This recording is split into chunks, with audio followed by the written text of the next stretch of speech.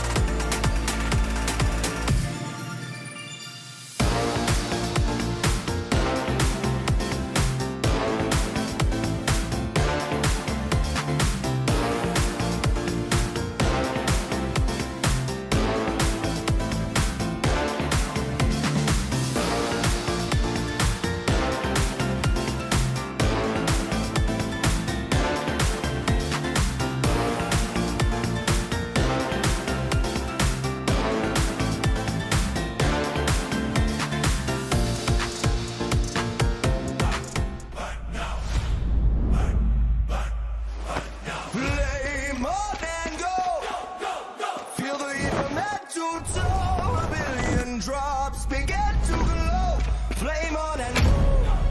The soul is in our control. From the draw to the last one standing show. A no-name kid in a high-risk drop, a street food vendor with a victory dream. A midnight warrior looting in the dark. The fuel is passion pushing through the blue. We scan the path at the edge of the gas. A million stories in a single squad. No royal blood, just a drive to our last. The skill, the nerve to on the final gas.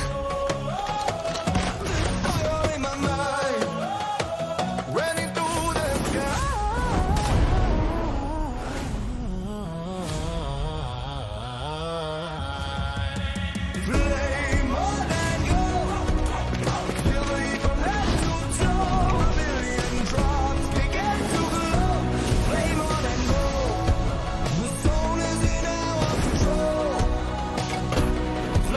and go.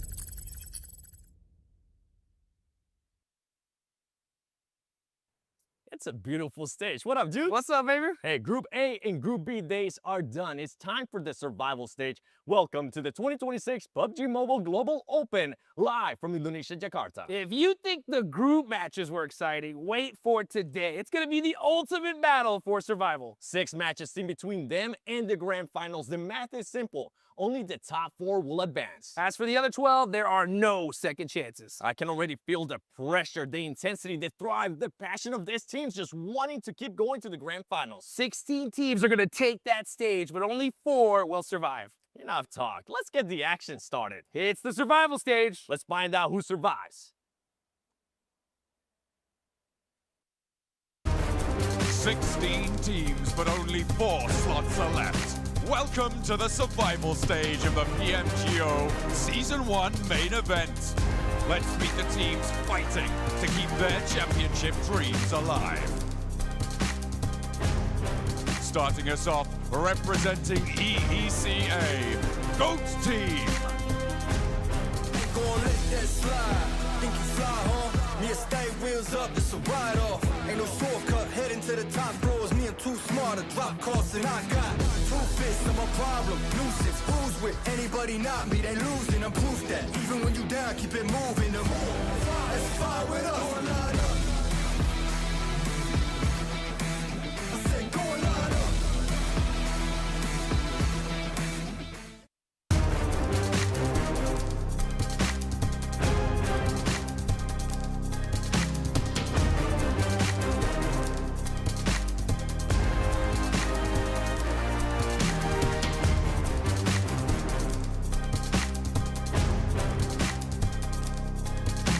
Hailing from Romania, the Vicious.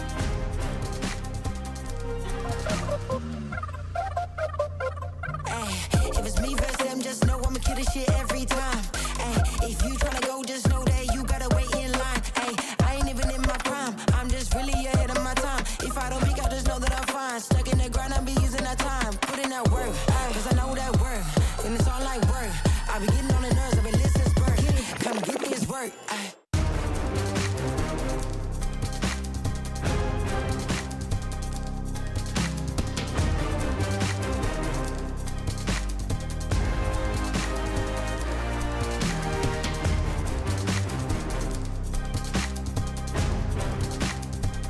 From Turkey, Ida Esports.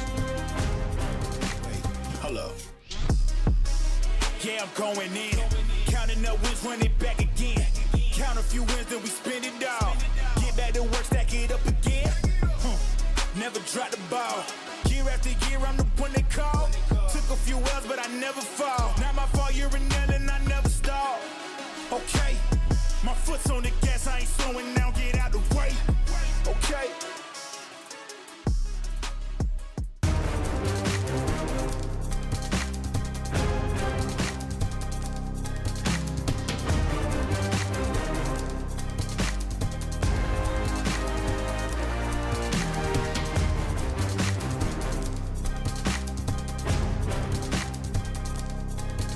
Representing South Africa and the champions of the Africa Finals, X-Force Rejects.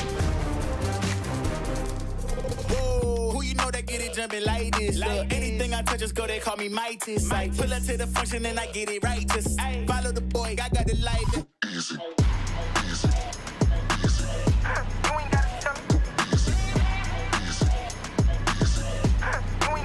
For the Drop. yeah. Yeah, we on the next one. Easy.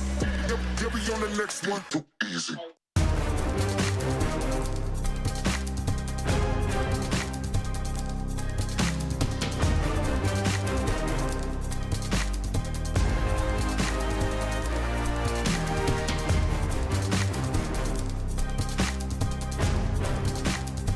Representing Iraq, 721 Esports. Who knew I would make it this far? They hated, they never believe me. Yeah, I would never drop the ball. I know I make it look easy. Yeah, Mayweather with the defense. I don't care what a critic got to say. I got them picking up the pieces. That to me, you really playing with your life. I'm about to come and run it all back. I'm the new era, about to snap back. You ain't fitting for it, cause you all cap like.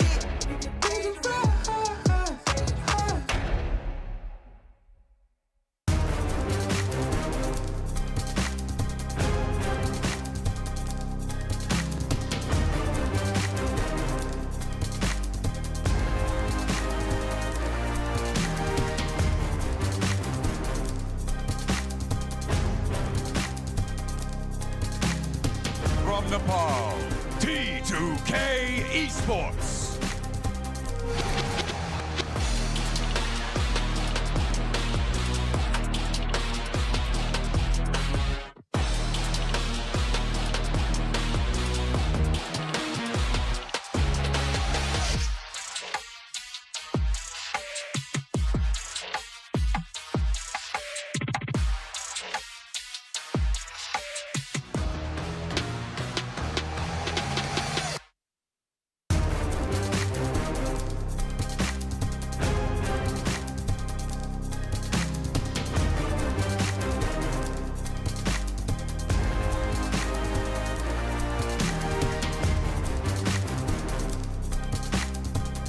From Vietnam and the champions of Southeast Asia, Team Flash!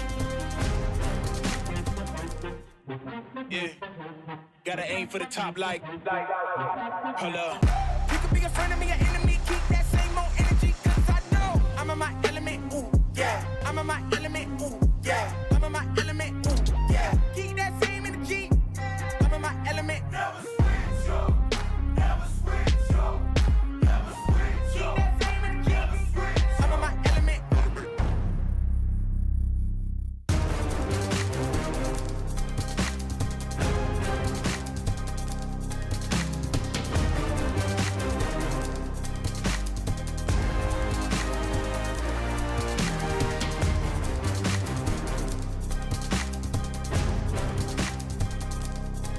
From Brazil, Loops Esports.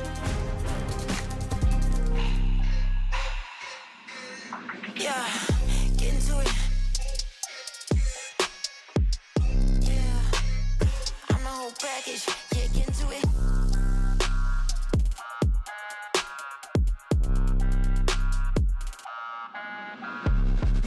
Yeah, these hoes be the maddest. Yeah, get into it. Yeah, yeah, I'm the whole package. Yeah, get into it.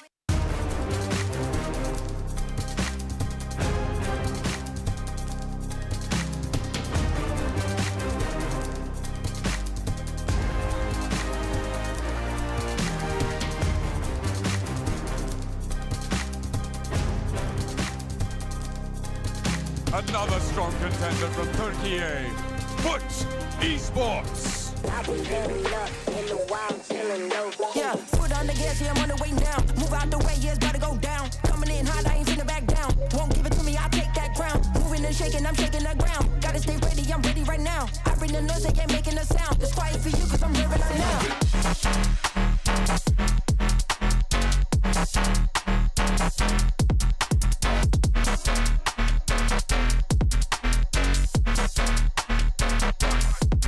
Move it.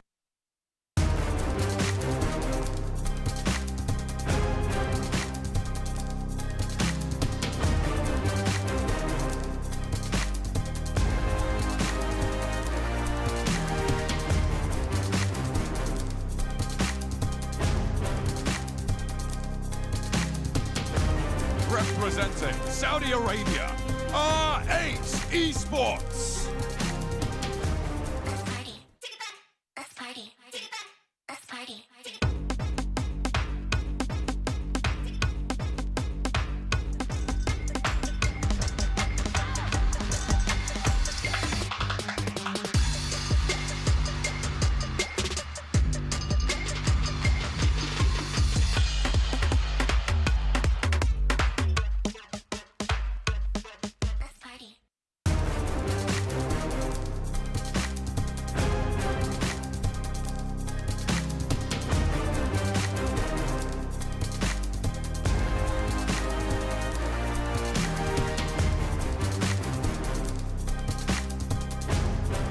The champions of the MENA region from Saudi Arabia, Al Ula Club Esports.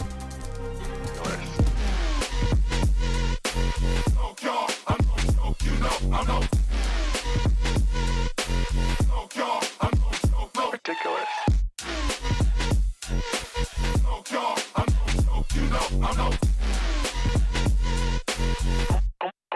God, you're ridiculous.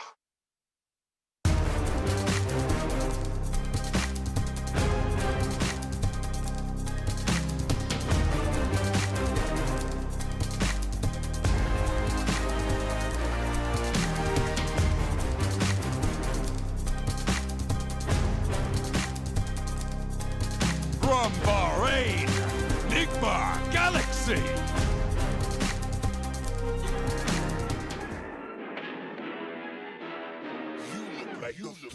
Really, y'all don't know this, y'all in danger. I'm a threat. I'm a gamble with your life, cause you know that it's a bet. Still young spits, but you call me young bull. Don't run track, but I run up a check. Run, do it real big, gotta one up the next. Point to the sky with the one up, I'm blessed. I'm young, rich and black, so you know I'm a threat.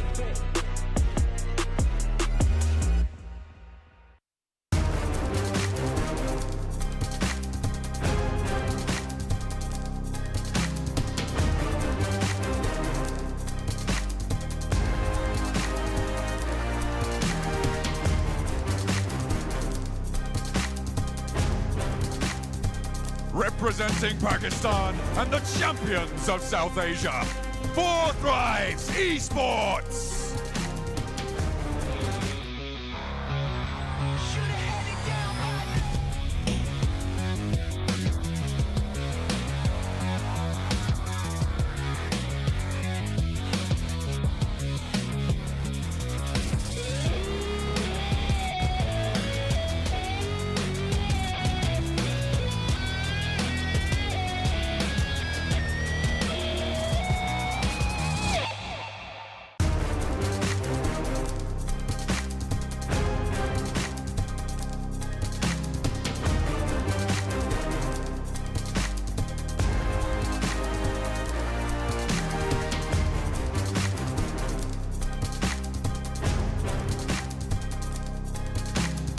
Representing as champions of North America, Wolves Esports.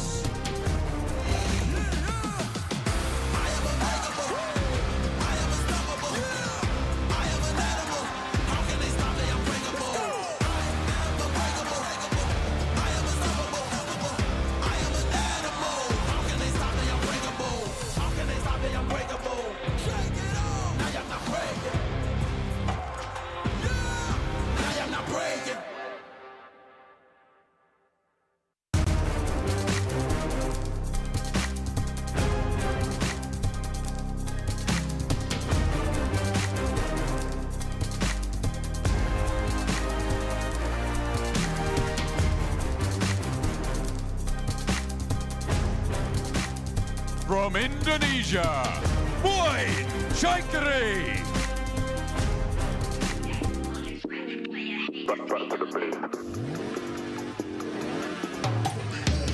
Only getting started when it's midnight, keeping it tight. If a nigga wanna go to base, Bro, like that, I'm back to the base.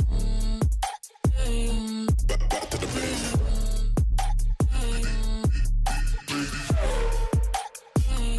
Back to the base.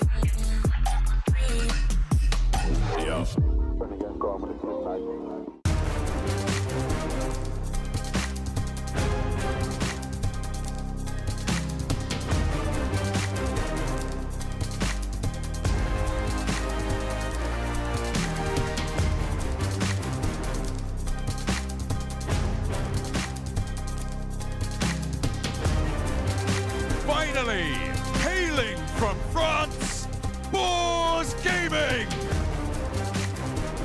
You should save the best for last, okay? We here to stay, me and the squad all day. They here to stay, and we don't never go away. We here to stay, I got them saying okay. They here to stay. I'ma stay right where I'm at. Tell me what's better than that. What's better than that? I'ma stay right where I'm at. Tell me what's better than that. Yo.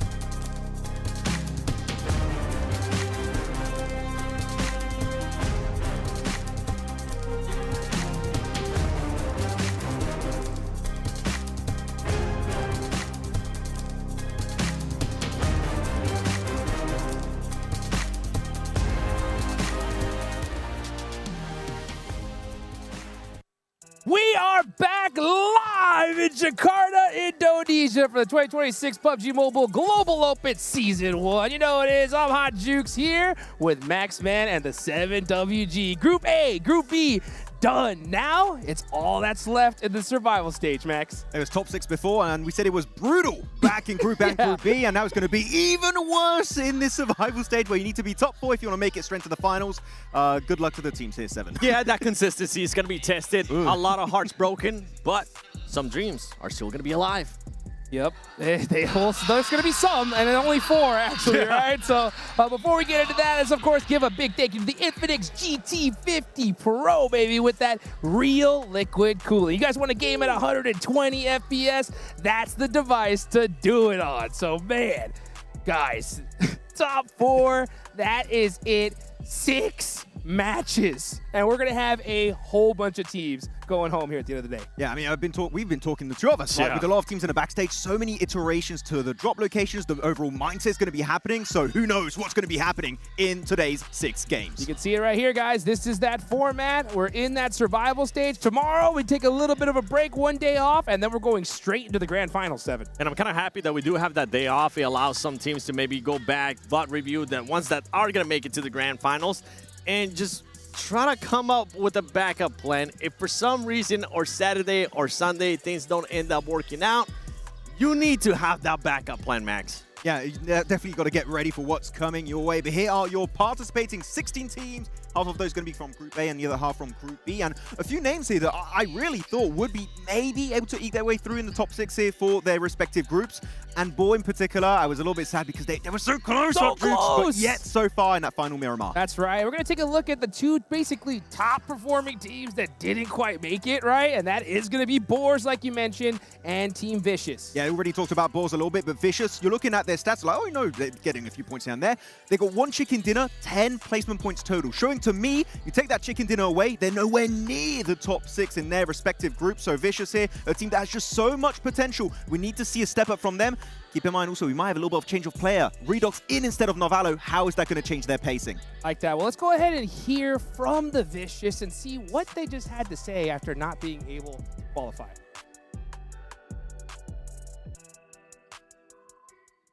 Welcome back to the 7WG report here with none other than Doran, the IGL for the Vicious. Now, you guys started off hot. You guys were able to get a win.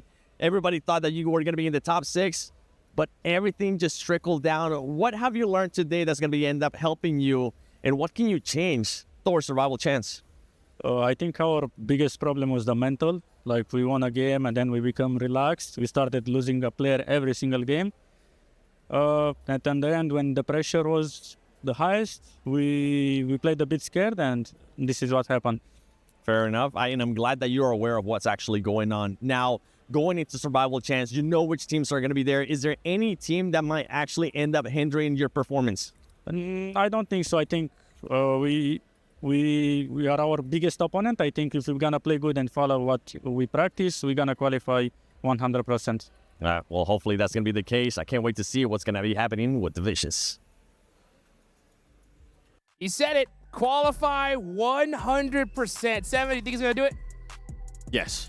Yes. All right. Hopefully we see it. I definitely want to. That's for sure. You know what I also want to see, though, is I want to look at some of the individual player stats that were going into this, right? So let's take a look at none other than Falak versus Koa. Yeah, why not? Let's keep it with the player of the Vicious because they did end up having a good rondo. And when you go to the opposite side with Falak, that squad needs to have a good rondo today to actually just boost their performance. If for some reason they don't end up doing that, I think it might be a bad day. But I think they have been able to adjust. And I think Fort Drives is going to do just what they need to do, Jukes. Well, let's hear from them as well. I want to hear from Falak and the rest of the squad.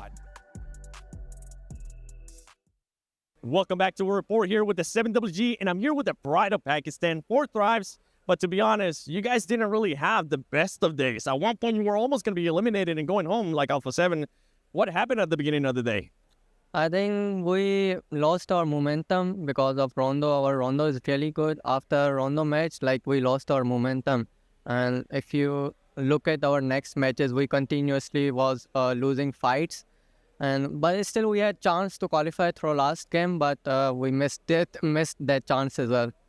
What's one of the mistakes that you need to make sure you fix before survival chance? I think we were losing main advantage. That was the main reason we were losing fights. All right. Well, I'm hoping that's going to be fixing it because you guys need to make it to the grand finals. Hopefully they do.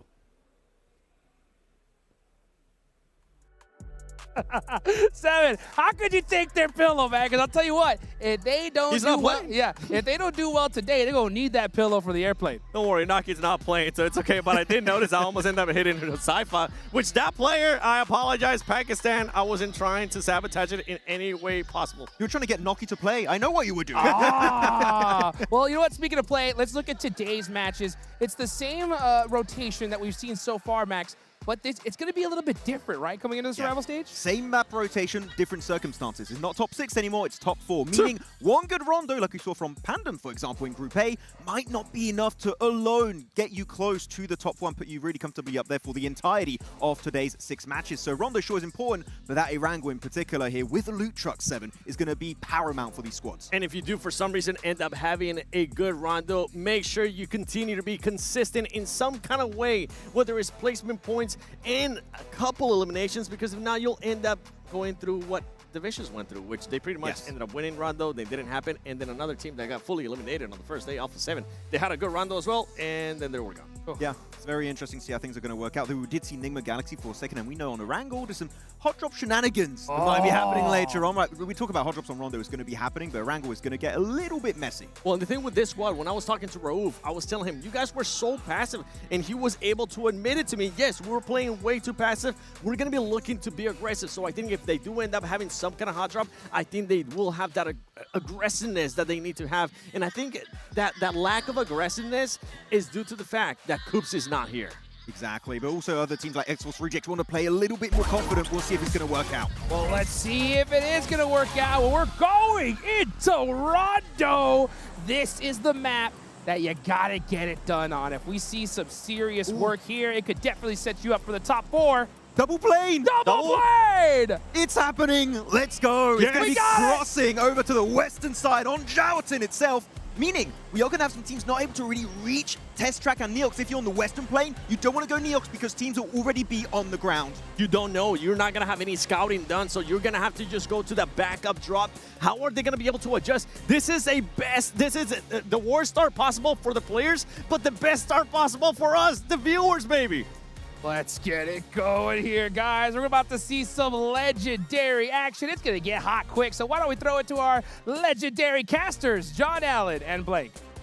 Oh, hell yeah. Let's get stuck in. The double plane path. We thought it was just a myth, but no, it is here, and it is ready to bite our players if they are unsuspecting. But the Yulin backup drop could potentially come on in through, and we know that that likes to be just as hot as Neox. Can be starting off strong here from RA over towards Foot, which is not the best start here for Turkey, but obviously RA is down with one player. Murray's also out. Murray arguably one of the best players on the squad as well, so pretty rough player to lose early, as well as Marv. So it's down to Prestige as well as B5ET. Tough one, but a good response coming through from him on such a bare amount of HP as well at the start of the game. But yeah, these double plane paths really do throw a spanner in the works. Ada as well being able to be picked up. That's very powerful in the early game. The bounce not going to connect though. Marth very unlikely to get back up. The M24, I mean, he could do it with a cheeky little headshot there over the top, but the spray down is good for Z-Wolf. Able to keep it under control. Double elimination. JS9, always really nice in those situations, honestly, to get that under the belt. But we're back on board right now. We are getting stuck into the thick of it. Vicious also starting to pop off a little bit. Doran with one Elim to start things off. Obviously, Narvalo's not playing today. They got Redox in. I think Redox is arguably a much more aggressive player. And kind of what I took from that was, yeah, maybe we're benching Narvalo. We're looking for a day where we just run the lobby on these teams. Maybe that's the way to go. Nice little shutdown onto Crick. Does Nigma Galaxy try and hold their own? We got Wolves as well as RJC knocking at the door. Now it's just Satan on the inside. Playing underneath the staircases. There is still third parties to be worried about. Satan's able to find the shots to shut them down. Earn a bunch of points for Nigma Galaxy nice and early, despite losing his teammate. He's still going. RJC goes down as well, and Satan starts off massively for the squad. Necessary gets downstairs and does what's necessary for the Wolves to remove Satan, because he really did come from the depths of hell there to cause chaos amongst these teams. This is over towards Neox to start things off. For Void, they get a nice start to their game. They start on the eastern plane path, so they get instantly out down towards Jordana City, which is their preferred drop spot on the map. So this is good news for them.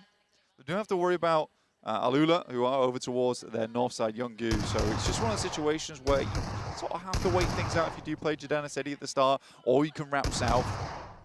But I think on this kind of circle, maybe you're thinking a northern push is a little bit easier, get towards that big terrain on that north side. But we do still have plenty of engagements popping off. T24 here with a nade, drops it, and will take the both of them down. It's a bit of a desperation nade there, but is their backup. Hits with a mutually assured destruction nade there.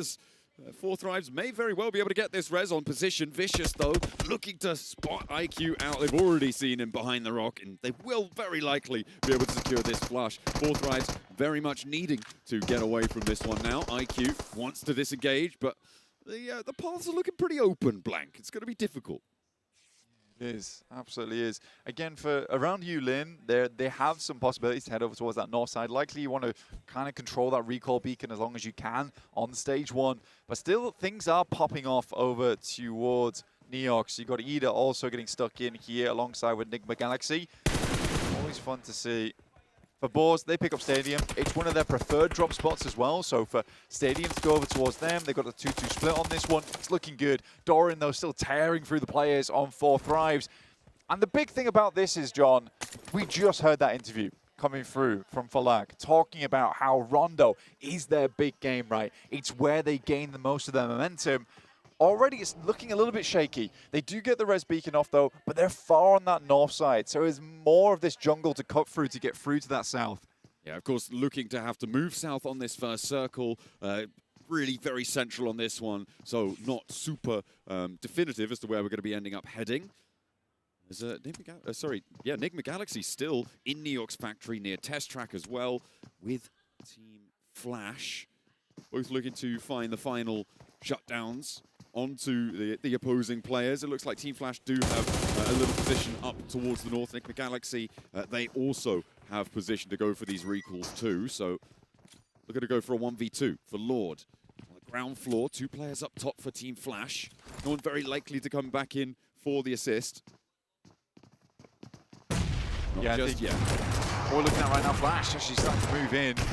Over towards Enigma Galaxy, gets the side swipe. Lord does go down. Quick jump shot always is a good thing to go for here, especially in these scenarios around Rondo. Difficult to deny that one. T2K over towards Enigma Galaxy as Ralph does get the pickup. So it's all systems go around the map here for Enigma Galaxy, but those systems are failing. Ralph being the player that headed over towards a recall beacon, and now it gets real scary. They are very central, but playing on with a few players here. They obviously want to get more back up again. This is a scary spot to be in, because now you've got to move out from the center zone. Absolutely. Need to get out of dodge as fast as you can. Is going to be pretty chock-a-block fairly quickly in this central area, with teams looking to try and get those recalls done nice and quickly. It looks like we still have two players down in the lobby overall. Hopefully they can get picked back up. See if that can come on through. Team Flash, taking a knock from Goat as well. Looks like a flush coming through there as well. And once more, going to have to try and pick themselves back up to 4. You do not want to be going into stage 2 with only 3 to play. Talking to, I think we were speaking to Hustler Crew yesterday. I think it was one of the devs that was able to catch them, basically saying that it's such a different lobby for us. Like, teams are moving so incredibly fast towards our center. You can really get a feel of that right here, right now, where teams are just getting stuck in, trying to find a place to position, trying to find a place to stay. And we are in sort of that center meta at the moment, but no one's been really able to capitalize on playing edge at the moment. So many times they really struggle to get in because there's so many sight lines already set up towards that center of the circle. And one thing I am slightly worried about. Ooh. Take a moment. Take a moment here. We'll park that. Potato with a challenge here against Enigma Galaxy. On the inside now, just ducking back behind the wall, but now has to hold the door frame. It does so beautifully. Dear. Satan for 2, a beautiful pop-off here, and now it's a 1v1 on location. Voin Chaikari not having the greatest time in the fight, and Satan backs him off the res as well. He's going to step forwards. He's playing him like a fiddle right now and just needs one more chord to strike it. Satan hops back over the wall again, up into the wall, spots it, back into the door frame, still just dancing around this one. Not willing to fully commit just yet. No but the third way. is there. What a hold from Satan. Beautiful stuff, but Void Chaikari in tatters. Demonic behavior coming through from Satan here. The 1v3 just looks easy for Enigma Galaxy, and that racks them up at the 8-minute mark at 8 eliminations. They are 1 for 1 on the minute at the moment. Incredible stuff. I want to go back to what I was talking about earlier though. Boars, they go for this 2-2 split across stadium as well as down towards the southeast side. I found that sometimes in Western Europe, that regroup was slightly slow. I know they want to control stadium recall beacon as much as possible, so hopefully the ball's down towards the southeast side. They're keeping their heads down. Trying to stay out of it for now. We were looking at the point scoring from the previous 2 days, and it looks like to get a 4th place in this format is going to be It's 48 points. It's going to be in the, it's from 48 down to 44. That was the sort of scores we were seeing around that part of the tables from the first day and the second day. So you really want to be aiming to get over 50 points. Yeah, you're basically looking for an 8-point average during this, and that's a tough ask for a lot of teams. It's very, very worrying to go into this one. And I think that it's clear to say that from every single day we've seen so far, from Group A to Group B, usually the team that gets a chicken dinner on Rondo is in the top 4. I mean, it's more than likely that if you give yourself such a strong start, you're going to have a good time with it. So for Enigma Galaxy, converting this from their position now on the south side is so important with a high-scoring start. Yeah, they're able to get all 4 players back up again as well, which is incredible news for them. So they have a full reset. There was also bodies left behind by Voin, which is another possibility of getting those players back up again. I am kind of curious where Voin did head off to, because they need to get 3 more players back up again. It's disappointing, right? It's disappointing for Voin there. I think yesterday they were fairly consistent, but it is absolutely true that the gun skill was where they were lacking a lot of times. Looks like they actually recalled almost all the way down towards Jadina on the southeast side, and they are still very much in the blue zone, Blank. So a long way to trudge into this next zone. And they're going to have to go around Neox Factory on the eastern side as well, although they definitely can choose their approach. Being so far away, that is the one benefit is afforded to them. Loops also looking to skirt the edge, as we saw there, them moving to the east of Neox Factory, trying to send a little bit more central. And then we hop on over to RJC, who are on the western side, around Stadium, and actually, with Terminus still in Stadium, he's very split from the rest of the Boars. Well, again, it makes sense that he's just controlling the recall. That's all he's doing.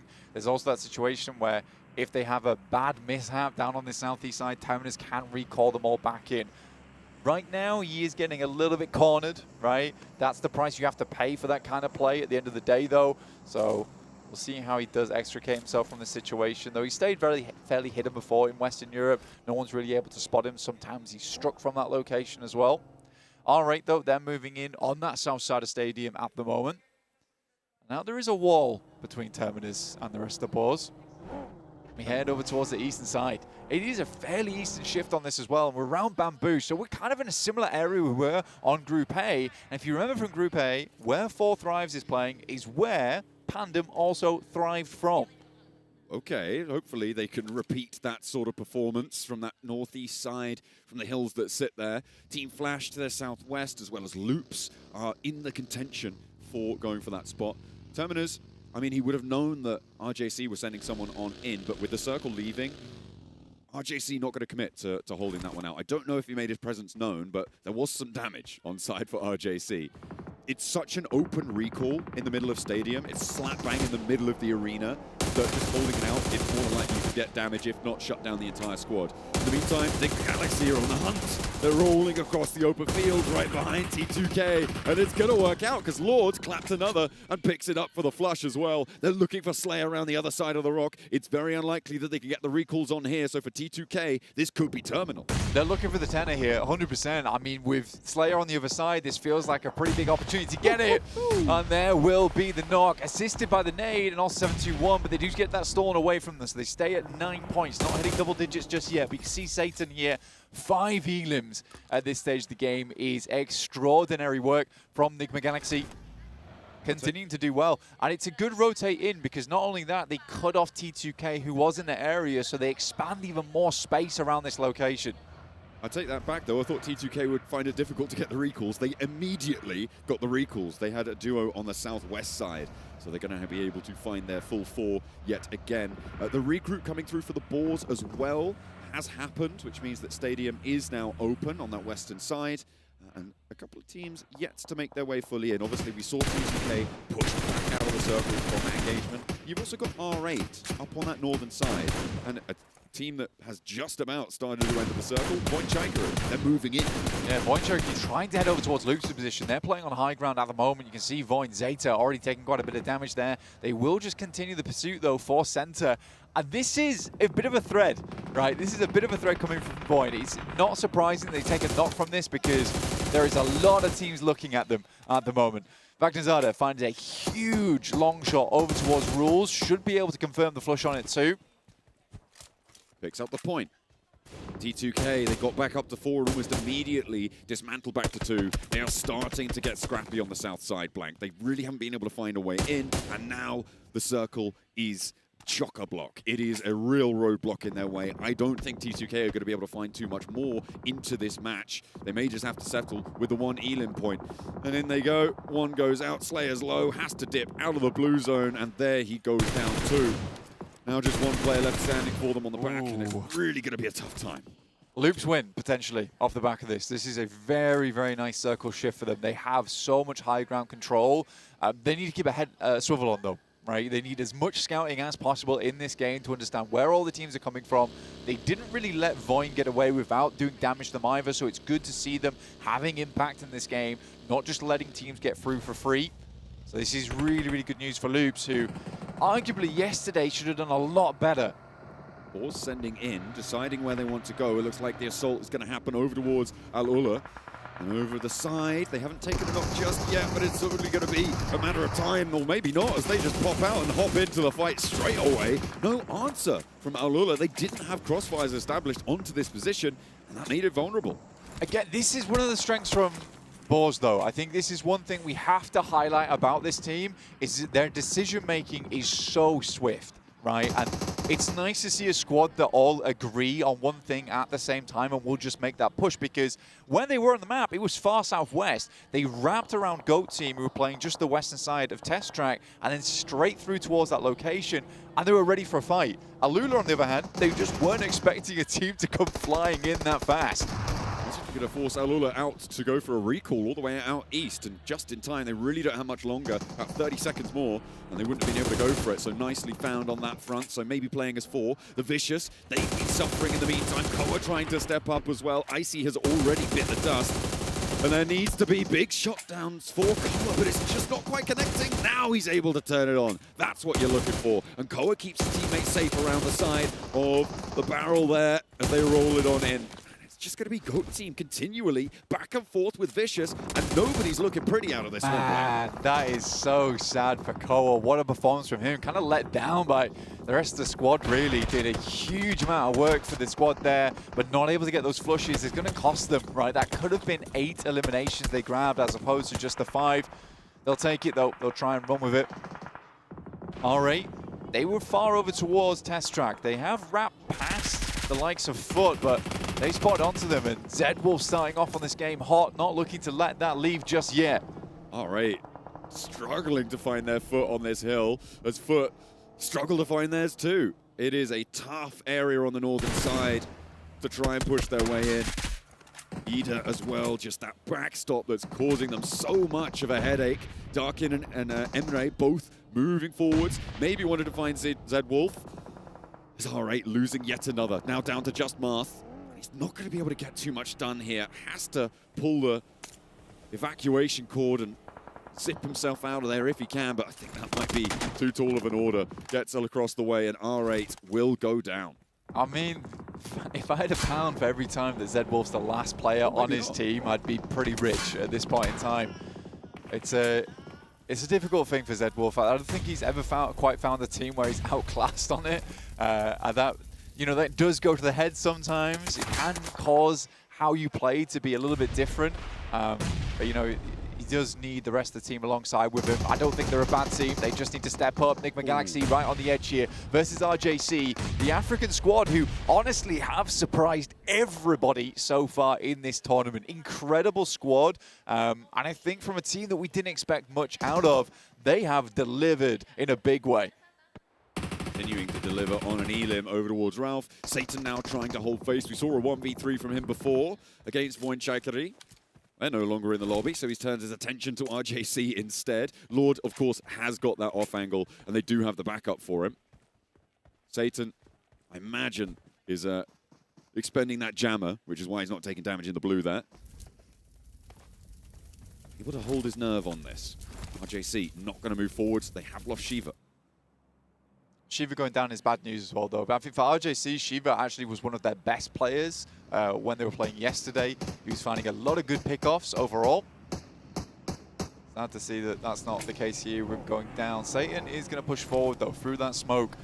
Do have Goat down towards that southeast side, but I am kind of more looking at 4 Fries right now. Like we said before, this game is what they said a lot of their momentum on the day rides on. You know, that's a difficult thing to really put to your own gameplay, right? Where if you throw away Rondo, you feel like the rest of the day becomes a little muddled. So here they want things to be crystal clear going forward, and they have a good position to do it from. They are playing from the edge, though. Flash able to shut down RJC. They're not going to be able to make it out with their 3 players. They tried to make the approach, but yeah, it's just cut away. Unfortunate timing for them. A difficult approach to this mountaintop as well, Blank. And as you said before, this very may well just be a Loops win. Their position is so strong. The question is, how many points do they get for it, right? They're on 4 elims right now, and plenty more opportunity to farm. Yeah, for Loops, though, the only problem comes if there's like a double 4v4 happening around them, right? Where they get third-partied on, and then another team's able to take their place on the throne at the top of the hill. I wonder when that's going to happen. I think a lot of teams are playing quite passive right now. They'd rather just clear out the edges. Everybody in this lobby knows that eliminations on Rondo are basically the big prize to come away from. Because you can get the amount of placement points and eliminations, you might just get in a fairly decent Erangel game. But decent's not what you're looking for if you want the top 4, you know? It might tide you over. You do need those big blast-out performances. Nigma Galaxy, they started so strong. Up onto 9 eliminations very, very early, but it's not looking so strong, not looking so hot as they try and make their dash over the open ground. Popping the person into the vehicle, another knock is found. Lord may be able to ride a little bit further, but yeah, he's going to have to just get popped out of that vehicle. Nigma Galaxy down to 1, and Satan will be able to survive for a little bit longer, but it's going to be a question of how many placements they find here. Yeah, Satan every time, as soon as it comes down to him. Lording over this rock for the time being, but we'll see how long he can stay out there. Just wants to get in towards those placements. Still got 11 teams left in the lobby. And 9 elims, it's good. It's a good start, but it's not enough. T2K, though, currently shredding the likes of Alula. Barely making it down here. 4th Rise would have loved to grab the little points on this, but if we check in with them, they've lost a player entirely, and one player is knocked. T2K do go down, so a lot of damage done to Alula. And 4th Ride's not quite in a position to maybe pick themselves up just there. 4th Ride's maybe thrown a lifeline by that scenario, and a hard west shift on the circle is going to put the hurry up on that. They need some pace to them to get all 3 players back in and start moving. The circle erring here is really good for them because it means that they have time to get this 3rd player back up. Circle moves far over towards that western side. Suddenly, Flash looking hecka good right now. I mean, they've got 9 elims, so far, a strong compound to play out the back of. GOAT's just been eliminated by them. And look at this flex out coming from them. You can't quite see it on your screen just yet. You'd have to look at the minimap top right side when we head over towards them. But they are trying to command space, stop the wraps from happening on the south side. This is a lovely bit of tech coming through from Flash at the moment. They're on 11 eliminations now, Blank, as well. This is a big wind-up for them to try and punch through towards the top side of the tables early. Boars try and make their move, but GOAT team spot them from the south side. GOAT currently playing on as just 2 players alive. Boars could potentially get their player back up, but they don't have a lot of time to be mucking around with. Yeah, Boars basically know they need to get rid of GOAT here on the south side and then start potentially wrapping towards that north. They should know that it's locked down on that southern edge. Good shots coming through from Loops over towards 4 Thrives, who are now very much suffering at the hands of all the teams inside the lobby. Ida going for a mad dash, mad spray, but it's not happening. And Wolves will grab themselves some more points off the back of this one. They are on the hunt for Turkey as Ida goes down to the Wolves on the approach. Looks like Team Flash are getting stuck in over towards GOAT as well on the far side, who do get eliminated. That allows the Boars back up to 4, and they're making their approach against 4 Thrives and Loops. This is really good. Loops are currently distracted. Terminus winding up the nade. In fact, the entire team is winding up nades, but they're not quite far enough. And now they've revealed position. That's a little bit scary for them at the moment. Huzaifa does not have angles over towards them. Rafinha has to move across, sends one of his own, does quite a bit of damage over towards the players on Boars.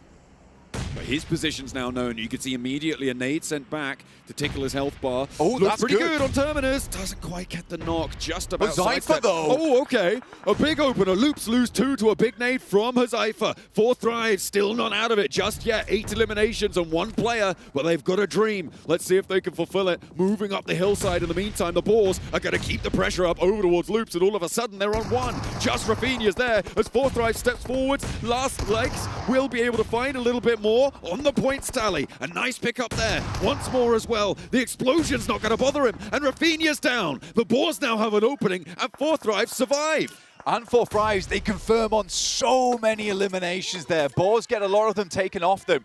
The big thing is, though, is that because of this big old bit of unplayable space, the pillar in front of them, it has isolated that fight away from a lot of teams, so Boars not really under threat there. I think Boars are able to get their 4th player back up again. But Huzaifa is a bit of a scary prospect at the moment. But Flash, incredible. They've got the lineup on the south side. This should be an unlosable game for them at this point. It is an incredible spot for them. Boars, yeah, they did lose SnowX in that engagement. Really unfortunate stuff. I think that might have been...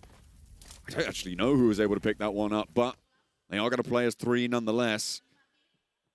But it is a powerful 3. They still got Vagnazada online. They got Robs online. These 2 have been such a brutal powerhouse for the roster. Huzaifa, he got a big double nade over towards Loops. Let's see if he's got a repeat in that right arm of his. He's got 4 nades, and we've seen crazier happen yesterday. First nade looking to line up. Down goes the emergency cover flare, but they've spotted him. That's big news for Boars. The fact they know his location is a really big deal, but finding Robs to start things off is tough. But the location is exposed now. Vagnazada sending up. Has a Molotov, pops it down. The nade is in hand, looking to send around the side, and Terminus will finish it off, which leaves Boars up with Robs, which is great news. They should be able to get the res off. But for 4 Thrives, a really, really nice finish there for them. The fact they're on 2 players confirms so many of the players on Loops as well. That's a great salvage. Diaz with the nade over towards Terminus. He moved out. He flexed through for Team Flash. And the Boars are not getting Terminus back up there. Robs does get back to his feet. But now this north side has not concluded. And the Boars are losing 1. Team Flash are not missing a beat here, Blank. They have been violent on these third-party flex outs. Still 2v2 though. The rest of Flash are still playing on that south side at the moment. Is good news. Also, the nades are looking quite difficult to hit, considering the amount of cover flares that were dropped down. This does keep Boars in a much better position, finding shots over towards 7-2-1 in the meantime. Robs has still got the eyes on the prize at the moment, looking for more teams inside the lobby, and that will get them into a top 4. 5 elims, not quite enough to satisfy the hunger for the Boars. They want to add more. Finds another. Rob's able to tally that one up to 6 now. And on the north side, they still have the Wolves to worry. 3rd place guaranteed, but the Wolves more maybe preoccupied with Team Flash. Not really anywhere to go, though, for the Boars, and they have to step into the firing line. Yeah, Boars should absolutely be going down here in 3rd place. There's no real possibility for them to get further into the circle. It's such a tough task ahead of them. One will go down, the other is prone, Robs is out. The best thing they can hope for here is a 2nd place, but for Flash, what a game it's been. 15 elims. This is the type of game that secures you into the top 4 of survival. Team Flash looking to lay down a gauntlet for the rest of our teams in match number 1. This is how you do it. Another knock for win, and Wolves on 2, hiding in amongst the trees in the forests. They try go back to their primal roots here, Blank, but I think they might just be rooted out by Team Flash. The Wolves just keeping it very safe, but throughout the entire game, Flash has been in control. There's been not a moment where their flex out, their rotation hasn't not made sense, and it is just a matter of time here for the Flash, looking to rack up to 18 elims on the game and finish it off with the drive-by. It looks nasty. Flash take the first game of the day and set a foundation that's going to be difficult to break. The Flash fire from the south side. They flex out brutally against everybody in their sights, Blank. Nobody was safe from Team Flash. They were third-partying, they were controlling, they were dominant. This is who we did not see on day 1, back in the group stages. They only just snuck through the door there, but they have blasted it wide open here for game number 1. There's a lot to talk about that. I mean, for 4th Rise, incredible salvage at the end. Really incredible salvage. It looked like it was going pear-shaped, but they need that momentum. It's going to come from that one. They will feel very deserving in the amount of elims they're able to get. Boards as well. Really good rotate. Some very tough positions to play from. They made it happen. Great opportunistic gameplay as well. Overall, amazing stuff from a lot of our teams. Even Loops, I was a bit disappointed they weren't able to make it happen, but a great spot to be in. Either way, we're going to head back over to the desk and check out what they have to say.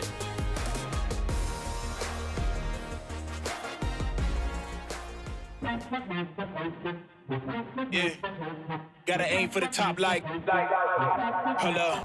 You could be a friend of me, an enemy, keep that same old energy, cause I know I'm in my element, ooh, yeah. I'm in my element, ooh, yeah. I'm in my element, ooh, yeah. Keep that same energy, I'm in my element. Never switch up, never switch up, never switch up. Keep that same energy, never switch up. I'm in my element.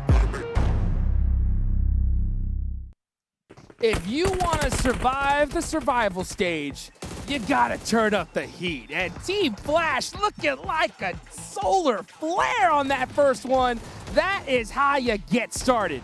They all looked so good, but you're smiting down the entire lobby on that compound to the western side. Oh my goodness. So many teams, right, Seven, looking to try and take that position away. Initially, it was the side of X-Force Reject. Then it was Nigma Galaxy, and that was just not enough to take down Team Flash. And even towards the end, the way that they were just able to take control of the full circle, especially towards the south, they were taking some fights that were a bit questionable there, but that's just full confidence when they were sending just one player. But they realized that they should have sent backup, and they did just that. I think they were like, Ball's looking kind of strong. Let's maybe solidify that defense against them. And even then, it was just enough to get rid of all of those teams. You had that solo 4th Rise, you had Ball, 7-2-1, Wolves. They were just getting bullied out of position by the oppressive force of Flash. And this is a team that has a lot of hype since PMGC of last year, right? Sure, finals didn't go great, but man, oh man, did they show up on match 1. And how about this first match in Rondo for everybody at survival stage?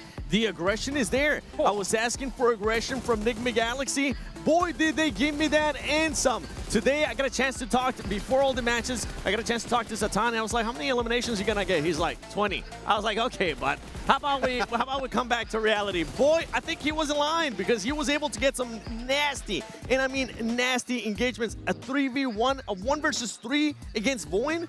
Yeah, and that's what you love to see. Before they was on to Reject, right? So you got 2 massive clutches back-to-back. So Satan looking absolutely fantastic. We're looking at the entire lineup of Flash. I mean, almost double-digit eliminations for Zeus. And, of course, looking at the spread, everyone put some work. But I especially want to look at that damage taken. 51 damage taken by Win. Top's only taken, what, 0 damage, no damage taken. So all the fights they were taking were just so damn one-sided. Oh, just straight domination in match number 1. And you're talking about that circle control, right? Well, I'll tell you one thing. Team Flash definitely did their homework here, Max, because that zone looked pretty similar to day 1. They were watching that game of Pandem on a group headline. It's kind of similar. Let's play that similar area for ourselves, and they played it really well. And I feel like a lot of people, because they dropped there, are like, oh, they were gifted the game. No, they were so oppressive in that lobby. So whoever says in the chat they were gifted that chicken dinner, you're completely wrong. This is an insane step up, and Zeus, not really surprised this 7 will be our game MVP. In regards to that, they didn't really have to move much. Yeah, for the people that are saying that, yes, but they were actually doing a lot with what was given to them. They were spreading out, they were gatekeeping like you were mentioning, Max, and they were willing to make sure that they control everything. They weren't being passive, which is something that we were used to seeing in the past, and that's what I love to see. By the way, with this performance right here, this squad already has way more points than what they were able to get during the group stage, because in the group stage, they ended up in 14th place with 21 points. So congratulations, Flash. You got 28 points now. 28 points. Are you kidding me? That is how you start this off. I mean, it's only 4 slots available, and with a performance like that, as long as they just kind of continue on here, they should be rock solid for the finals. Yeah, I mean, just before the stream started, I think all of us, even John and Blank, were talking about what's possibly going to be the point threshold to be in top 4. I think we kind of all went around 50, you know, possibly. 28 points, near 50, you're getting there already, so you just got to be a little bit more consistent and you should be good to go. Higher than what we had in groups, too. Yeah. Yep. Oh, yeah, I mean, But yeah, you it's have- top you have 4, less, it's top 4, it's top 4, yeah, not yeah, top yeah. 6. Yeah, Yes, that makes total exactly. sense. I was talking to a lot of the wait a second. players. I was talking to a lot of players and coaches at breakfast, and I was kind of trying to guess, you know, hey, what do you guys think that cutoff's going to be? I heard a lot of 45s. That's where they were kind of thinking off for top 4. But with performances like this, I don't think that's going to be enough. It comes down to if we're going to have a dominant team, right? Because yesterday in Group B, I mean, we saw a team just be absolutely dominant and consistent with Bigatron. It wasn't just one game. Is that going to happen here as well? And if they do, are they just going to be, our team's going to be able to just keep pace with that kind of aggression, keep pace with that kind of consistency? Yeah, hopefully try and maintain that momentum a little bit, though. We're looking at the map rotation now. Yep. It's back to back to back Erangel. And I want to bring up something Blank told me earlier, actually. It was very interesting. Apparently, Al-Ula want to drop in Northern George Pole. Oh! Taken away from Alpha 7, though, of course, as you know, got eliminated bottom two of Group A. Oh my gosh. So, and keep in mind, Al-Ula are the team that eliminated Alpha 7. So I think in a few months' time, they might even rename to Alpha 7. We are Alpha 7. They take everything from that team. But so that's going to be a really good rotation path for them in that early stage. Yeah, you see that wide open, right? Might as well take it. I mean, they're not here. You got to take advantage. One thing is for sure, right? The aggression today at the survival stage did not disappoint. I think we were kind of counting, and on that hot drop, I think this is the most eliminations we've seen in a rondo so far. Oh, most definitely. This was a 30 elimination rondo on phase 2 pop, so it was really, really high elimination, very intense at the very start of the game. Though, as we calm down a bit, get ready for Erangel, I want to pivot the conversation here, Seven, for a big topic, which is hot drops on Erangel. And we do have, there's 2 locations in mind in particular. I don't know which one you want to talk about in particular. Severny, and especially Pochinki is going to maybe get a bit busy. I think Pochinki is one that's really interesting because Enigma Galaxy has always been known to go towards Pochinki. And one thing that you mentioned, that you've been mentioning throughout this whole broadcast, is that extra loot, which is what? The loot drop. That's right. So that one, I mean, if there is going to be a hot drop, they got to keep that in mind. If there's not going to be a hot drop, Enigma Galaxy already told us, we're going to be going Pochinki. If that other team wants to come, we'll be there waiting. And right now, with the performance that they just had, they're going to be feeling confident. And I mean, they're going to be feeling really confident. So for anybody wanting to challenge them in Pochinki, in Erangel, I would think twice about it. They were dropping there since 1996. Before I was born, they were dropping in Pochinki. But the other one is going to be Severny, and there's 2 teams that normally like to drop there. It's going to be Voin and also the side of X-Force Reject. And X-Force, I was talking to them earlier, they knew they were doing some big mistakes in terms of their decision-making. They were a bit hesitant. They want to fix that, and they said, we're going to go to Severny if we can, and if Voin are there, we'll just have to commit to it and take the fight for, again, that loot truck that does spawn near Severny. Yeah, they just need a little bit more time, I think, kind of like dealing with everything, right? The pressure of the situation. That's the hardest thing to adapt to at this stage, is that little slight hesitation. There's so much going on. As a matter of fact, they were actually, I was talking to X-Force Rejects, and they were saying at one point, we were like, there's 50 people in this such a small circle. They looked to the left. He's like, I saw a guy, and I didn't even realize that was my enemy. I thought it was my teammate there for a second. So it's pretty tough to adapt at this level. Talking about X-Force Rejects, I was talking to them and I was like, this is already a great performance for the Africa region for you guys. Nobody expected you guys to even make it to survival stage. The fact that you guys are here, it's already a win. And one of the players said, yeah, I think we want to just make sure we are in the first page. They weren't necessarily pushing for that top 4. And then Shiva came around and be like, no. I want to be in the finals, so I'm hoping that's going to be the case. And talking about pressure and all that stuff, a player especially, that really surprised me just now in this match, Huzaifa. It is his first global event. It might have been the jitters in that first day for Group A, but right now he was able to showcase why 4 Thrives decided to pick him up as backup for Falak. And actually, yeah, that's why I wanted to talk about you for 4 Thrives. This was my day 1 topic, but I didn't have time about it. You said back in PMGO South Asia, you did not want Falak to be MVP. Yep. Is that still the case here for PMGO Season 1? No. That's PMGO. That's completely different. I want Falak to be able to showcase his skills. I mean, I wouldn't hate it if Huzaifa's going to keep doing this and make sure he gets the extra points for the squad, because guess what? At the end of the day, they're trying to be in the top 4 right now. So get as many points as you want in any way possible. Top 4, that's all that matters, baby. And you know what else matters? Aaron Gale, the bread and butter of PUBG Mobile. Let's get it going here. Match number 2. Rondo definitely set the stage. But look at this. We're headed to the east side, baby. You know where Alula's going. Oh, yeah. Alpha 7. Who? We are Alpha 7.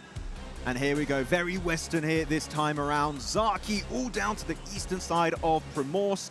Seeing where teams are going. Actually, really good for 4 Thrives as you talk about them, right? They like to drop on that western bridge location. Is all of those eastern teams, especially Team Flash to go Yasnai Poliano. Their stretch got to be careful. They might clash with the likes of Voin upon that early rotate.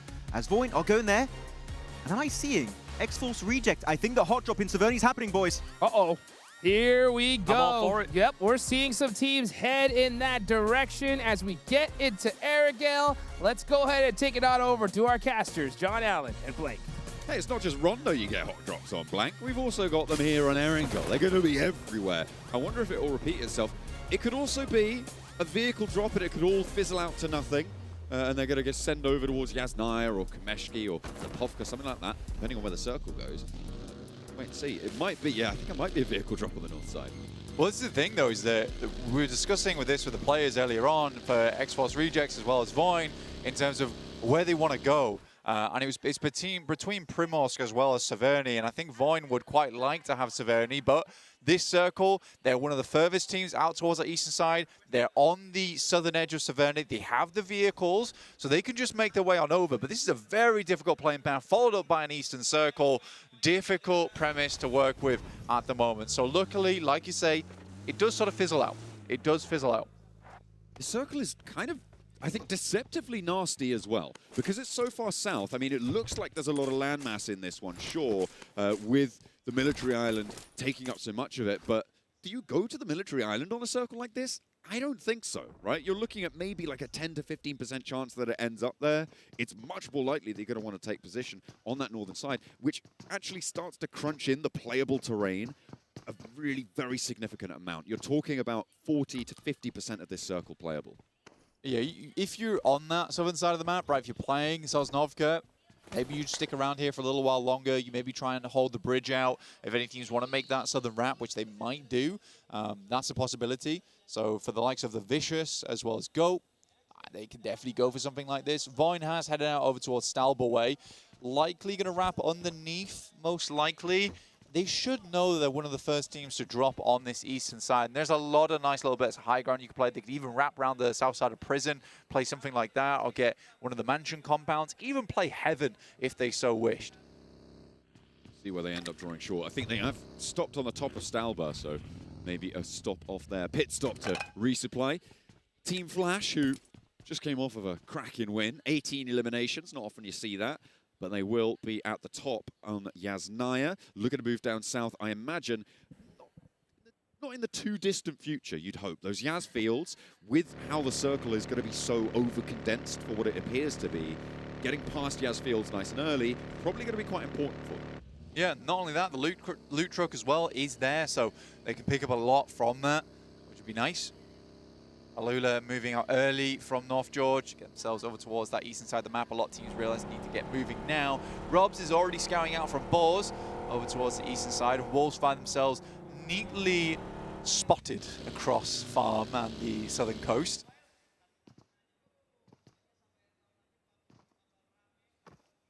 T2K on the screen right now. They do have a very far-flung outpost in Slayer for T2K. He's grabbing a vehicle. He's coming back down towards Primorsk on the south point. Interesting rotational paths ahead of them. I'm sure it's going to be pretty tricky. Ooh, we did get a hot drop, but they are getting stuck in. RJC and Alula will be coming at loggerheads there. RJC losing 2 on the approach, though. It is much more likely that Alula will be able to get that res, and it's pretty much guaranteed now because that is an immediate evaporation coming through for the South Africans. I think this is just a macro disadvantage, right? I think this team just hasn't had enough time on the global stage, haven't had enough time studying these rotations, and particularly on a playing path like that, it does throw things into disarray. You're relying a lot of past experiences to make these kind of games work, because a lot of times you're studying your rotation based off a fairly even playing path. For this one, you sort of need to realize that if you're going to head down towards that south side, you've got to be cautious on your approach, because it's likely that either South George or North George teams are also rotating on the North Island. I think genuinely for X-Force Rejects, they just did not expect anyone to be there and that they would get gas station for free. Fortunately, you do just constantly have to be checking your assumptions on circles like this, and you don't spot one that you've made and it starts glaring out at you. Things like this can happen. It's beautiful that they can get a clean wipe as well for Laola, right? They are now on 4 elims on the game. The loot truck as well. Loot is potentially going to be passed over to them. They make their way south of Yasnaya. They're across that river. Team Flash yet to fully... Oh no, they have sent 2 of their players down towards the west point of prison, and it's likely that that east side of Yasnaya will regroup for them, but they are still on a 2-2 split. Could get severed by Alula or loops beyond them. Greedy Boars will be going for a 2-2 split at the moment, just on the eastern side, west side of Shelter, and then they've got over towards the Snaking Roads. They've got a position there as well. Makes sense, you know, you're trying to set yourself up for stage 2 here. I don't disagree with it. They had the opportunity, they had the time, they started in school and apartments, they had a ton of loot to work with, so Robs could get out nice and early and send down towards that southeast side. I do think you can have a lot of teams coming in from the west though, so Bagnazada is going to be under a little bit of pressure here. But currently near them, so are Loops. About 200 meters out right now. Where they're going to try and post up. Robs and Terminus, as you said, in this southeast point. Taking a look at our top 5 Elim tallies. At the moment, it's looking pretty flat, Blank. We have had some blast outs, and I think this, this must include previous stages of the tournament. Because otherwise Boss would not be on 11 points. What's going on there? But yeah, fantastic stuff. Obviously, some fairly evenly matched players in this lobby in terms of that firepower. Although most of the it was notable that there was a player from Team Flash, Zeus, on that tally, given that they only just about qualified at the bottom of the tables. Yeah, they just barely got in. I mean, Zeus, obviously last game 9 elims, almost hitting the 10er, which is crazy. On a game where they got more points than just that as well. Like, he was finding a lot of stuff in there. Here's that rotation. Like I said, like it was a, I don't want to call it a lazy rotating, but you could see that it was a leisurely drive for them, and they were not expecting opposition. They were down early as well for Alula. They were able to get on the road nice and quickly and intercept that rotate. And as I said before, brilliant to get it done cleanly as well without losing a player at all. The crossings from the South Island seem to have gone off without a hitch, but the scraps that result from it may not be so pretty. Goat currently trying to blast their way through with the Wolves just up to their north. More players beyond that as well in 7-2-1. Enigma Galaxy further out west, although they are very split right now, Blank. Enigma Galaxy on a 2-1-1, and very interspersed with all these other teams. Yeah, for Enigma Galaxy, they're also being quite greedy. They got Milter, they're playing around Sharkfin as well on that southern side. We're about to get that stage 2 coming in. Necessary dealing with Goat team. Force heading himself up the stairs. Quick shot with the S12K, does a lot of damage, and he's lucky to send it in. There is an off angle too. Great shots through the window. And the circle heads far northeast on this one, John. Elementrix keeping his teammates safe on the top floor there, and the backup has arrived. The cavalry comes into play. 1 player, 2 player looking pretty low for Goat team. Necessary still holding his nerve on the the top side. Elementrix peppering through the windows there. And in comes the rest of the team. Now they can control this ground floor. Goat team not in a position to really do too much, but that's a big nade out the window coming through. And that's going to be a brilliant answer to it. But it's a one-for-one trade. And with a numbers disadvantage, Goat are going to have a bad time with this one. Necessary drops down to the bottom floor and looks to take the staircase back into control. Oh, a bounce on the nade takes his teammate out of it. Now, Justiato wanting to get any points on this match and not leave Goats with a goose egg. I mean, for Wolves, that's sort of frustrating.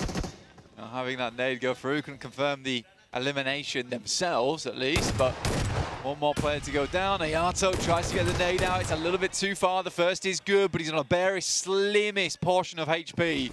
Oh, he's still holding the door frame with the DBS. He steps out. How did that spray not connect? Necessary just about able to get that one done. Goodness me. They did manage to pick up all 4 of those points as well. So the Wolves will not be denied the points there. Nice find. Did they lose one? Or is that just a really low HP player for the Wolves? I think they did lose one. Yeah, I think they're down to just 3 players now, which is frustrating during that fight, because it's quite clean up until that point. A lot of times, though, when Necessary gets pushed like that by a team like Go, they usually go down. So it's some fantastic backup coming through from Elementrix. Some really, really difficult windows to hit those shots through, so he had to be quick on the trigger. Ida passing by on the eastern side is around crates. Very, very typical spot to play when these circles do go far east, but for the time being, this is not ideal in terms of information gain. So you're going to head over towards Lumberyard, which is a very good spot for it. Sadly, Alula is already there. You know, if you're not fast enough, you lose the spot. I want to check back in with our greedy teams, right? Enigma Galaxy and Boars, they were on those big splits. Boars on a 2-2, Enigma Galaxy on an interspersed 2-1-1. Both of those 2 teams have now regrouped as a full 4, which is great news, I think, moving in towards the latter half of Stage 2. The Boars playing on that south point that they had. Enigma Galaxy just over to the west, about 300 meters west of that spot. Like I said, Stage 2, you got to regroup on that. These teams know best at this point in time. You should know best coming into a PMGO. So they're instantly regrouping on that. Trying to get themselves as much position as possible. For Enigma Galaxy, they don't actually try to confirm that towards Milta Power. I think towards Milta, I think that makes sense. Considering that position is a city, you don't want to send teams into it too early. Definitely don't want to overcommit if you can help it. Oh, hang on a minute. I said Enigma Galaxy had regrouped. Let's take a look at that solo scout to the southeast. But actually, it's going to really pay off here. They've tracked a potential path to make a south rotate on this next circle with a shift out towards the east side of Milta, south of Prison. We're going up to the top of that hill, up to the Lumberyard. Makes a lot of sense. I mean, for Foot as well as Boars, and Flash potentially here, the main job is just trying to clear out this western side, but a lot of teams are going to send towards that northern edge, just because there is a slope down towards that road on the eastern side of Prison. You can use that to lose a lot of those sight lines that might be looking towards you in this mid-game. But a lot of teams having very similar ideas. That's 4 Thrives, R8, The Vicious, as well as T2K. Chaikari were pushed off of Severny, and now marshalling their way through the east side of that prison. Making their way on in. A nice little holdout for them as well. Potentially looking to get stuck into a fight to teams up towards their north. They've got 3 teams potentially looking to push past that. You've got Vicious, you've got T2K, as well as 4 Thrives, who are all maybe wanting to make that eastern rotate. But for Void Jaikari, if they stick too close to Prison, they're not going to have a say in this rotate. T2K are taking advantage of that. Well, I think the high ground is profitable, though, for Void Jaikari. I think it's a good place to play. It's a smart place to play, especially with this kind of circle as well. If it moves north, they suddenly have a really big chunk of the circle covered, because a lot of teams aren't going to be moving in towards Prison early. Igneous, just try and go for the shots over towards Void Jaikari on the top side. If he hit that, they might have considered going a little bit more crazy on this one, but I don't know if there's certain fishes in front of them just yet. Just poking back and forth, trading that aggression. Not really pulling the trigger fully on that fight just yet. 4 Thrives making their move. It looks like they're wrapping back around to the west side, instead of trying to push in behind the Vicious and T2K. But R8 are littered around that area as well, Blank, on that northwest side. Both teams a little bit slower to get in towards these circles. Prestige has been spotted, and IQ's not going to let that one go. A cheeky little swap onto the back seat there, and that will be an easy little knock to come on through and runs him down to add insult to injury. R8 diminished a player now. They're going to be behind 4 Thrives at the back of the queue. I mean, 4 Thrives also a similar boat here, though, on 3 players. Hazaifa being down. I actually kind of liked how Hazaifa played on the first day. I was quite a big fan of it. I think Hazaifa played really, really well as this anchor. I think there was a lot of times where 4 Thrives got a little bit too aggressive, and I think Hazaifa was playing this backstop and was sort of wondering why he had to go make these really big savior plays. Now 4 Thrives down to 2 again. For them, this game would have been a nice spot to cement their position over towards that top side. But man, another Eastern shift on the circle is so brutal. It's over towards the Deadwoods as well. Ida just has the pick of the litter right now. They've got the compound that sits on the southeast side of that hill. They've got mini Miltzer compound on the northwest. So much space to play. I think that I would try and confirm over towards the dips that sit just in the Deadwoods. Boing Chai Carry also similarly going for a very, very samey approach to this one. But 4 Thrives coming in from that north side. I'm always a little bit worried about that compound that currently Swain is sitting in for Ida on that southeast side of the hill, Blank. It feels like those sort of 3 lined up buildings are so prone to misplays and throwing things away. More often than not, I feel like the mistakes that I see are so glaring now, it's really difficult spot to play with so many sightlines, trapping you into very linear fights. You need to get away from you. That's the name of the game, and that's exactly what Emery's going to want to do, and knock over towards 4 Thrives, leaving them now just down to 1 player on that north side of this next circle. Well, the thing is with this, it's so far down towards the southeast that for Ida, they can play this kind of loose a little bit just because we're not in that early game. These spots aren't already taken up. We don't have teams that are able just to thread the needle. We have pretty much a wall of teams sat across those forested areas on this middle side of the circle. So for Ida, there's just so much space to play right now. But we're back on board watching teams taking knocks left, right, and center. Good shot from the Vicious there on Icy towards T2K. That's on the northern side of things. That northern side really has been a tough trudge for so many teams. I mean, brilliant that Voin Shaikari have actually been able to get through even as 3. They've put themselves right in the middle of this one. Foot not so lucky on their location a little bit further north. They are taking heavy casualties right now, and the nades just rolling over the top. Oh, the Boars have been taking heavy hits as well. Unfortunate getting taken down one of their players on the southwest side by Enigma Galaxy as well. Looks like Flash chiming in. Magnazada falls, so 2 players, 3 players down now for the Boars. They are down to their last leg. It was a massively improbable rotation that was going to come through from them. They were kind of stuck on this western side. Again, they set up for a much more central circle on this. Potentially, they could have played it a little bit slower. I think Terminus, it might have just been game over just then. Lucky that it bounces off the tree. Made a rubber, this one.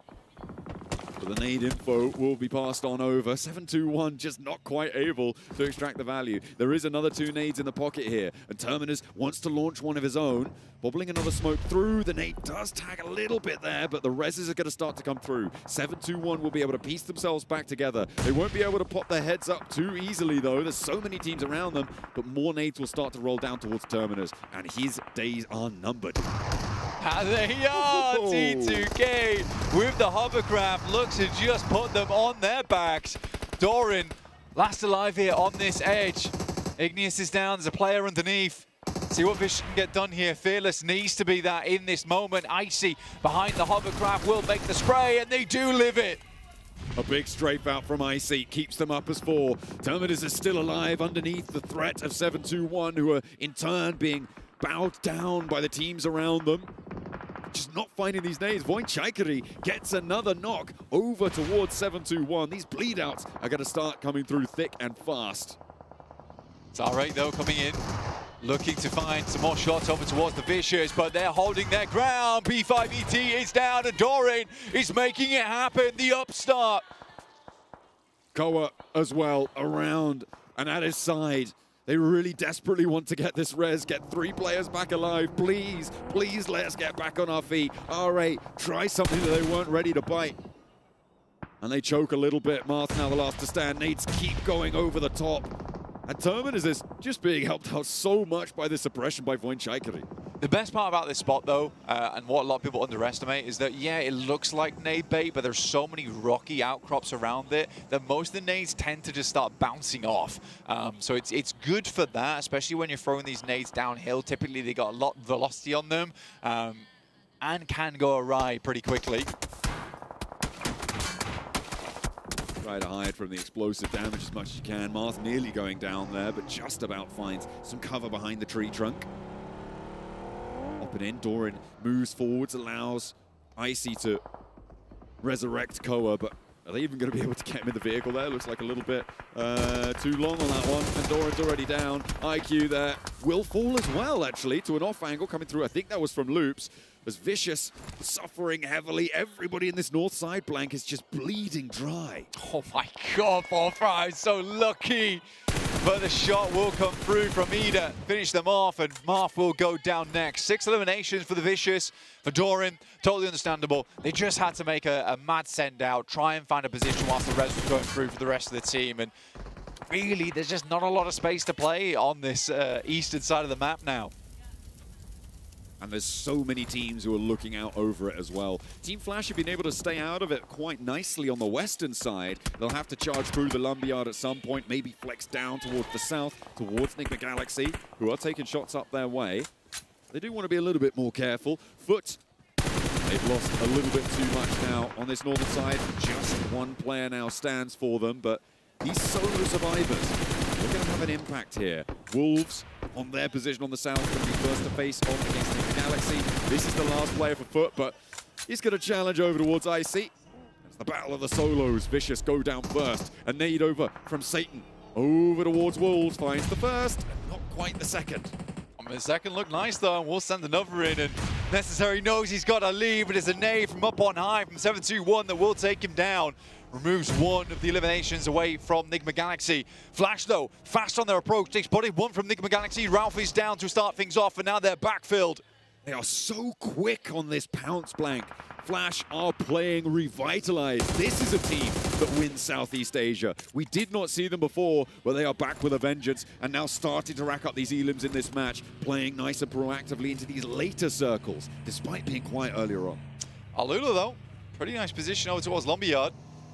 We'll hold that out, but what a crazy spot to finish then. You've got this slope that sits all the way down towards that eastern side. Then you've got Lumberyard up top, which is a bit of a TDM ground of play to make yourself into. It's going to be all about the angles, all about the reflexes. Ida. They marched in from that Milta Peninsula. They are slowly trying to crunch in from this eastern side, but they have to move on this hard west shift. The question is direction. They try and move a little bit closer towards Enigma Galaxy, and that may have been a mistake in retrospect.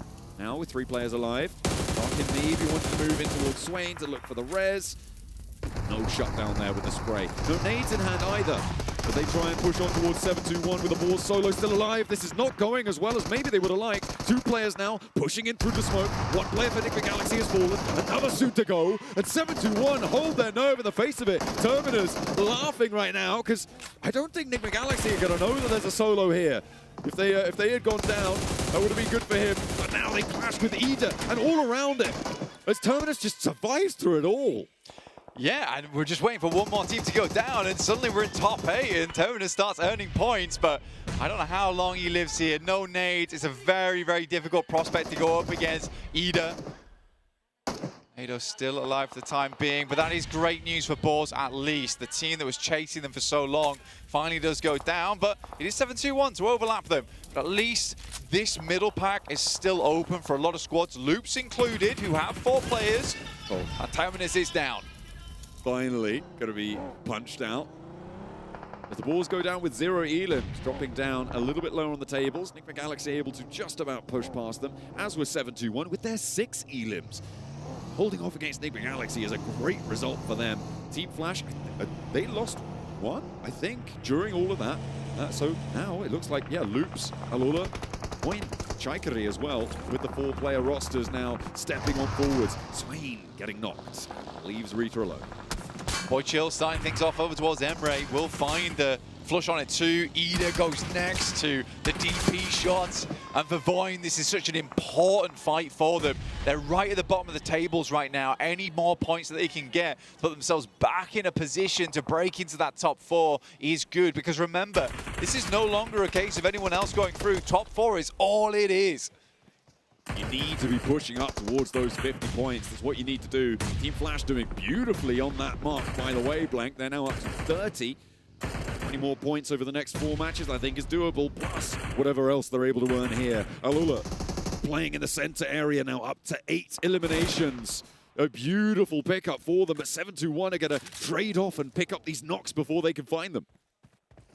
I mean, the thing for 721, though, is I don't know how wise taking that shot was over towards Voin Chaikari, because not only does this happen, you also have a situation where you alert a lot of the teams around you when you're one of the teams that was primed to move.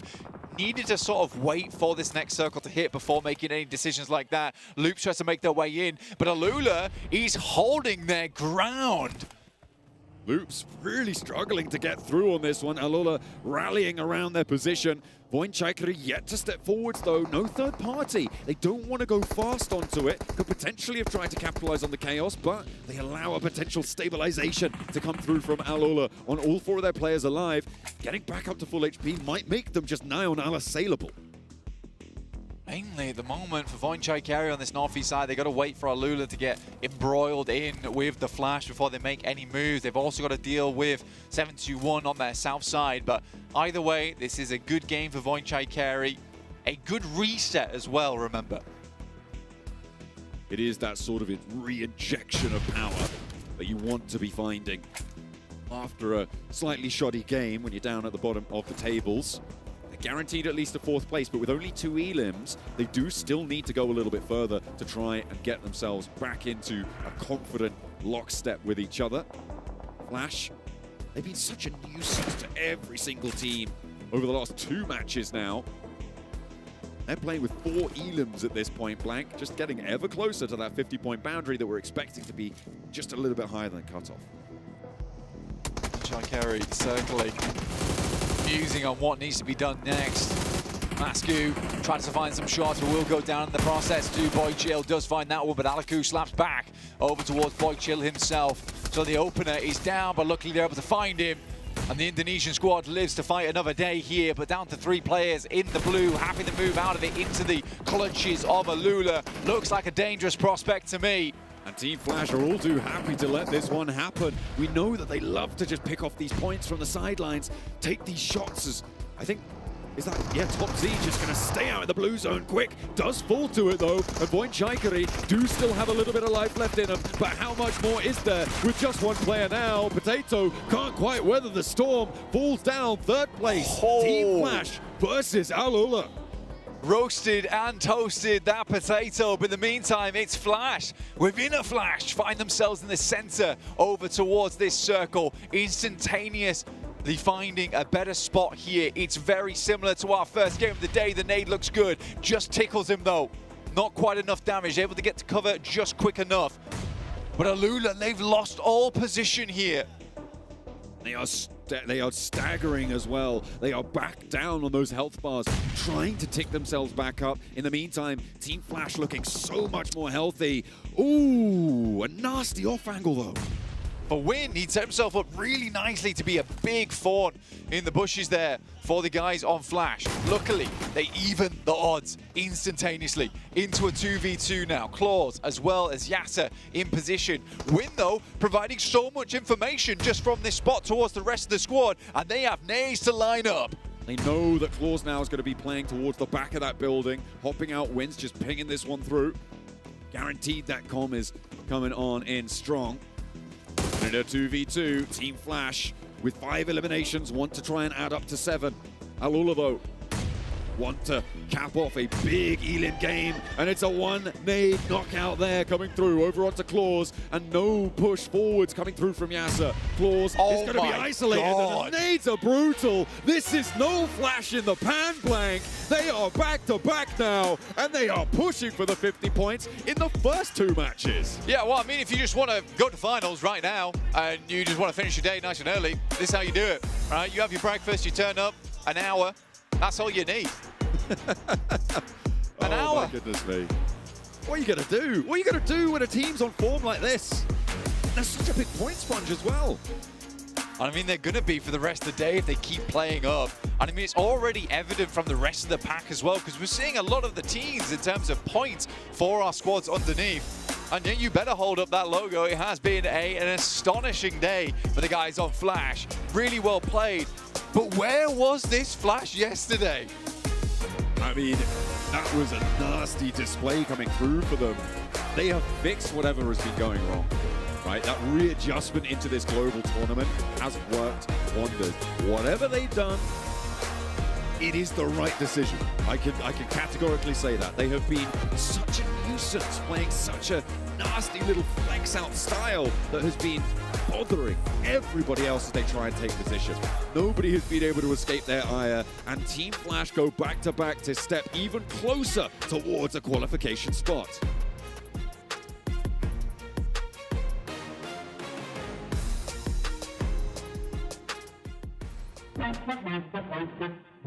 Yeah, gotta aim for the top like, hold up.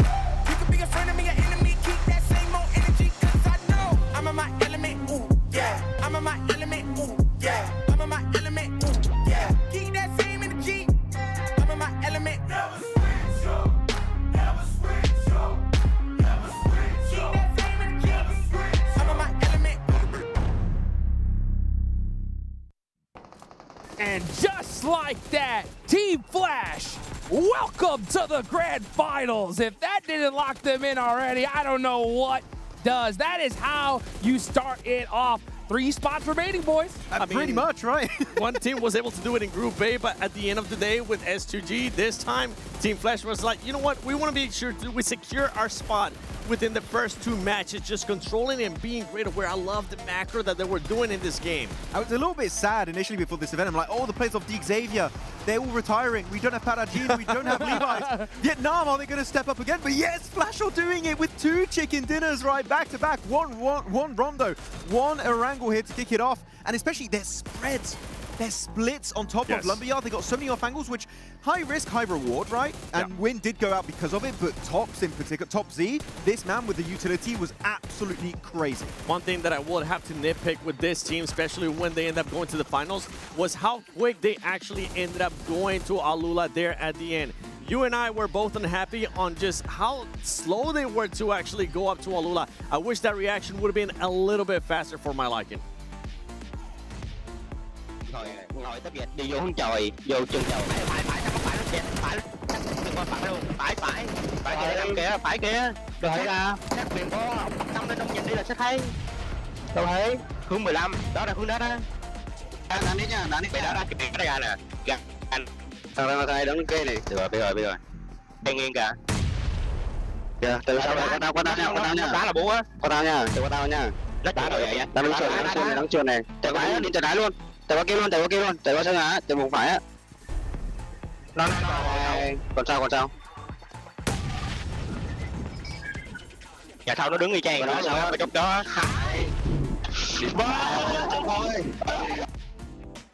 Oh, I love it, man. I mean, back-to-back chicken dinners. You're talking about, nitpicking. My only nitpick with this team is, why didn't they do this during the group stage, right? I mean, goodness gracious. I mean, but look at this. Being able to pull out a back-to-back chicken dinner off the rip. These guys are so hyped, Max. They're like, we barely qualified in the PMGC Grand Finals thanks to an airdrop last year. Now we're not going to take any chances, right? We're going to start off with the 2 chicken dinners. And look at Zeus. That's another player. This is another win where 1 player on the team, 7, has taken 0 damage. Yeah, considering it was Win that was actually the standout player for their squad during the regionals, it's the right time for this player to step up, and is actually a player from Alula that's able to get MVP as Yas gets those 6 eliminations, 837 damage. By the way, one team that's currently not here that I'm pretty sure we'll end up seeing when we show the leaderboard for this match is 7-2-1. I really enjoy how 7-2-1 was gatekeeping not only Boar, Enigma Galaxy, and Ida.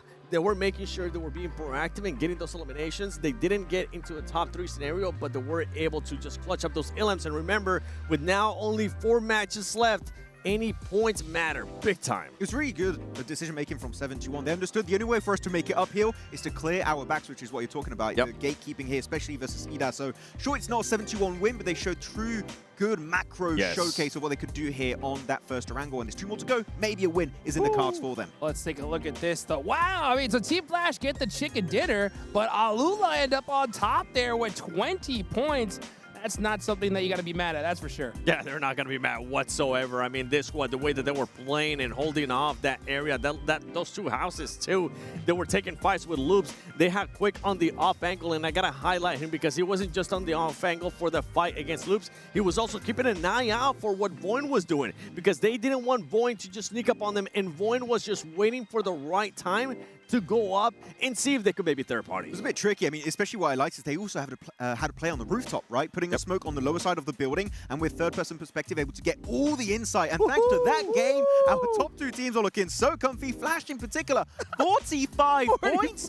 It's crazy. They might qualify by getting 0 points on the rest of today. I'm telling you, that's why I'm like, hey, welcome to the grand finals. Like I said, I was talking to all these players and coaches, and that was the number I kept hearing. It's like, hey, 45 points. And we get that, we're for sure making it. And just like that, in 2 games, they knocked it down. Now, looking a little bit further down the leaderboards, you know, I'm looking at that 5th place cutoff, 7, and that's going to be for Thrives. What do you think about them so far? You go from having a great rondo to this squad. I'm not really sure what happened, if it was maybe the way that the circle was, if they were just caught with a slow rotation at one point, but they were just being silly with some of the splits that they were doing, Max. They had a 1-1-1 split because they had already lost a player, but it was in a situation where they really didn't need to do that. Yeah, initial rotation, no scouting, clash with R8, lose a player, then go to Museum, 3-man split as you're talking about, and then they start to just rotate without really knowing where to go, and they find a slight hiding spot, which gets them naded eventually.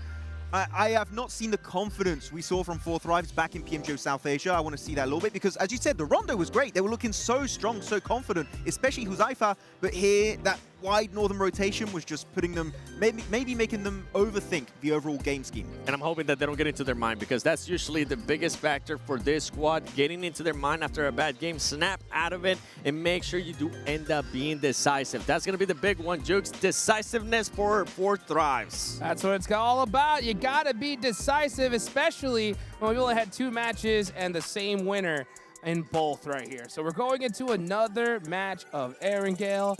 Man, what do you think? I mean, as far as teams that are pretty low on the leaderboards, right?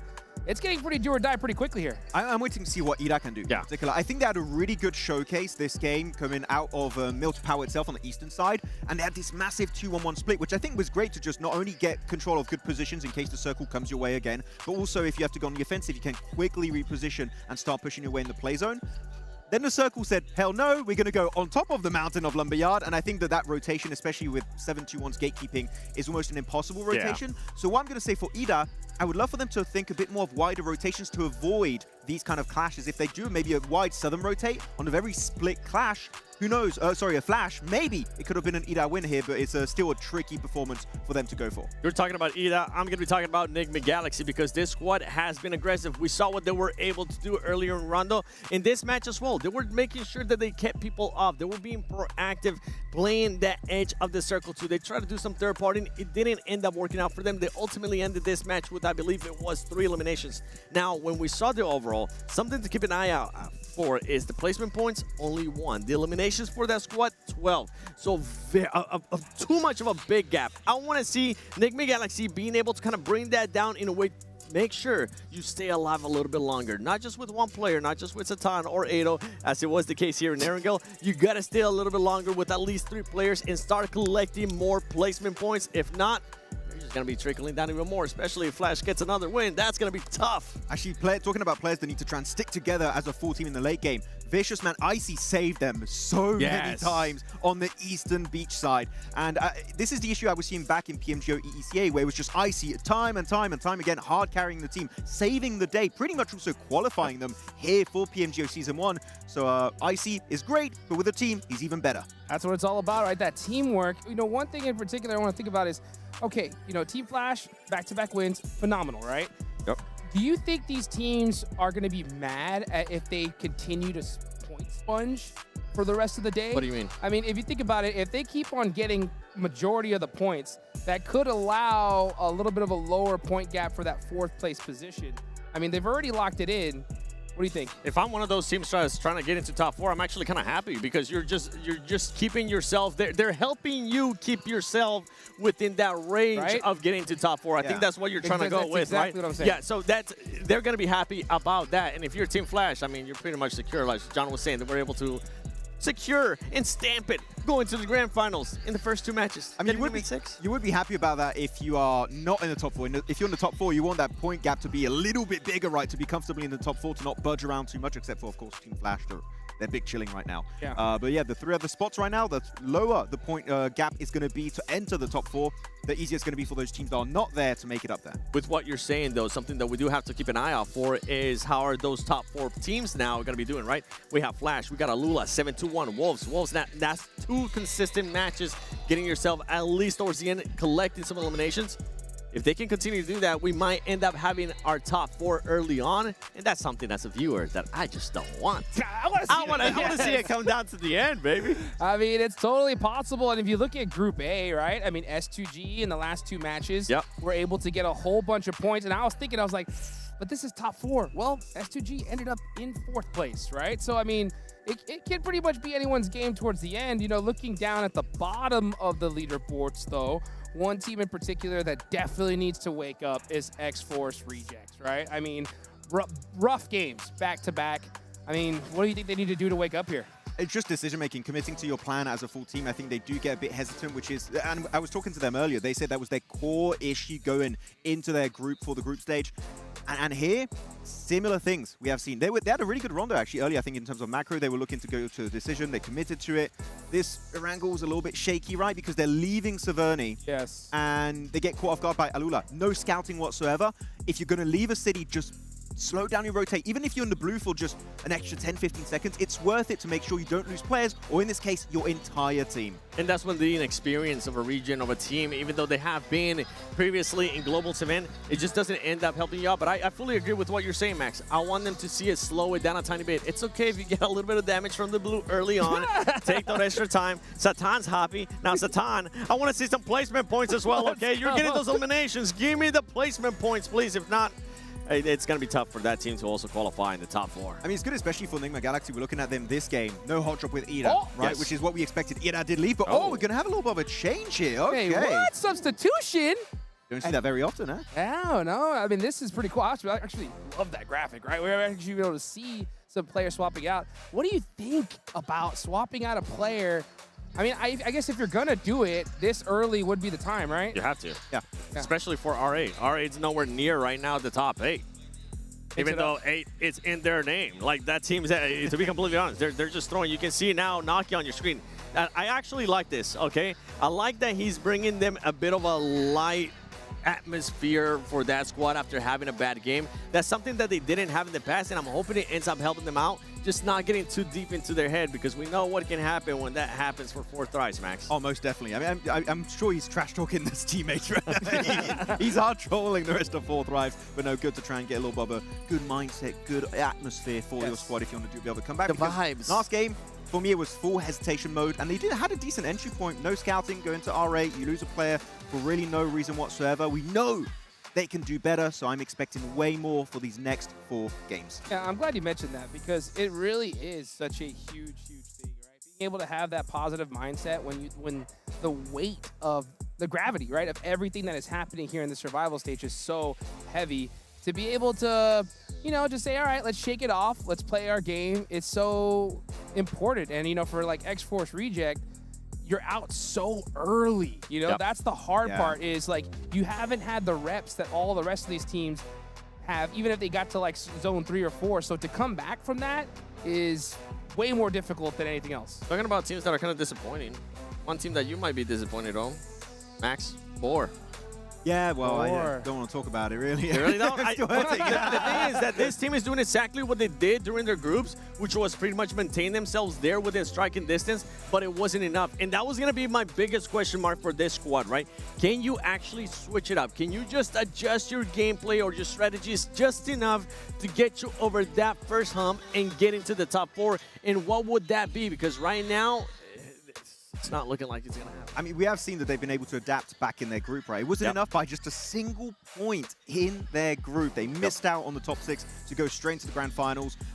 I would say Bourse so far today, they get positions are not bad, but they just get fully surrounded. I think if they can Yep. try and zone teams away from them, they can start to get a bit more pressure in these games. Mm. But as of right now, Bourse, it's a bit tough, but again, in the last game, they could strike and snatch away a top 4 in the last moment. Well, you know, speaking of strike, you know, I was looking at, you know, Wolves. What do you think about them, Max, so far, right? I mean, I've been kind of seeing a little, some hits, some miss. But you know what? We'll talk about that in a second as we get into the next match of Arigale. We got match number 3 here, guys. After this, we're at that halfway point. Yeah, and talking about Wolves real quick. Yeah. A lot more aggressive, right? We got a chicken dinner from them in their group. It was a 2-elimination game. Now they were popping off here on the outskirts of Lumberyard. So maybe Wolves could make it a top 4. But again, very southern plane. Last game it was over to the west, now down south. Some teams not going to be happy, and Alula in particular will struggle to reach that northern George pole position. I actually don't mind this playing path. I want to see what some of the other teams that we've been talking about, or we actually haven't been talking about, what are going to be doing. I'm looking at T2K. This squad was bringing in a lot of hype, especially with how they were able to perform in their region. Right now, they're just not showcasing it. I don't know if the jitters are getting back to them because it is their first global event for some of those players. Yeah. It goes along with what I'm saying with RA. It goes along with what we're saying in regards to Export Rejects. You need to do something. This match will be the halfway point. And if those teams at the top continue to perform the way they are, they're just going to keep separating themselves, and it's going to make it so you're not going to be able to catch up for the top 4. We're talking about teams that went out early. Last game, that was GOAT team, right? They're going back to their typical location of Novo. Be careful on the Eastern Bridge. Wolves are ready to take the fight. I can hear some shots ringing it off. Let's go ahead and send it on over to John Allen and Blank. Looks like we got ourselves a hot drop in Milta, boys. All right. Okay, we're seeing the 7-2-1 squad try and hold it out. And, of course, it's a Western Plain path, so this does need to start concluding nice and quickly. I believe this is off against the Vicious on that south point. Okay. 4v4, but currently fairly far apart from one another. Yeah, Miller's quite a big place, honestly. Miller is a big place. You've got Farmer towards that top side as well, so 7-2-1 versus T2K. Genuinely, you do want to conclude this as fast as possible. If not, just leave. A Western circle on this one's very, very tough. T2K getting caught out on the rooftops, but there is a clap back from Igneous from far away with the Scar as well, which is good news for them. A 1-for-1 trade, an open knock on a rooftop, though, is always difficult. Need to make sure that you can envelop that one. T2K wanting to try and surround it. Seven said he was going to try and look at it. Uh-oh. Oh. Uh-oh. I don't like the look of that. Looks like we might be getting ourselves a little remake here. Honestly, I don't think the player's going to be too unhappy about that one, but we're going to send back over to the desk in the meantime. Just while we get our bearings, essentially. Yeah, let's head over.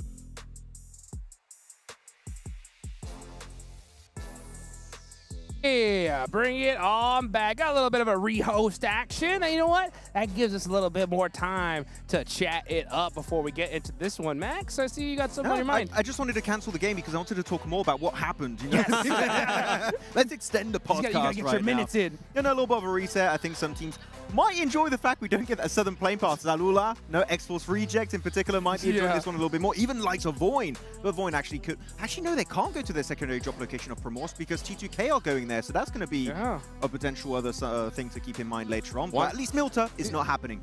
Another team that's going to be happy that we did end up getting that rehost is 7-2-1 because 7-2-1 ended up getting knocked by T2K. In Milta, yeah. And that's just not a fight you want to get. I honestly, we always talk about these hot drops, and we can actually take some time to just touch up on that again. You don't want to end up hot dropping right now. Maybe if it was a 3-day tournament, we would allow one hot drop. But right now, halfway point. This will be the halfway point. You don't want to take the risk for it. If you're T2K, they got absolutely nothing to lose, so I can see them going for that.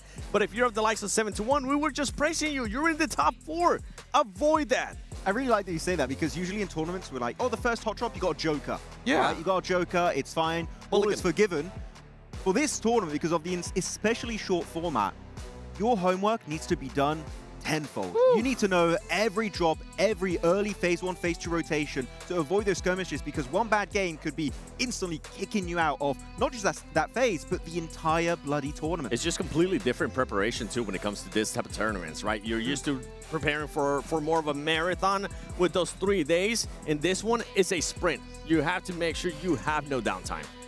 You can't slip up at all, and you're right. I mean, a hot drop in a 6-match tournament, you know, pretty much a whole stage, like, that's such a gamble. It really, really is, because you go out, there's no guarantee that you're going to get that 20-point game to make up for it, especially with how desperate these teams are going to get every game as we get on here, right? So, I mean, you know, this little time is good for, you know, a team like Team Flash, because they can kind of schedule out what kind of fun they're going to have tomorrow, because, you know, they're going to have a day off and can do whatever the heck they want. They know that for sure. But the rest of these teams, you can see the pressure's on. I mean, the pressure is on for, of course, every team wants to make in top 4, except for Flash. But Loops, man, we keep talking about Loops. That was the biggest storyline going into Group B, which is Alpha 7 eliminated, massive surprise, unexpected in Group A, the group of death. And here, they're in 6th position, 14 points.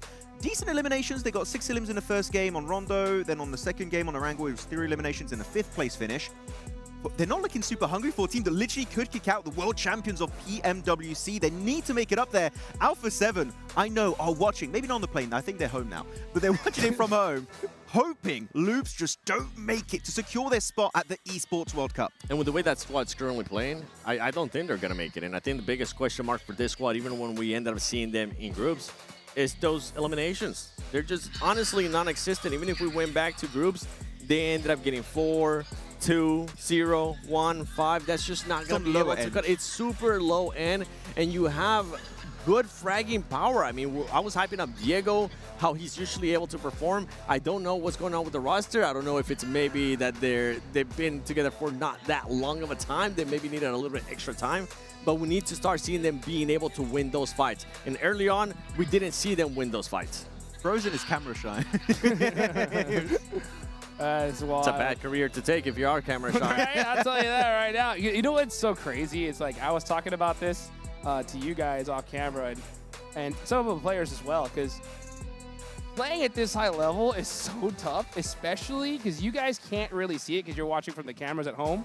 But the second a team is looking like they're about to go out, all the cameramen just rush towards them. So you got all of a sudden, imagine you're playing and you're like, oh, I'm in deep trouble. And you see a bunch of cameras just start coming to your face. And then right there, you're like, oh, man, this is going to be much more intense. But you know what? You got to be able to overcome it. It's called the pressure of being at a global event. The pressure of actually being good enough to make it to the 1% of the best lobbies in the world when you come to PMGO. I mean, over 1 million teams signed up, right? 1 million players joined up here for PMGO, and we're down now to very soon what is going to be the last 16 teams, the best teams in the world out of all the regions that could participate, and it's getting crazy intense right now. Oh, yes, it is. And you know what? We were talking about Loops, right? Or obviously, that's one of the major storylines because, you know, if they do end up getting top 6 in the finals, we're not going to see Alpha 7 at EWC. One other team that has kind of a similar storyline here, Max, right, is Boars. Yeah, that one hurts a little bit too because right now they want to overtake the side of Hustlers Crew, which is great because Hustlers Crew have not qualified for the finals. So Boar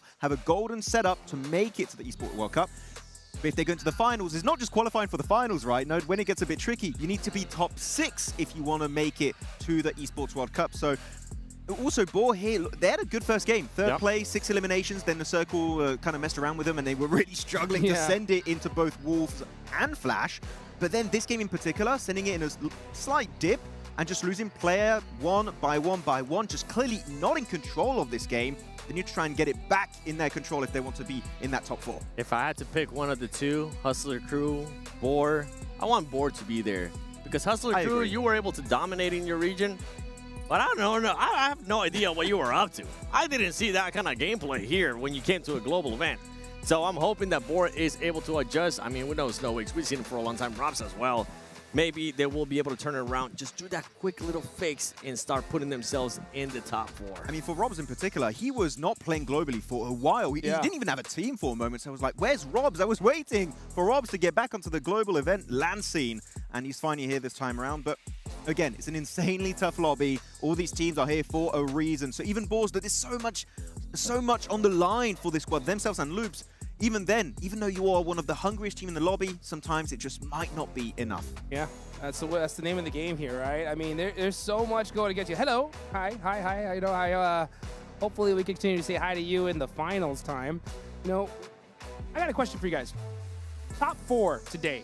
Do you think there's a possibility that we're going to see a team make it the top 4 without a chicken dinner? Yes. Yeah, most For definitely. sure. There's only 6 games. 2 of those were already taken by one squad, right? So you got 4 remaining. So I think we are going to have a team purely make it off of mainly eliminations. And you can be consistent too, 7-2-1. I mean, they've gotten back-to-back 4th place finishes too. The eliminations have been consistent too, already stepping it up. And this is what I'm saying. They were kind of happy that rehost happened because they're not gonna be handicapped with one less player. Take your time. Take your time. You know, that's the one thing about these like little gaps in time too that make things a little bit more difficult is you just don't want to second guess yourself. You know what I'm saying? Like, there's sometimes you're in that kind of spot and you're just thinking maybe it's a sign. Maybe we don't hot drop. Maybe we do decide to go somewhere else. You know what I'm saying? No, exactly. It could be definitely a bit of a mindset for some of these teams. Though I kind of want to also talk about a team that is currently in the top 4, which is Wolves. I think they were very passive back in their group, not getting involved. I mean, one of the, if not the single lowest elimination chicken dinner we had, 2 elimination chicken dinner. Yeah. But here, man, look at their games. They got themselves 10 eliminations on that rondo, especially because of that 2nd place. Yep. And even this one, they got 4, which you might say in the grand scheme of things, that's low. But I would say for a North American squad, that's pretty good kind of change of mindset that they're willing to take fights. But you're raising your eyebrow at me, 7. Yeah. I like my North American squad. Oh, okay. Yeah, I'm a big fan of it. I've always supported it. I mean, we haven't had a North American squad in a very long time. Had a global fight. I don't even remember, but I do know that we're about to start the secondary gale, baby. Let's get it. We're back in the game. The play path. Ah, man, this play path looks mighty fine. We're way going, better. Yeah, way better here. So a good, fortunate event for all of these players here when their tournament life is on the line. Are we going to see maybe some Severny action again? Is Boeing going to be running away? And is X-Force Rejects going to be able to adjust? I'm hoping they do, Max. I would say Void, if they didn't commit to it earlier, they're not going to commit to it now. They went actually towards Stolber Kameshki for their early rotation to loot up, so I think that would be still a very safe option. Kameshki is great. I think it's a little bit underrated as a looting position, so Void is not too far away from the plane. I would go over there. Sometimes better to play it safe than sorry, you know what I'm saying? But you got to be able to get to that end game, still turn up that aggression, and get some serious eliminations. You guys said it, right? We could see a team in the top 4 without a single chicken dinner. Let's see if that's going to actually happen. As we take it on over to our casters, John Allen and Blake. Well, they do get the reset on their players, but it looks like Milter might be hot once more down there with 7-2-1 and T2K as they're both descending on our picture-in-picture. They get the rehost, and it's going to be the same medicine that they'll have to swallow, and they are straight on top of each other once again. 7-2-1 going fairly low on that. Has the AKM, has to back off on the angle. So, no initial immediate knocks, but they are still very much in close quarters. It's like some kind of weird gentleman's agreement. It's like, we got a knock on you, you got to give us that knock, okay? Please, we beg you. Right now, it does seem to be going poorly again, though. A big chunk of damage. Over towards 7-2-1. Taking a look at the map as well, looks like Voinchaikari are alone up in Severny. But in the meantime, the first knock goes the way of T2K, and once more, they might be able to find that opener and continue on that flush, push that one through, get the early point, and take 7-2-1 down a peg once more. And this just goes into why this is such a surprising rehost situation coming through for these two rosters. Yeah, we lost that one. We'll do it again. We'll go for round 2 there. Oh, yeah. You knocked us out the first time, but You're I'm ready to take another one on the chin. Oh, it's not going to happen again. Always happen again. Yeah, well, they were not prepared, all right? head was sent on a 360, but they're locked in for another one, which is okay. Malik on the sidelines here from 721. Now I'm gonna go ahead, right, just whilst this fight is going on, disagree with Mr. Seven, because I think for Boars and multiple other teams, I don't think those two first games are too indicative of what was going on for a lot of other squads. Just because even that last game was East shift after East shift after East shift. Like a lot of the teams, like Enigma Galaxy, for instance, had set themselves up very nicely for a central finish. Boards had set themselves up very nicely for a central finish. You even had Loops getting involved there. But when it moves East over and over again, you've already got these setups going. Suddenly you're left high and dry compared to the teams that are already set up in vehicles ready to move because they're in open ground. And I think that a lot of times comes down to the difficulty of it. So I do think those first two matches, difficult to say right now for a lot of our squads of who's doing poorly, who's doing well. Obviously, there's one team that we can clearly say is absolutely smashing the lobby, and that is the Flash. But Alula being in second place, I'm not hating on Alula here, right? I think they've had a big turnaround. But for them to be in second place, I think that implies that maybe things have been going a little bit wonky inside the circles and the shifts. Yeah, I mean, 20 of their 23 points came from that one match that we just saw, right? Yeah. They pulled out all the stops to be able to find that 23-point mark right now. So, I mean, it is a short match set. And if you're getting 20-point matches, that is huge for you, right? But there is a question mark there in terms of consistency, being able to move further forwards on this one. The circle being quite far down south, it gives us kind of a nasty circle again. A similar situation to the first one. I still think you'd be happier with this circle, though. And again, I think the players are super happy, you know, that we had an issue, honestly, because I don't think they wanted to play that last game. Like, that's a very rough playing path to work with, very rough circle to then have to rotate into. You want something more fair when you're in a 6-game set, and this is probably it. This is probably it. Pretty central on the circle, pretty nicely evened across on the playing path. So yeah, I think most teams are fairly pleased, and I think this is going to be more a case of let the best team win almost, which might just be Flash at this point in time. Well, yeah, it seems pretty undeniable that they are playing very, very solid stuff right now. Their playstyle definitely has been more edge-focused, playing very wide splits when they know they can breathe in that latitude. That was a nice setup. That was a really nice setup with a Molotov burning them out. Rules immediately threading the needle on that shot. And 71 lose 2 of their players right now. Yeah. Sticky bomb into Molotov into spray down. Like, that was... I mean, that's PMGO for you. That is PMGO. That's textbook. And 721 at this point, you're just going to leave. Because again, 721, third place as well. Not a team that I would say is a top 4 squad. I think there's only 2 teams in the top 4 right now that you might say would be a top I would 4 say, squad. Wolves, absolutely, and Flash. Yeah. I think Flash, although they had a pretty dismal performance, I think that their past experiences and their past achievements would indicate that this is a top 4 squad. We hop on to the remaining duo. I feel like a hater right now. Well, fair enough. Yeah. I feel like, you know what? Sometimes you've got to have a little bit of hate in your heart. It's so important. It's all love. It's all love to all the players. What's unless I they're playing hate them? badly. I just feel like a hater. Oh, okay. But you were saying you hated them off before? No, no, that never happened. You said 4 thrives? Oh, man. I don't know, dude. I think if you watch back any of my casts and any of our tournaments, you'll know that I'm a big 4 Thrives fan. Of course, we're all big 4 Thrives fans here. Hopefully they can push up from that 5th place spot. Again, they're a team that is in that conversation. Potentially be one of our top 4 contenders. I think the most annoying thing about 4 Thrives for me is that Noki's not playing. Probably one of my favorite players from the past. A big hit, but I'm sure, you know what, they can stomach it. Right now, they're on 16 points, and with 7-2-1 going down to 2 players, there's a little bit of an opening here for them to be able to step up past that 4th place barrier. A 4-point difference right now, very much surmountable, especially when you consider that they're only playing on as a duo for 7-2-1.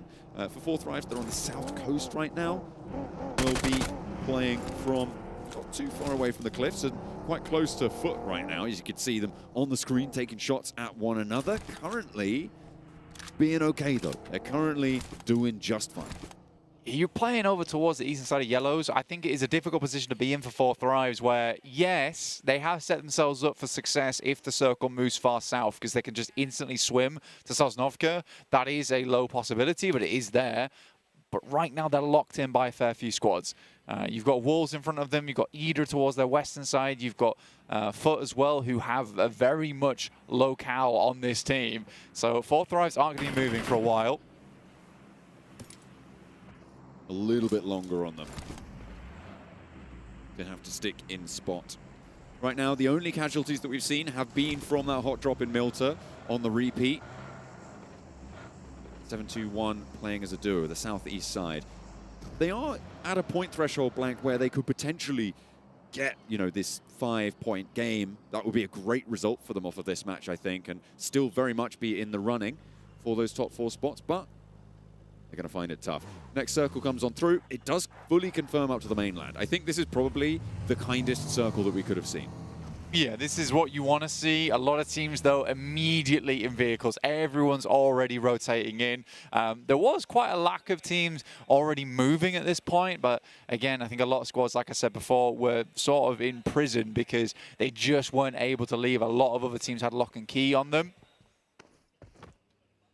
Voinchikeri find themselves just alongside with the Boars, who do hit up school and apartments. I mean, that's a reasonable location to head back over towards, considering that's their drop spot. They know it should be free. Nigma Galaxy, though, happy as can be, considering this is a roundabouts a Pachinki circle. They know also that Pachinki's free, as that is their immediate drop spot. So split, though. That's the thing. For Nigma Galaxy, they got 2 in Pachinki, 2 on the north side of Potato Hill right now. They do love to be bold with these flex outs. You can see we're on board with the flex out duo coming through. Satan and Lord. 2 sides of the same coin as they do wrap back around to the hopeful safety of their teammates across the way. Foot try to take shots out in the open. They are being suppressed, though. Nice little safety covering fire, but maybe not quite enough there. As Frozen catches Satan. Yeah, just try and lock him down. Again, Satan should be able to be rezzed here. Ralph does have eyes on, just keeps peppering these windows, and this is the smart thing to go for, just prevent them from taking more shots. Not sure how much more you need to send back this way now. You've locked down the position.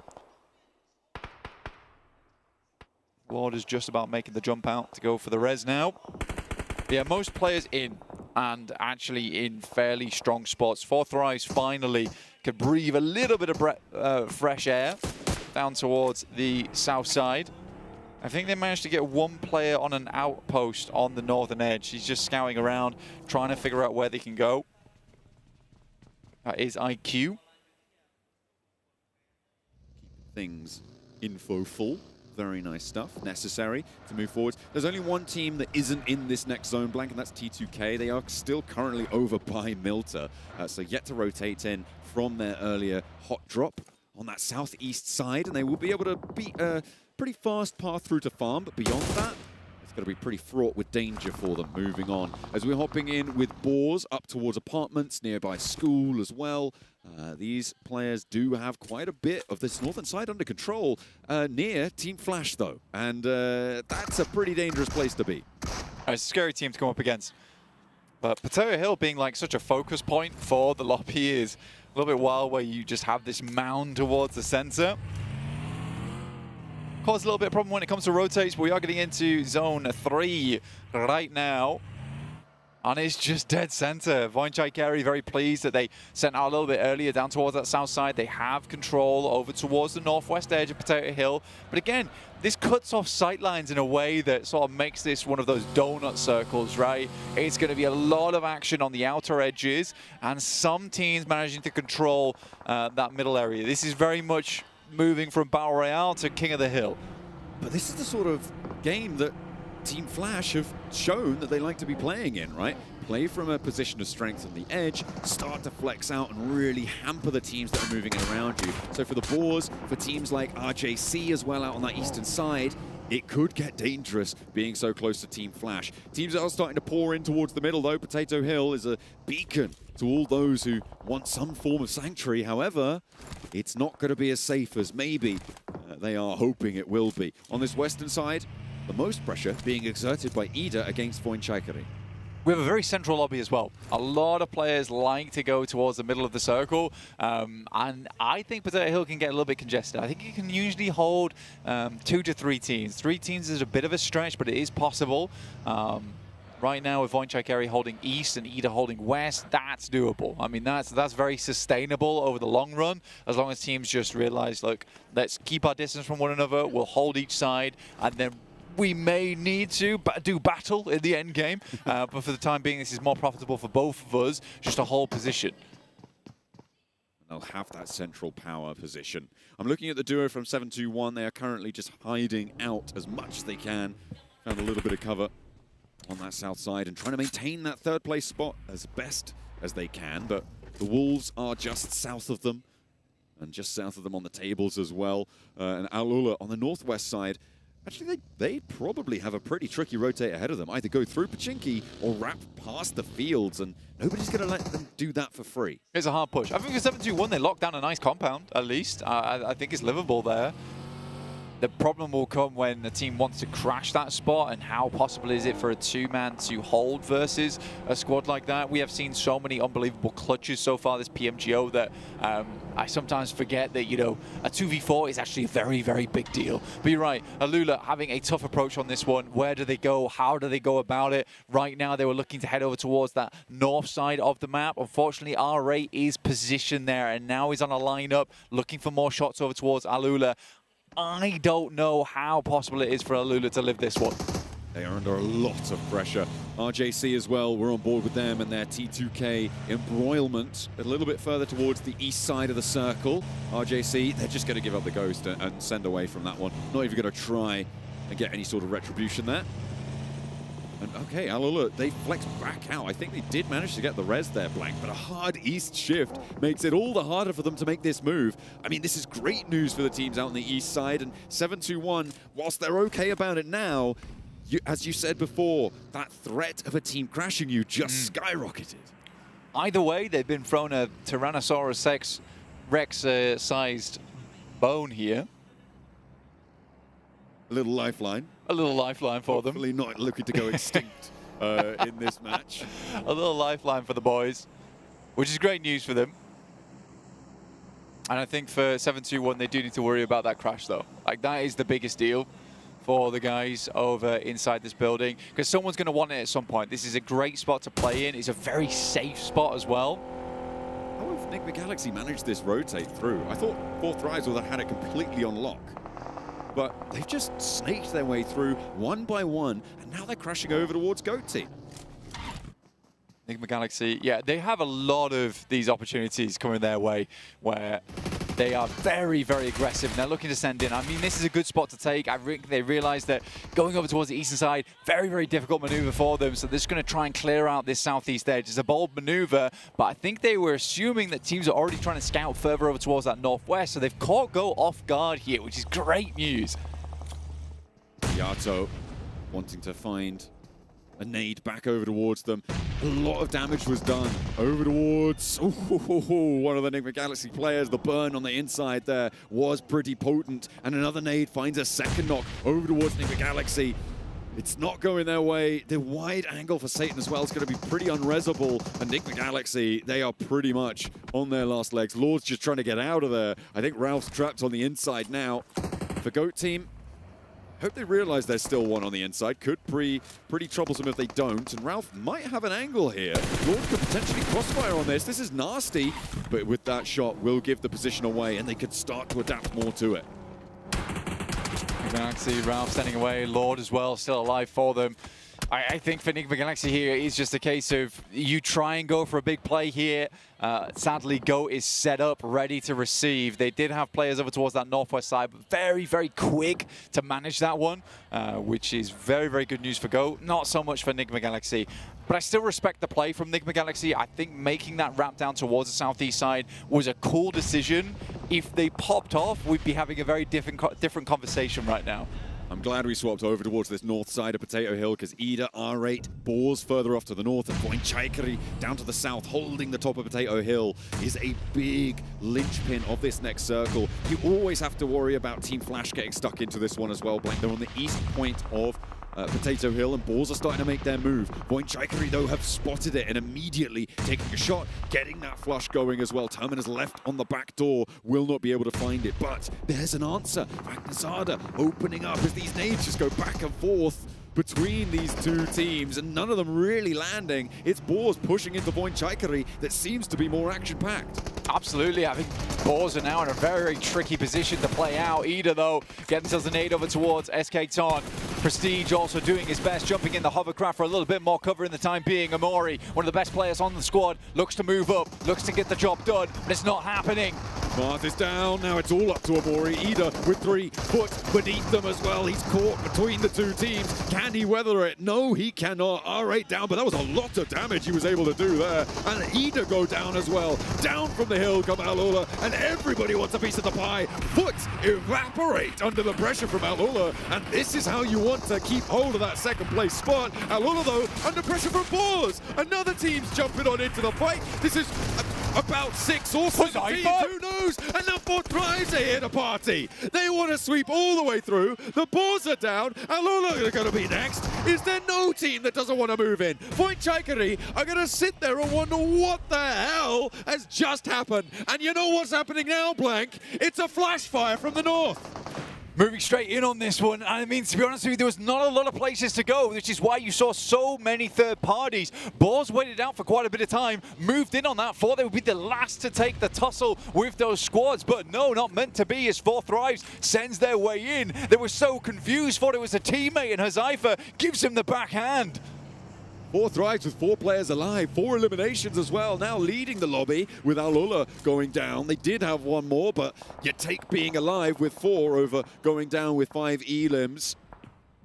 Really nice stuff, but now Flash have put themselves on that northern side. I thought they were going to be moving in a little bit faster, but I mean, all of that concluded so quickly. About 5 teams getting eliminated on spot. It was brutal stuff.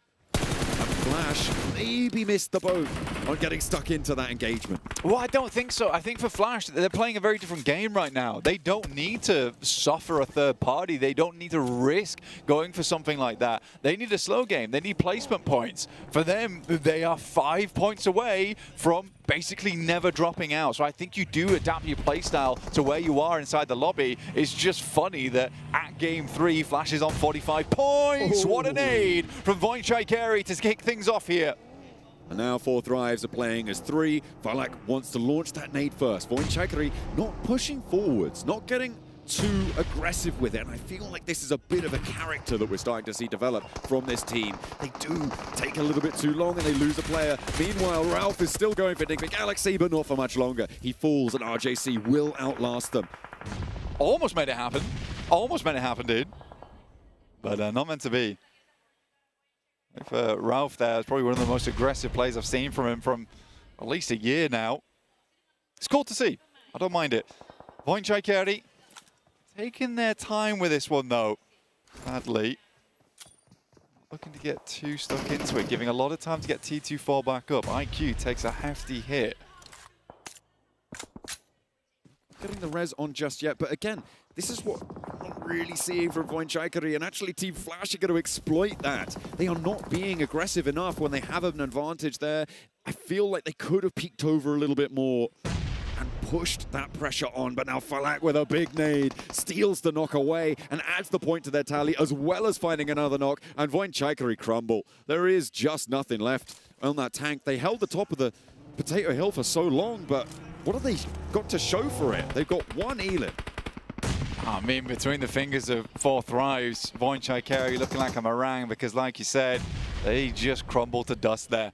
Unfortunate stuff for Voinchikari from such a dominant position on that north side, but 4 Thrives is running with high emotions this game. 7-2-1 though, they're living this one out. They're into top 8 from that position on the southwest side. They are living life in a big way. And right now, it is the Flash looking to secure their position in the grand finals. Getting a flush, adding a placement point, that might just be enough. But they have started to take a little bit of a tickle to the health bars. One knock sent over their way, but they're keeping it on lockdown. T2K try and step forwards, but he's rebuffed almost immediately. Bozy able to do that. The backstop now under pressure as well, though, coming through from 4Thrives, who have been on a bit of a tear. And there's Bozy going down, stepping forwards towards the last player of T2K as their backlines get evaporated. It's Team Flash looking to try and keep it under control, but they've only got 2 players left standing. And there's another shot that's going to shut them down. 2 eliminations, and now just 2 players left in action.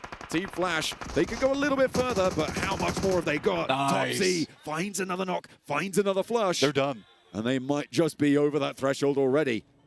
They're done now. That is absolutely secured. They're into 6th.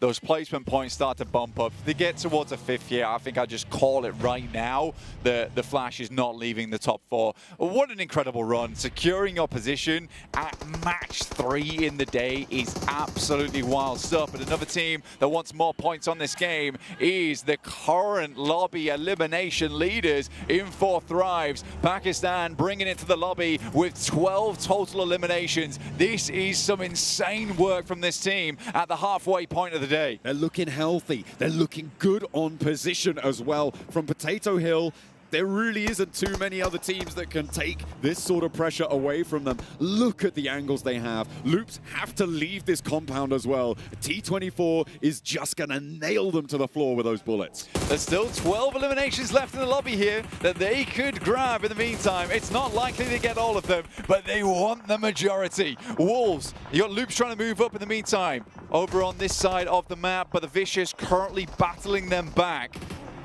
721 still alive, by the way. I don't know if we talked about that a little bit anymore. IQ finds the knock over onto Doran, and Vicious are struggling here to keep their backstop alive. Loops are putting pressure on all the time, but the smoke train that they laid out is starting to fade. They need to utilize it. About 10 seconds before it's gone completely, and there goes the crash. Immediately, Koa sprays for 1, sprays for 2, steps out for more, and a 3rd falls to the spray down from Koa. Now up to the rest of the team as he does get knocked in response. Is there a 3rd party coming through from 721? Loops are swept aside. Where are RJC as well? They are right next door to 721. So a lot of angles over towards the Vicious, and it's going to leave them with only 1 player alive. In the meantime, 13 elims for 4Thrives. This is a banger match from 4Thrives, and they're only going to go higher. I don't see the chicken dinner going to anybody else other than 4Thrives this game. They're just looking to secure it now. One thing I do want to quickly mention is that the Vicious without Koa at this point in time, I doubt they'd be in survival stage, and I doubt they'd have these small redemption gains without him. He has been such a massive boon to the lobby, starting from a couple of years ago, this guy, and then just continuing to have performance after performance, moving to the global stage. So cool to see this guy rise. Koa has risen as well as they bring him back to his feet. 721 still getting stuck in. They are still very much alive in this lobby. With 2 players, they could very well go very far into it. With the circle shifting out towards the west side, it's going to help them get maybe to a 2nd place here, Blank, which is crazy considering how early they went down. But 14 eliminations now as the Vicious lose another. Koa breaks new ground over towards RJC. Devil tries to spray him down, and he's going to be able to find success in that pursuit. Koa will fall, no res available. And the flush comes on out. RJC on 3. The heart of Pakistan is thumping here. Like the sound of a drum, as these guys will wage war on the rest of the lobby down towards the south side. Icy makes the breakout here, but it's likely he's going to go down. Tries to take the shot back. Unbelievable. Okay, before he goes out, a parting gift sent back down towards RJC. Another point added to the tally for the Vicious, which is pretty sorely needed, but now a victory lap potentially coming on through for 4Thrives. 721, they do make it to 2nd place, Blank, after going down so early on to 2 players. That's a big opener. Okay. Malik gets 1, and now 3 players alive for 4Thrives. You can't let it slip away from you. It can go pear-shaped very quickly if you're not careful. For 721, they were in the top 4 at the start of this game. Like, this is a great salvage, and it's going to make it even harder to get themselves back up again. Malik will manage to find Falak, which is a huge pick-off. This guy has had a lot of talk about him. as one of the best players in the world, looking to continue that onwards, but it's Huzaifa. New guy up to the plate here, looking to make his team proud. The circle is not on top of any of them. Fourth Rise have to move forwards, but it's going to be 7-2-1 moving first. The nade pin pulled around the corner. I wonder if Fourth Rise have any nades left. Smokes out the door to maybe cover an approach that they can make. A 2 versus 3 is possible. The Molotov there for Malik as well. Covers them on the near side of that fence line. IQ, though, I mean, with IQ's position, this should be done and dusted.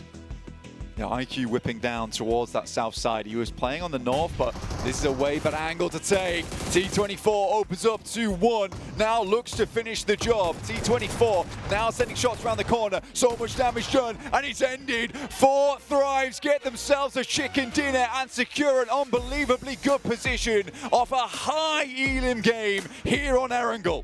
I think there was 16 eliminations right at the end there. Blank adding those final 2 to their tally. It is a huge game coming through for Fourth Thrives. Pakistan is singing their praises right now. They are going to be so happy with their countrymen. What a performance coming through from Potato Hill. What a chaotic fight on the north side of that, and they came out smelling the roses. I mean, Fourth Rise, they delayed, and finally they stabbed the dagger in. Still so funny to me watching the balls flail around, wondering, I thought our 4th member died. There's another guy here. But yeah, really, really cool stuff. I mean, Fourth Rise played that perfectly from there onwards. But this is a team that lives and dies off the back of momentum. And I think as soon as you get that big win there on Potato Hill, it's very evident to me that the pressure was just all off. It was a bit of a sigh of relief, and then they could just play the game that they're used to. They were right next to that top 4 as well before this match. They are looking to solidify their spot as well. After that match, they were in the mid-teens. I can't remember exactly what their point score was, but with that, they are now starting to put pressure on towards those top 4, leaving only 2 maybe spots in flux.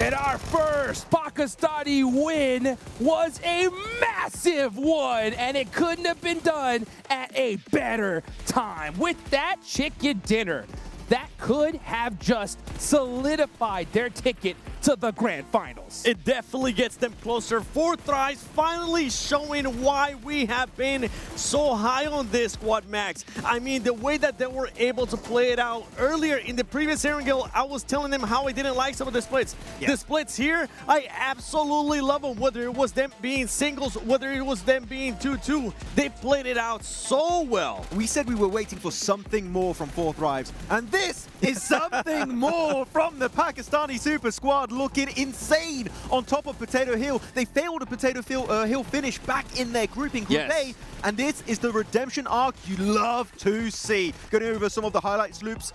Good try sitting onto the Harry Potter Tower core, though. Successful defense. But look at the setup at the end of that play, man. It was just a thing of absolute beauty. And I think we just have to rewind it. When we saw maybe one of the craziest plays, not by just one squad. I think it was maybe like 5 squads. Who was it again, Max? It was you remember who was fighting who? It was too many. We had R8 with Ida, with Loops, and actually with Foot. Then it was going to be Al-Ula, then Bor, and then Fourth Thrives, all fighting on the western side of bloody Potato Hill. But for Fourth Thrives to just have that awareness to actually go for the third party, this is something that we didn't see out of them in groups. They were just being too passive. You're looking at the stats here. It wasn't just Falak. It wasn't just Huzaifa. It was the whole squad putting up good numbers. IQ with 4, the IGL, T24 as well, 5 for Falak, and then Huzaifa with 3. I mean, especially what's interesting, the damage they've taken is insanely low, meaning every fight they took was so decisive, committed to. And this was our big point of contention, Seven, on the past few games for Thrives, that hesitation. These stats alone show they were not hesitant. They had an idea in mind, and bloody hell, they committed. Absolute zero hesitation, and this is something that you love to see if you are in Thrives too. You love seeing your IGL as the MVP for this kind of match. We're used to seeing Falak, we're used to seeing Rusaifa, sometimes T24 as well in the past. Naki,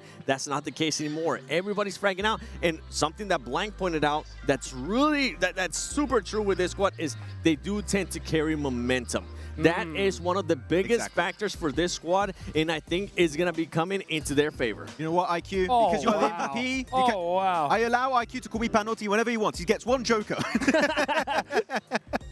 That's what I'm talking about. Look at that. Top 4 players, such even across the board. That is how you get it done. And you know, like I said, they didn't hesitate at all in that, what was it, like 4, 5, 6 party play. But one thing I loved is that once it was all done, they ejected from it like perfectly. That was awesome. I would say this is as close to a perfect game you can really get in that scenario that was thrown the way of Thrives. And actually, perfect timing here. We're going to check out exactly how they rotated throughout the entirety of this one. Western Bridge, typical drop location for the Pakistani team. And here, they go for this interesting spread, Seven, that we were discussing here, where they have the area next to the cliffside, and they send players over the mountain, and especially one off-angle player down in the ditches in Pachinki Fields. Yeah, and right here, they ended up having some single splits. I was actually fine with it because they already had players in the past that had it scouted and were giving intel to those other players coming up. And then you can see them just going up towards the north, taking that potato hill. And the scouting, it's honestly what won this game for this squad. The scouting and the awareness to know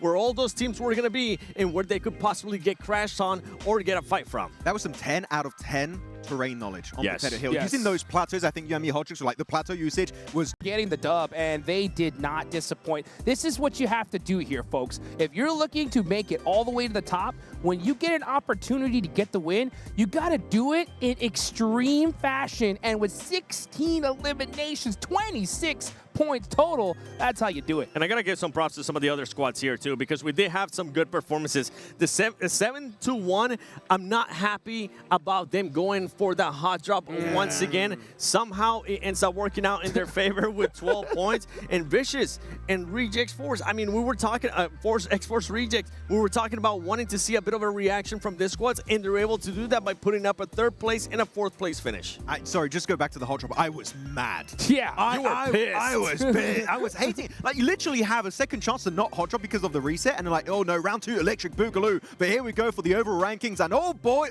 that's good to see the Pakistani flag over in 2nd place. Woo! I mean, they're up there in a major way, guys, because look at the difference, right? That 4th place is that cutoff with only 28 points. Prior to this game, Wolves were in 4th place, right? They put up 0 points in this game, and now they've been regulated all the way down to 6 here, 7. And keep in mind, too, Boar, I mean, in 8th place with 14 points, away from top 4 with 14 points. You have to make sure you continue to have good performance here, Boar. If not, after next match, it might be just all said and done for you. Exactly. Though, first time also, we do see Wolves getting pushed out of the top 4, so that's going to get a little bit tricky for the North American team to make it work out. And we did see also a little bit of a jump up from Vicious, which actually had the Harry Potter Tower, held off loops, and Koa was just saving the day for that roster. So really good to see some presence on Erangel, because keep in mind, yesterday for them, they only got that big game on Rondo and then just disappeared on the grassy pastures. Oh man, I mean, this isn't over yet, guys. We are now officially at that halfway point, but it's getting pretty scary here, because I think those slots that are available are starting to dwindle down majorly. I mean, if you look at that 28-point cutoff, I mean, these teams at the 2nd page here, I mean, it's really time to get a chicken dinner right here, right now in this next match. They really are. You got to look at Ida. You got to look at Voin, T2K. I mean, Reject, even with the good performance there, they're still in 14th place. It's not going to be good enough. You also got Nigma, which continues to just get into interesting situations that I'm just honestly not happy with. Nigma Galaxy, what is that one placement play I'm checking right now? 13 eliminations. Elimination-wise, they're looking really good, but you're not going to qualify off of eliminations alone, right? We're not going to pull an IHC in this kind of a lobby. One placement point. I need to see just more late-game finishes, them surviving as more than just a duo or sometimes even a solo at the end of these games. I thought about it. What was the difference for Thrives today in comparison to the group day? and I think I know what it is. What is it? What is it? IQ did his hair. Oh, okay. Hair buff. He actually The told hair me. buff. Okay, to be fair, he actually told me at the beginning of the day. He's like, I was like, actually, you did your hair this time. He's like, yeah, it was actually a good luck charm. He literally said it word That's for word. crazy. Hey, imagine he dyes it red, like OG top, or the buff would be insane. If he wins it, you know what? We gotta go convince him. Green. So. Hey, there you go. Ooh. Pakistani flag. Hey, yo. Hey. Now you're cooking. That's our show. You got to do something at this point. You got to pull out all the stops here because, man, I mean, with 4 positions, right? I mean, that's the end of the day. That's what it's all about. You know, we were talking about, the group stages earlier. We were looking at bottom 2. Now we're just looking straight up at that first page. When it comes to this last Erangel match, obviously teams got to perform. On that second page, though, we do have 2 Miramars coming down the line, right? Do you have any hope for a squad that you think is going to be able to turn things around there at the last second? I do. Foot Esport, I think, had a really good third party on Potato Hill. The main issue is you had a third party on the third party and then a third party after that one. So it was a great idea for them, but then you have 5, 6 teams converging in like a small radius on the same circle. So of course that's not going to work out. So good idea, but unfortunately a lot of teams had the exact same idea at that moment. Wait, but if I understand it right, you think that Foot can actually come back? Yes. And be in top 4? Yes. Max, I just want to remind you, Foot is currently in 16th place with 7 points. S2G, they're from Turkey. Don't worry, Miramar's coming up, I believe. All right, guys. Well, make sure you guys are ready, locked and loaded to go. Get your drinks, get your popcorn, because we're going to be right back real soon, right after this short break.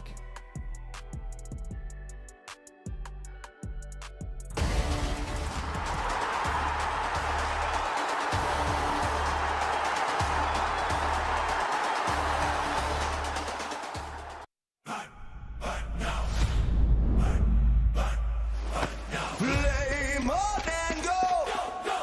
Feel the heat from head to toe. A billion drops begin to glow. Play more than go. The soul is in our control. From the draw to the last one standing show. A no-name kid in a high-risk drop, a street food vendor with a victory dream. A midnight warrior looting in the dark. The fuel is passion pushing through the blue. We scan the path at the edge of the gas. A million stories in a single squad. No real blood, just a drive to our last. The skill, the nerve to earn the final gas. Fire in my mind. Running through the sky.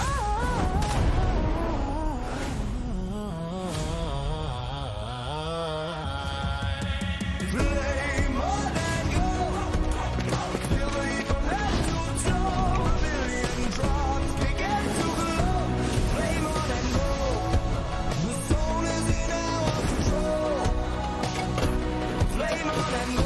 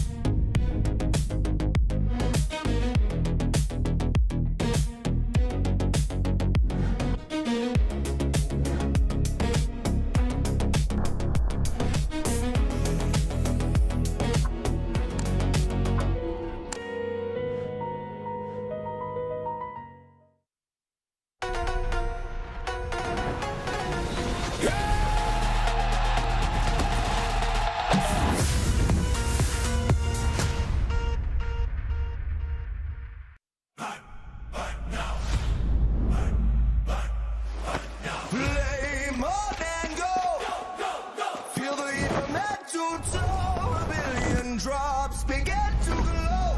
Flame on and go. The soul is in our control. From the draw to the last one standing show. A no-name kid in a high-risk drop, a street food vendor with a victory dream. A midnight warrior looting in the dark. The fuel is passion pushing through the blue. We scan the path at the edge of the gas. A million stories in a single squad. No royal blood, just a drive to our last. The skill, the nerve to on the final gas. Fire in my mind, running through the sky.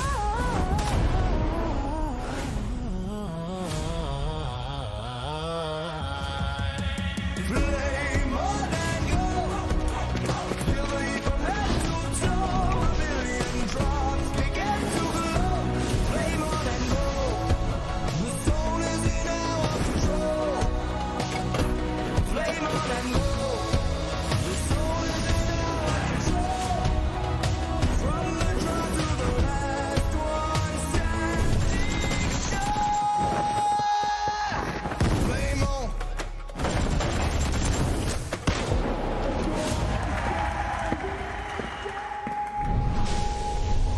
Flame on.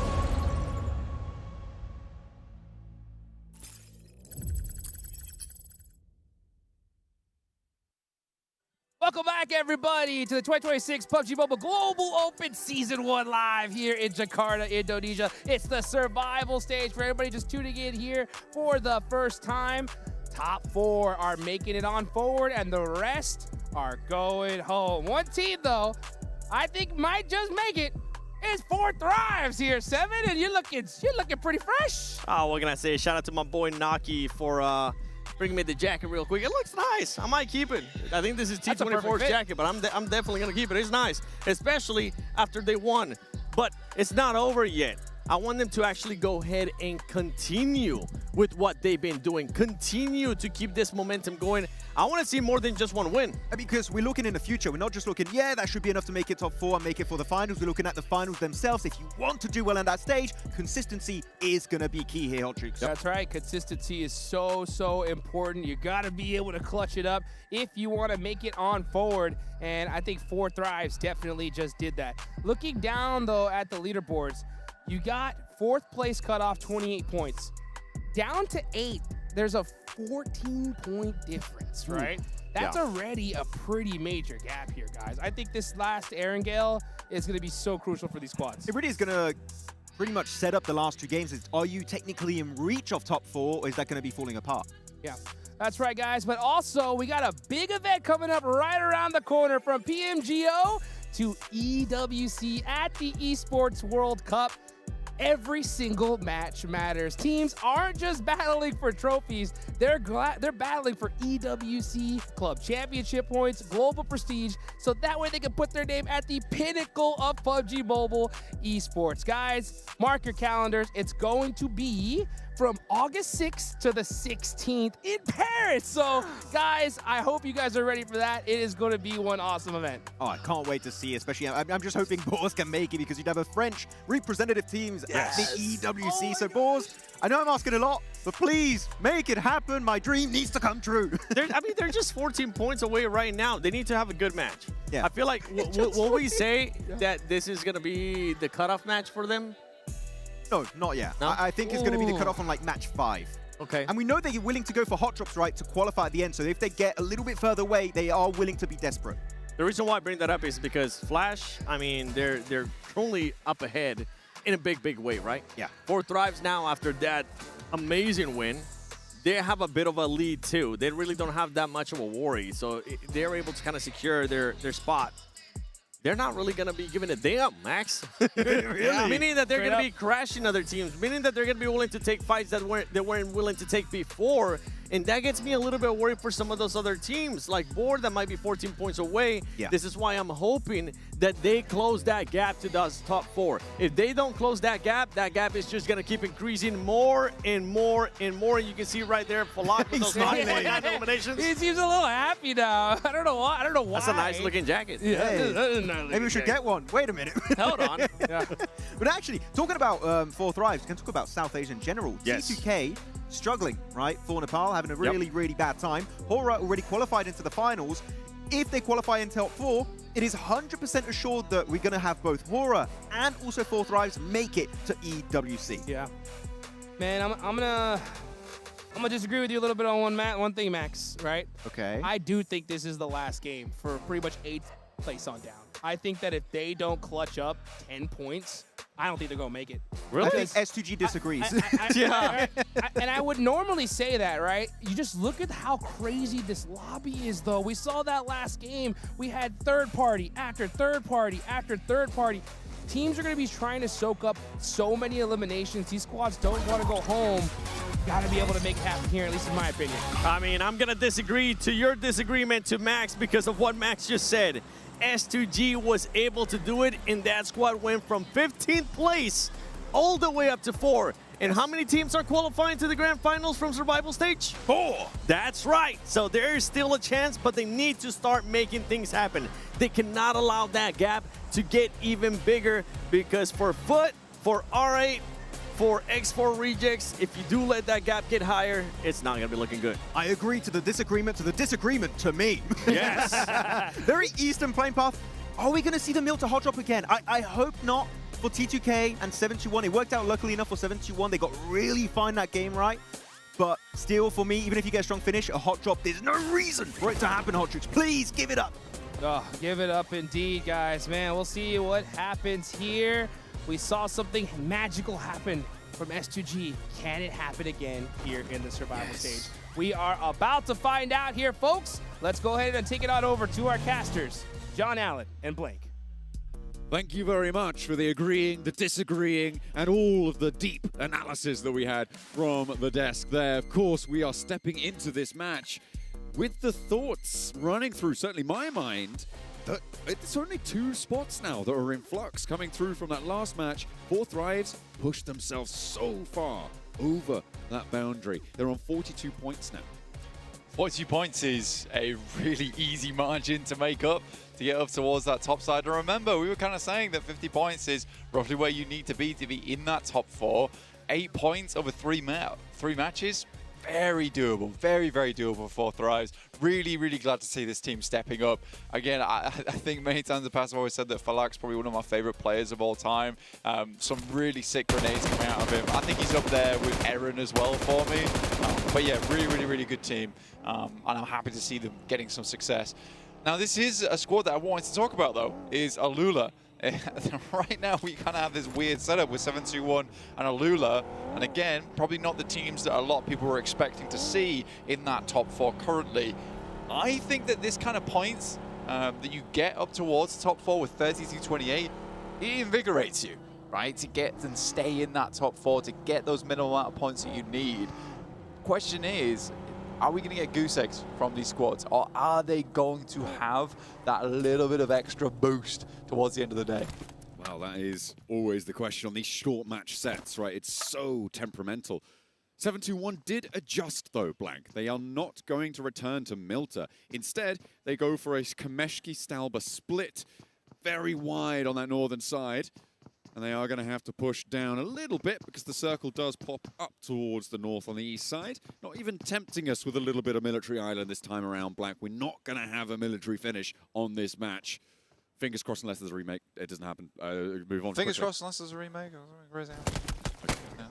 We've done it. That's the little fingers crossed ritual. Okay. Revenge, maybe. RJC should have kept their fingers crossed when they took down one of the teammates of Alula. Immediately, Shiva will fall, and yeah, there's no real way to get back from that one. So just nice and clean for Alula to equalize, but still having lost a player. Not a good start. Well, again, for Alula here, every single point is one step closer, right? These guys have been in the back rooms from when they played last time on day 1. It was a struggle to get up. They've been lost in the mazes, but finally they're starting to see the way out here. And every single point is just going to make you feel so much more comfortable every single time. For some of these other teams, they know they need big matches. They know they need big games. And potentially for squads like Nigma Galaxy, R8, Boars, which is just a little bit too much for them to potentially grab now. You look at GOAT as well, Ida, 13, and then 14s across the board. You need a big match. You basically need a big match, and that's just to start contesting with the top spots. it's really, really tough. I mean, with Flash and 4 Thrives, as you say, just jumping up so far. So, teams looking to put the best foot forward here, necessary to do so.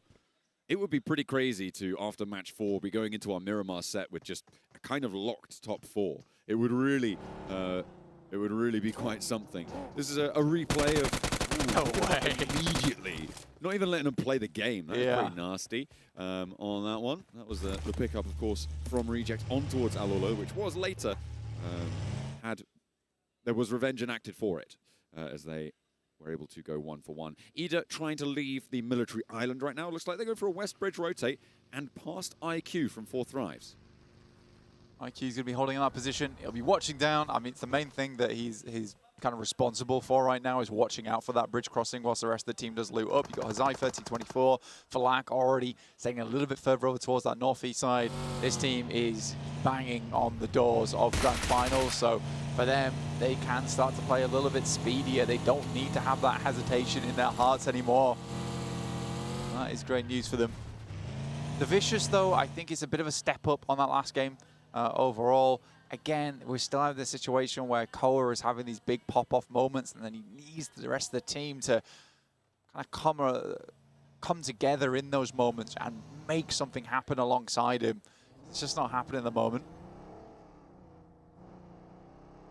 It's an interesting set of adjustments that we made today. I mean, obviously, most notably Team Flash into the first 2 matches. And it looks like they're going to continue to burn away, and it's going to be Vicious who bear the brunt of that pressure from Zeus. Is that a solo position for Zeus as well? Yeah, he's on his own there. So for Team Vicious, that is not a good way to try and make your bid towards the top 4, especially giving a point to Team Flash, who are now at 50 points on the nose, and just there's no way that they don't make it. We're kind of crossing them off the list at this point, right? We don't even need to think or talk or imagine what they could do anymore. I do want to talk about Enigma Galaxy again, because they did this last match. What is this actually? What is this? They've sent 2 out from Pachinki. Now you think, okay, that's fine. They're going scouting. They are currently 3 kilometers away. There's 2 in Pachinki. There are 2 to the east of Prison right now, Blank. Yeah. I'm not even really sure what to say about that. I'm slightly speechless. Flabbergasted almost. That is not something you see very often. I think that's a terrific mistake. It's just a bad play. Yeah. Why though? Because returning to one another is very difficult, right? Marrying the 2 halves of these squads back together towards that end game is not really a possibility. I'm so confused by that, dude. Like, it's actually crazy. When the next stage pops, you guys will be able to see at home. Although, to be fair, the 2 in Pachinki currently now in the vehicles. I reckon they might go north of Yasnaya, see what happens, you know? Why not? Oh, check it out. Just check it out. Do the full grand tour of everything. Teams looking to get a little bit more central though. We've got Al-Ula with their 3 players alive. You've also got Wolves, who are in a much more sane 2-2 split in the middle, playing around the loops in the road. T2K struggling to get in against Vicious on the north side of them. Vicious will be able to hold their face. 3 players alive for them, obviously losing 1 to Flash earlier. Yeah, with the help of Koa and Doran, able to get that single elimination, which is great news for them. I do agree with Max. I find that the subbing out of Narvalo a bit weird. I think in a short format like this, you sort of just need to work through your problems, right? You have a sub for days when something has gone terribly wrong with a teammate. Maybe they're unwell. Maybe they break their arm doing something silly. That's why when you have a sub for a 2-day format. But other than that, you want to keep the synergy alive. So to me, it feels odd. Something's off. Yeah, I'm unsure. I don't know if you guys saw that as well on the map feed just then. The Enigma Galaxy A and Enigma Galaxy B teams, both in this lobby, currently playing only as 2. It's unfortunate that they couldn't drop in as 4 players each, you know. But you know, if they're going to play as 2 teams, you can't be earning points for yourself. So we had to limit them somehow. Swift pick up there for Boars. To bring their players back in tow. They are a little bit split as well, but they are doing so with a little bit more reasonableness, I think it's safe to say. Leaving two of their players just entering the circle on the northwest side as they scout out a path forwards. Dangerous on the back of the buggy, though. I just don't know where you've got to win with some ridiculous shots at distance. Rob's going down is terrible news for the Boars, considering this guy is currently the 17 elim mark for them from both their initial group and this stage. He has been putting in a significant amount of work for the team. If he goes down, I think the chances for Boars gets really, really quite bad. May well do, but the Wolves are starting to take a tumble as well. Foot not doing the best. They've already opened up for one, though, and Zedwolf will want to get back to his feet. Kine holding the mount. The Wolves are looking to try and turn this one around. Swanick, good for one. Turns his attention the second. Kine falls. It is a 1-for-1 trade there, and the Wolves have two to play with. Foot playing only with the one, but Elementrix fumbles on the spray down, and Swain immediate with the flush. A 1 versus 1. Swain around the corner. Can't stop his teammate from going down, but will stop his team from falling out. I mean, it's mutual destruction for both squads. Foot and Wolves, both favorites in this one, struggling. For Wolves in 5th place, they're right at that boundary to get in towards the 4th position. And here, losing every single one of their players is really bad news. You're going to have this massive turnout performance over on Miramars, just like S2G did on day 1. They have a chance to get in, but the Vicious will clean out those final 2 players from Foot and actually open up a huge space down towards the southwest side of the map. The rest of Boars were able to regroup on a very central position, but there's not a lot there, John. There really isn't a lot there for them to play. Gonna have to try and survive this one out, try and outlast the shrink of the next circle, see where it takes them. I'm looking at 7-2-1 as well, who are, again, looking to defend that 3rd place spot. They're playing on the mansion area, playing in some of the compounds there. Really nice split that they have, but might struggle to defend the north flank of that compound against Boyne Chaikari as Loops defend the staircase, apparently. He's taking shots up the stairs. Back and forth with T2K over on the east side of the mansion area. Diego is down already. Loops playing against 2 downstairs right now. Maybe need to be a little bit more fearless with it as the circle shifts up towards the northeast side. Diego, very much resible unless that nade finds him. No, it doesn't. And now there's a really, really big engagement going on in the middle of the map. Boars were able to just quickly slip on through past the guys from 7-2-1 to the top portion of Mansion. Now looking to hold this out versus Ida. It's a really important part of the lobby to take a look at, but we're on board with Loops for the time being, just slowly clearing these buildings.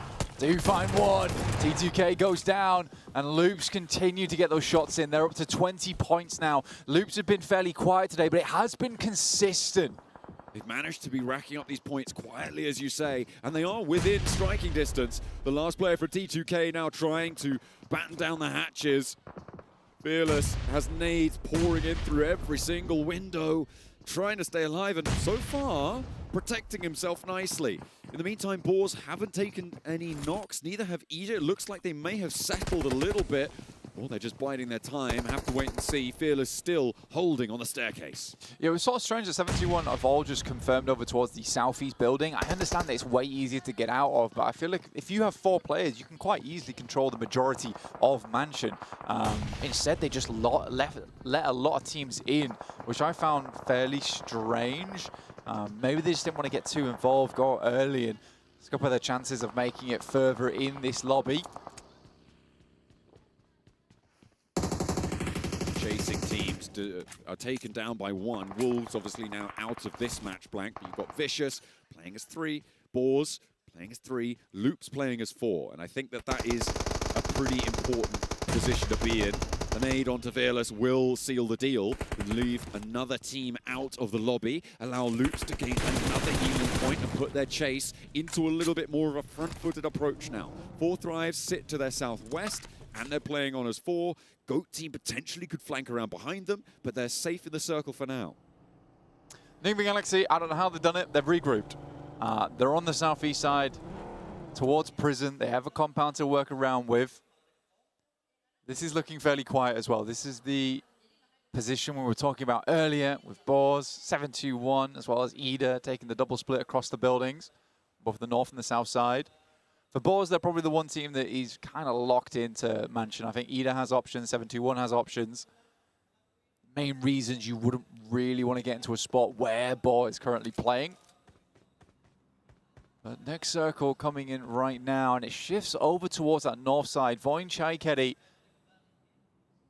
to grab themselves a strong position on this north side, try and hold it, but it has been those team fights where they have been lacking. Just looking at Team Flash's position, Blank, and thinking they've got this Heaven compound completely locked down. They have a route out towards the north side as well, with everyone approaching for the south. I feel like this is going to be a great game for Team Flash. Definitely could be. I mean, getting off this top side is a big deal, but Alula moving in on Ida. This is only a two-man on side, and Emre's immediately shut down. Swain's going to pull the pin. They know they have to move upstairs. Alula get forced back. There's a nade down there as well. Yasser will get flushed, as will the other player, and Alula's chances slipping through their fingers. Ooh, Swain doesn't quite make the last jump there, and now Forgot to press the screen as one player alive, trying to defend their 4th place spot against Vicious and against Loops, as well as all the teams beneath them. A hard north shift, and you've just pointed out something on the screen, Blank. They don't need to stay together, but they do need to be in the middle of the circle. I'm pretty sure they've invented teleportation. Somehow, Nigma Galaxy have not only made the wildest split of all time work, they are now in the center of the circle, playing on the ridge side. It is unfathomable how they've managed to do this. I don't understand it. I'm on board with it, though. Sit me down, talk me through it. Ralph with the Quantum IGLing coming in right now. It's real mysterious right now. If you look at it too much, it starts to get all wobbly. But yeah, it's going to work out for them this time around. We'll see how far they can go into this match. They haven't yet chimed in with an elimination, as much as they would love to have done. And on 14 points, again, they are a team that is within striking distance. 4th Rise, unfortunately, taking a knock there and taking the flush as well, leaving them on 3. On the south side, there are a lot of teams. Yeah. There are a lot of teams trying to push in that direction. Yeah, I mean, that first checkpoint has always been Mansion, and Mansion's pretty full right now. You know, this is feeling less like a Mansion and more like a house share. It's not great. For 4th Rise, on the other hand, we do need to state that although they have been looking sublime so far, they are not safe yet. 42 points is under the margin of 4th place, if we were to take past statistics into account. And we've seen before, even Wolves on their day, you know, they had these really, really low count games, and that caused big problems for them at the end of it. 4th Rise a little bit further this time, but the bar has been raised up to 4th place. Another knock over towards RJC. Only one player now in action. You're talking about 4th Rise, and I mean, we spoke about it being a momentum-based team. The desk has spoken them, feeling like they are a momentum-based team. They're coming off strong from a big game. If they stumble now, I think that's going to be a massive blow to the mental. It's a killer. Stops you dead in your tracks a lot of times. So I think for 4th Rise, we've got to try and figure out how they want to make this approach. Coming in with 3 players, so your team fighting ability is severely diminished here as well. Black's going to head over towards that northeast side, start scouting over towards Loops, and the circle moves north, which cuts out 7-2-1, cuts out Alula. It's on Team Flash as well. You saw their Team Flash characteristics spread around the edge of the circle there. But they're going to, I imagine, rotate up towards the north. Top Z has been scouting this for quite a while, playing on this north side, potentially put more pressure on towards R8. There is a real inroad for them there. And have to fight against Goat Team on the northern side, but leave everyone else on the south to party on their own. They don't need to get stuck in. They don't need big Elim games. Another knock and flush, though, onto Falak from 4th Rise. Their south approach is starting to falter. It's incredibly tough. Good shots from 7-2-1 over towards T24. A lot of shots going over towards that direction, but it is Masku to pick it up. And 7-2-1 are racking up these points in a big way. They have to move too, though. We must remember this. They can't stay there forever, but they do have 4 players alive. With 2 Elims already, they are still chugging on up the leaderboards. Time goes on. Nigma Galaxy, who miraculously sent it into the middle. Okay, Team Flash. I thought they were going to go rotate up north, but no, they want to get stuck in closer to the middle here. They do have a lot of Defilade to be playing around. Nigma Galaxy don't have to put pressure on them, but they are within nade range. And it's this south side that Team Flash can now start to put pressure on towards. Vicious feeling the brunt of it for now. Again from Zeus, spraying down, not quite fully connecting. Goes for another mag. A very rocky area of the map it is where Enigma Galaxy and Flash currently are playing. Easy to avoid one another here. Hazaifa goes down and almost a 0-point game there for 4th Thrives. Just a 1-point gain. But that is 1 point just a little bit closer. Loops able to find some shots over towards the Vicious there as Icy goes down, leaving them just as 2 with 25 points. They are the closest now. But Loops on 4 looking to make a good bid on this game. Got a real chance here. A lot of 4-player rosters behind as well that could jump up towards that 30-point mark realistically, depending on performances. But you're going to really hate to have seen earlier on that Alula got 4 elims and 721 have found 2, and they've got 3 players left. But they're making their move now. And this is the big test, right? This rotation past this glut of teams. They're going to go straight on towards the Vicious. Koa has the hold. Doran's good for the first. They sprayed out for a second. Doran's just able to dismantle it, but no, where did that come from? How did they go up in smoke? I have no idea. It looks like they just found it from the back line. And 721 keep themselves together, and Loops want a piece of this as well. But Law bites off more than he can chew, and Loops need to send in the cavalry.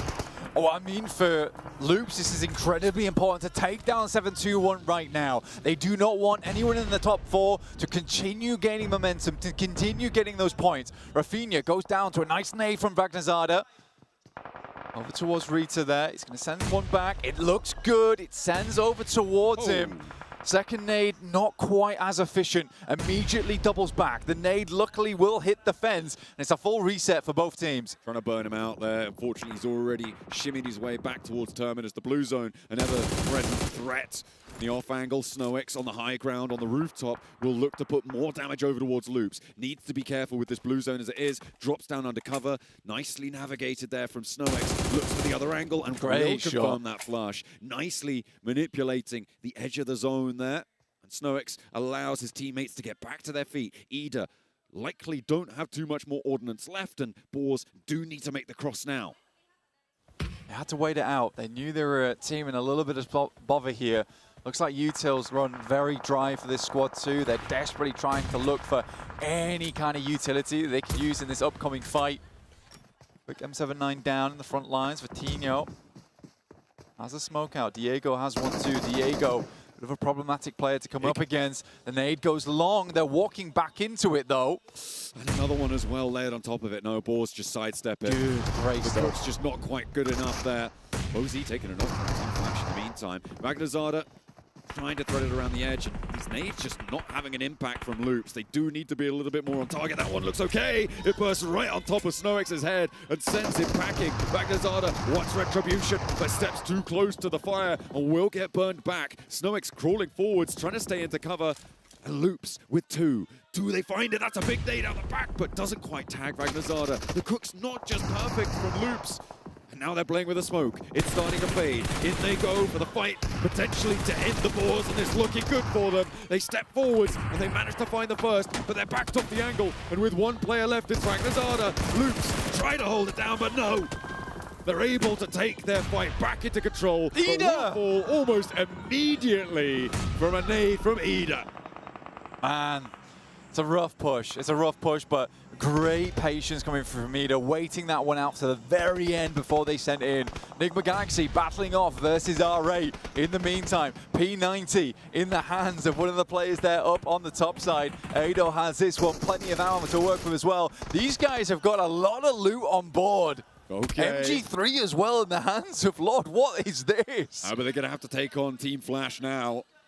And that is a big hurdle to try and cross. With 4 eliminations, Team Flash have 4 players alive. Enigma Galaxy are playing as 3. You can have as many weapons as you want. Generally, 4 sightlines are going to be better than 3 blank. You just need to make sure that they can all be played. And that is the difficulty for Team Flash right now. Because their position is fairly linear, you do need to be careful to go for those spray downs. A team that we haven't really talked about too much, but is in a beautiful position, is Voinchaikery right now. They are in the only compound, slap bang in the middle, and it looks like maybe Goat Team are going to go for a push, or no, they're just going to try and bait out some shots. Yeah, Voinchaikery playing L block here. It's a good spot to play. There is some pretty nifty little positions you can head in there as well. There's the alleyways as well. as the high ground play on the rooftops, play on the doors almost.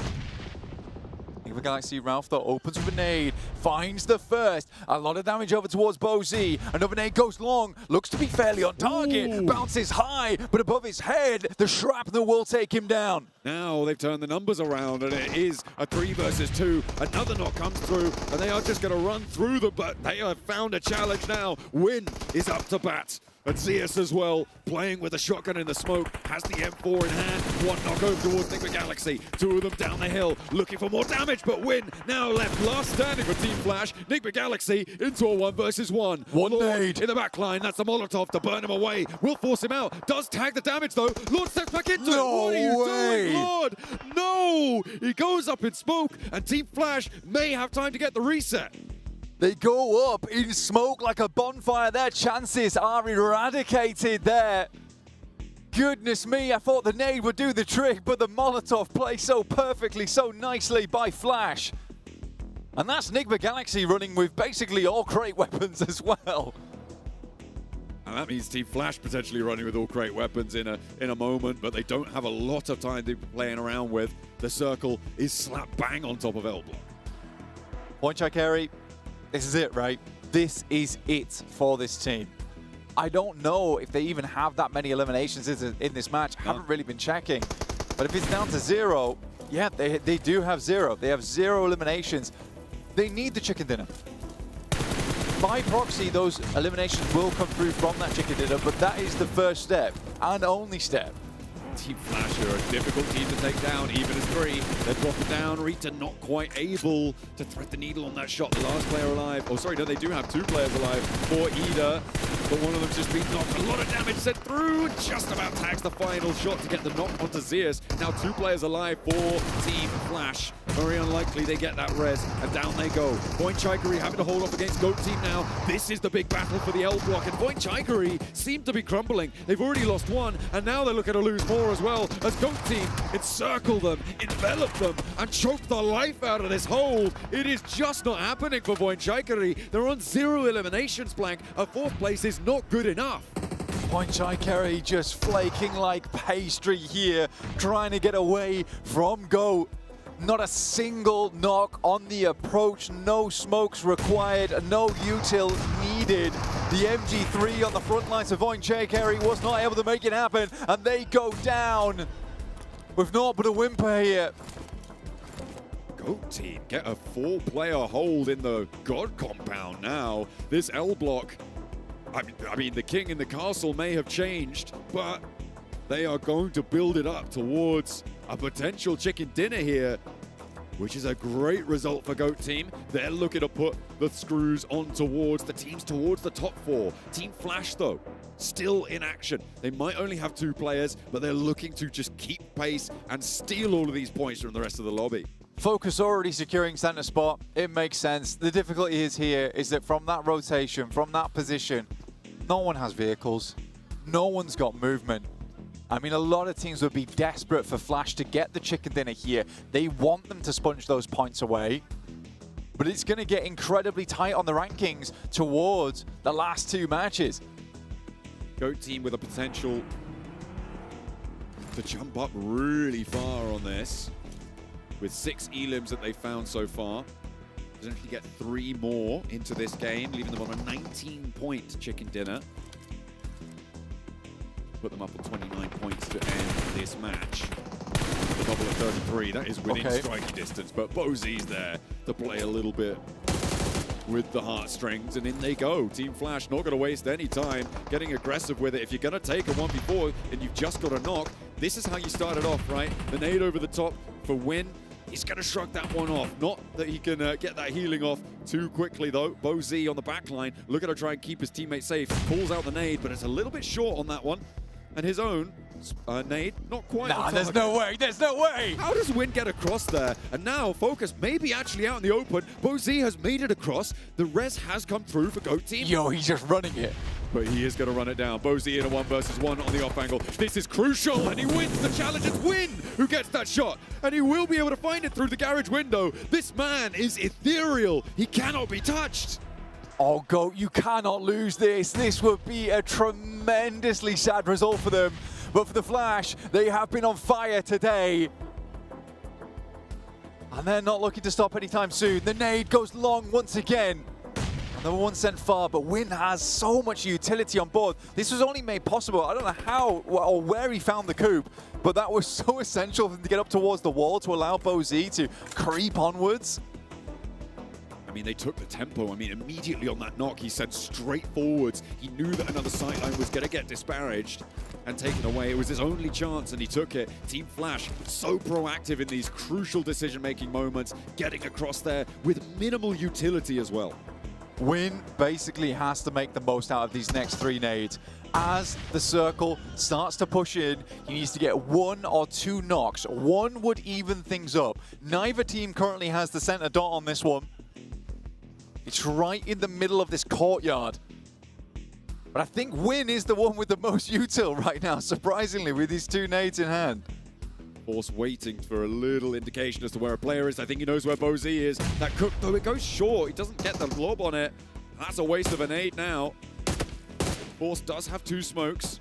Another nade does damage for so Win. close. I think, is it closing inside a building, though, Blank? I think it might just be shutting in, and that's why GOAT team have put so much stock into holding this central building on it. BoZ trying to layer down that sideline. Will look for the shots down the line as well. That alleyway needs to stay under control. He has still got an nade in the back pocket for Win, and there's another nade that they managed to dodge. Last Win nade. steps forwards. It's out the back, actually, Blank. It's going to shrink everybody out of this one. And BoZ still looking to charge forwards, out onto the roof. It's Ayato dropping down. No, not quite. He's a little bit slow with it. Are they ready for him? He's going to still just peek over the top, and they spray 1 down. They spray 2. It's jumping wide. Win's still there, but he's just about going to be going down. They gave us a little bit of a fright, but GOAT team do in the end close it down for a chicken dinner. For GOAT, that's the hardest win of their lives versus a 2-man. Oh my God. Cannot believe how much of a fight Flash was able to put up. If I'm GOAT, I am so stressed right now. I would love to have heart monitor on these players because it would be through the roof in this game. But a difficult one, and it all comes down to these last Miramars. There's been many different teams profiting today, and it really does feel like that last game on Miramar could decide 2 of the spots in the top 4. Quite a few of the chasing teams of the top 4 as well went down fairly early into that match. It does allow for a lot of flux to be seen. But I mean those final moments, right? That was a team unleashed. For Team Flash, they did not have any pressure on them. They were just playing their absolute hearts out. The speed at which they made that crucial decision towards the end, it looked like it could have gone their way, but GOAT denied them that and crucially earned those 10 chicken dinner points, earned those Elim points as well to put them up and towards the conversation for a qualification spot.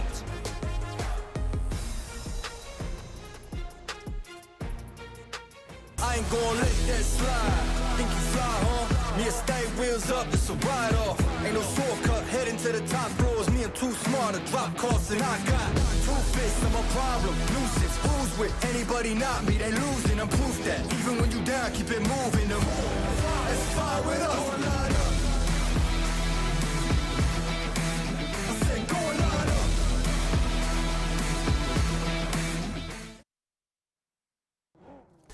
And it's GOAT to finally put a chicken dinner on the board here. They're still going to need a whole bunch more if they want to make it into that top 4, though, here, Matt. A scary win, you know? Yeah. It was a 2v4, but it felt like a 4v4 with how intense it was at the very end. But BoZ and Win almost able to snatch it away from the grasp of the GOAT, even though I guess they don't have hands technically, but still a really good attempt. But GOAT, the crash onto Voin. Yes. Voin, a fumble, and GOAT, that crash alone secures them that win. 100%. The way that they were able to just execute the crash, and as you mentioned, Voin didn't seem ready whatsoever to be able to defend that crash.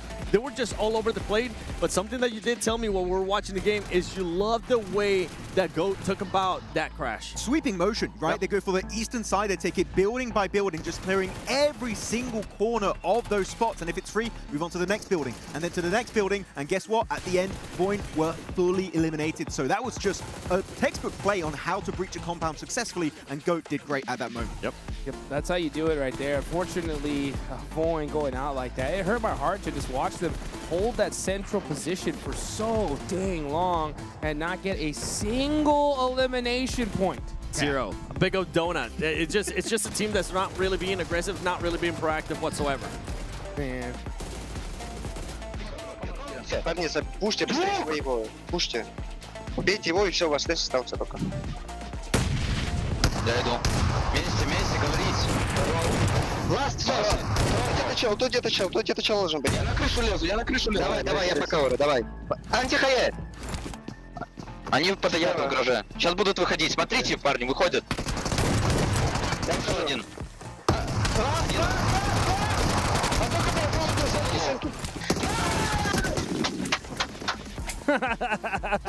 You see him there, he's like, third party, just staring at his feet. He's like, no. Switch to MVP. Let's figure out how can I get that angle. Oh, all the esports like, oh yeah, communication in esports is so intricate, so precise.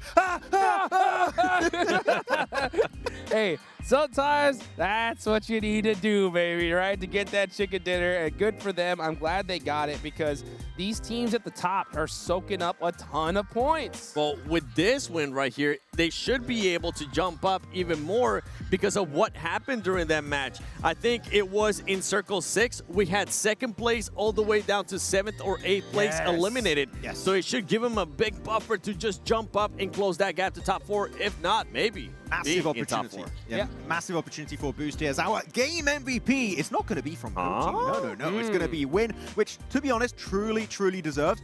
They went for a really good rotation. It's really interesting looking at the playstyle of Flash because sometimes it feels like they're making a mistake going for the wrong position, but they pivot so quickly. I think they were going for Northern Rotate. I was like, please don't go up there. It's not the right entry point. And they go up there, scout it. It's not worth it. Reposition and instead go to the ridgeline right next to Nigma Galaxy. So Flash, the IGLing for me is just absolutely S tier, deserving to be at this global event. It really is. The use of utility too, the timing of this squad, the way that they were able to get that close to go was insane. Now, something that I do want to notate here for top 4 players is we've finally seen some action from Loops, and it's none other than B-Team. We saw them being able to win some fights. They won the fight against T2K.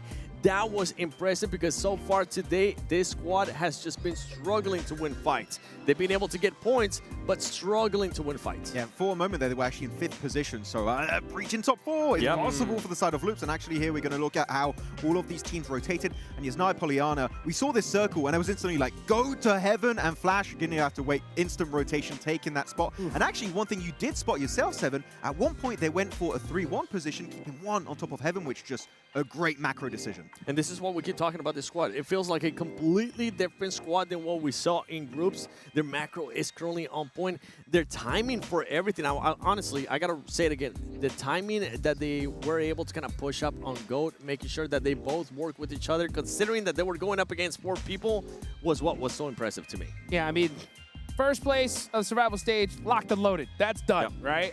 And the fact that, you know, we had that 2nd through 8th place go out early. That means pretty much all the top teams had an opportunity, were out. And I gave a lot of squads an opportunity to put up points. Loops, I was really hopeful there for a hot second, right? Because they had about 7 eliminations. They were still alive, moving. They end up with 9, not a single placement point though, right? So we're gonna have to see some magic happen in Miramar for a lot of teams here. I'm happy with those 9. Honestly, for this squad, I'm happy to see them being able to win fights and win fights without losing players. That's the big factor for them because, as I said, they've been getting points, but just keeping your 4 players alive allows you to maybe get even more points later down the road. Yeah, that was my main issue with Ulf, and the moment they get 4 players on the line until the very end, actually 3 players, right, and they do get himself that win on Miramar, so it is a very important factor going into this. Though looking at the second half of our game rankings, I was a little bit hopeful for Foot, and you know what, you did put me on the spot earlier, you're right, talking about it, Seven, and this 4-pointer, they were already very low on the rankings. I think that potential comeback off Foot, unless they pull it literally in S2G,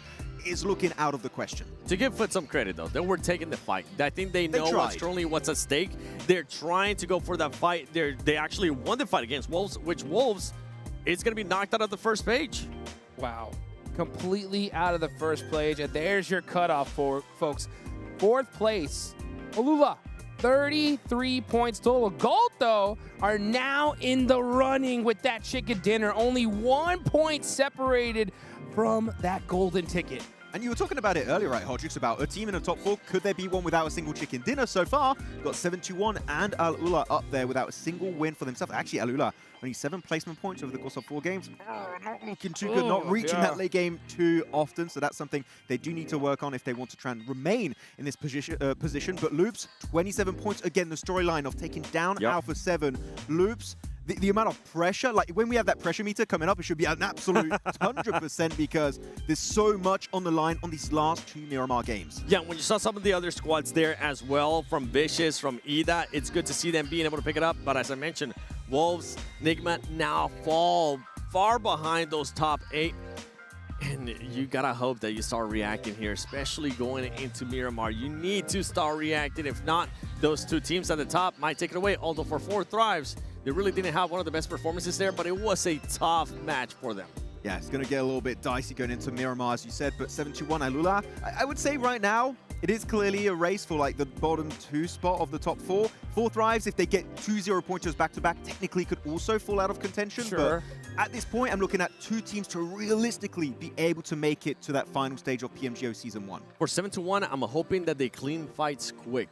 This fight, they were able to take a fight with Vicious, but they ended up getting third party by a Loops. What if you chase down Boar like they did in the group stage, right? There were some weird fights happening in Miramar. And honestly, with what we've seen so far, we saw them hot drop earlier, back to back, even though one of them was a rehost. Anything can happen with this squad. I don't really think they are too worried about it, which is crazy to say. Yeah, they're not scared of early fights, which I feel like to some extent you might want to be, because if you go out early, even if you win the hot drop, you lose a player, you lose 2 players, your chances of a massive game are pretty much hot jukes, just straight up down the drain. That's right. Yeah, doing a little bit of math right here, guys, okay? So we're going into Miramar.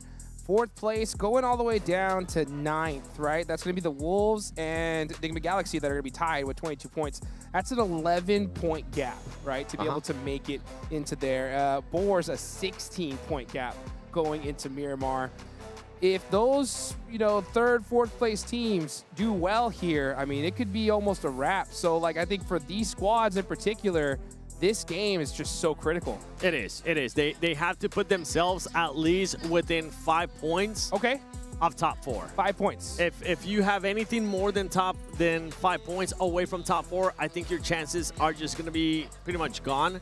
Because now you have some of the other squads that are towards the bottom that they have 0 chance of trying to get to the top 4. And I always love talking about that madness because it does end up coming into play. Teams really just start playing different because they got nothing to lose. Yep. I mean, especially like Boar, right? We looked at them. Hot dropping Pandem back in Hacienda del Patron in the last game on Miramar. Actually, that's the team. You say normally 5 points away, you should be good to go. For Boar, they're 15 points away. I'll be like, hey, it could happen. Really? Wow. I mean, that is crazy because, you're right. I mean, there is that big craziness, and I'm expecting to see it right here, right now. From these teams at the bottom, I want to see them just go straight crazy here. They need that 20-point game to give them a chance to extend their tournament life. And you're talking about teams there towards the bottom going crazy. I'm going to be looking at team there in the top 4. 7-1. No hot drops, no craziness. You don't need to early fight right now, okay? Number 5th place, GOAT is just 4 points away from you. Play it safe. Yeah, just one thing on the last game. We had so many airdrop weapons, P90s, MG3s. You also want to look at the loot trucks here. One team that loves to play with the loot truck is GOAT team. That's right. And they usually drop Puerto Pariso, and that's an instant spawn for loot truck. If they get another one of those airdrop weapons, man, GOAT can maybe make the back-to-back happen. Not only that, the confidence is going to be high. That's right. Well, we definitely saw GOAT put that crate weapon to work, right, from that loot truck in the last game. Let's see if they can make it happen here in this one. We got an Eastern play path. Let's take it on over to our casters for some desert action. Oh, it's do or die in the dry, dry desert sun. These teams are going to be parched and ready to slurp up any points that head their way. An Eastern Plain path does make things a little bit dicey, though. I think, what have you spotted there, Blank? Well, I mean, RA's dropping Hacienda, right? But that's where Boars would have liked to have dropped. And I think that any other world, Boars might have gone for the instant hot drop. But I think they're worried. They're extremely worried. There is no second chances here. Nigma Galaxy Lord will be starting things off with First Blood over towards Ida right at the start of the game. Luckily, circles over towards that eastern side for teams like Foot. What? Uh-oh. He didn't want to see it. Over on the desk, I hear the exclamations. 721 embroiled in an early game engagement. This north side, Blank, is really just jam-packed full of teams. This East Plane path has given everybody, it seems, too much to think about. Yeah, absolutely. Well, again, for 721, talked about earlier, these are teams that are very capable of putting up very minimal points, both them and Alula. And I think that, again, they are very close, but it's getting into these early engagements is just not a good idea. There's very big possibility here with Truck Stop being open. El Azahar was very, very exposed. Foot's basically the only team that kind of dropped in this area of the map, and the plane path was directly over it. It definitely allowed them to get down nice and early. GOAT team in Puerto Paraiso as well, as Max was highlighting. Getting that loot truck on as well. See what they are able to snag from that. Ooh, okay. Was that a double line up there on the spray down? Swain doing a lot of damage to Enigma Galaxy. After losing one of their players, this is not how Enigma Galaxy wanted to start their penultimate match and potentially end it if they're not careful. Well, for Enigma Galaxy, completely split off from their teammates. Emre waiting and ready. They know they have to go for this one, but there's a lot of bullets going to be going their way. Ado is sent away from this one. Ida's going to be guarding the flushes. Lord up top of the hill, and for Enigma Galaxy, this is really, really tough stuff for them. That's that 2-2 split that should have been punished in the last game, Blank. They've lost two of their players this time around. Lord does have the LMG on side, though, and that could be trouble for Emre. Neither team has had a lot of time to loot. They got stuck in pretty quickly. Now just looking to finish off these flushes. Enigma Galaxy desperately looking to try and keep this one nice and safe. There is more hot drop action. I think is that Boars and T2K in our picture-in-picture as well, close to one another, but I think they're extricating. Lord now stepping up, has got the level 2 helmet, which very much might help him indeed, but not to a gut shot from the auto shotty. And that's going to leave Enigma Galaxy down and out. Oh, they go down fully. That is nasty business. And Ida pick up 4 elims. Ida with 4 elims off the back of that. Enigma Galaxy out is really, really going to cause big tension. And I mean, I respect the shots going off there. Trying to test them in the early game, trying to pick up those points, and they suffer because of it. But yeah, for Enigma Galaxy now, they need a chicken dinner on the last match of the day if they want to have a chance in. I'd say anyone underneath 25 points, you need a chicken dinner on the last game, and it has to be a pretty big one. Right now, if you're under 8th place, this game is your foundation to get into top 4. Last game is where you have to pull out the big guns, and I just think it's so tough. It's so tough to do.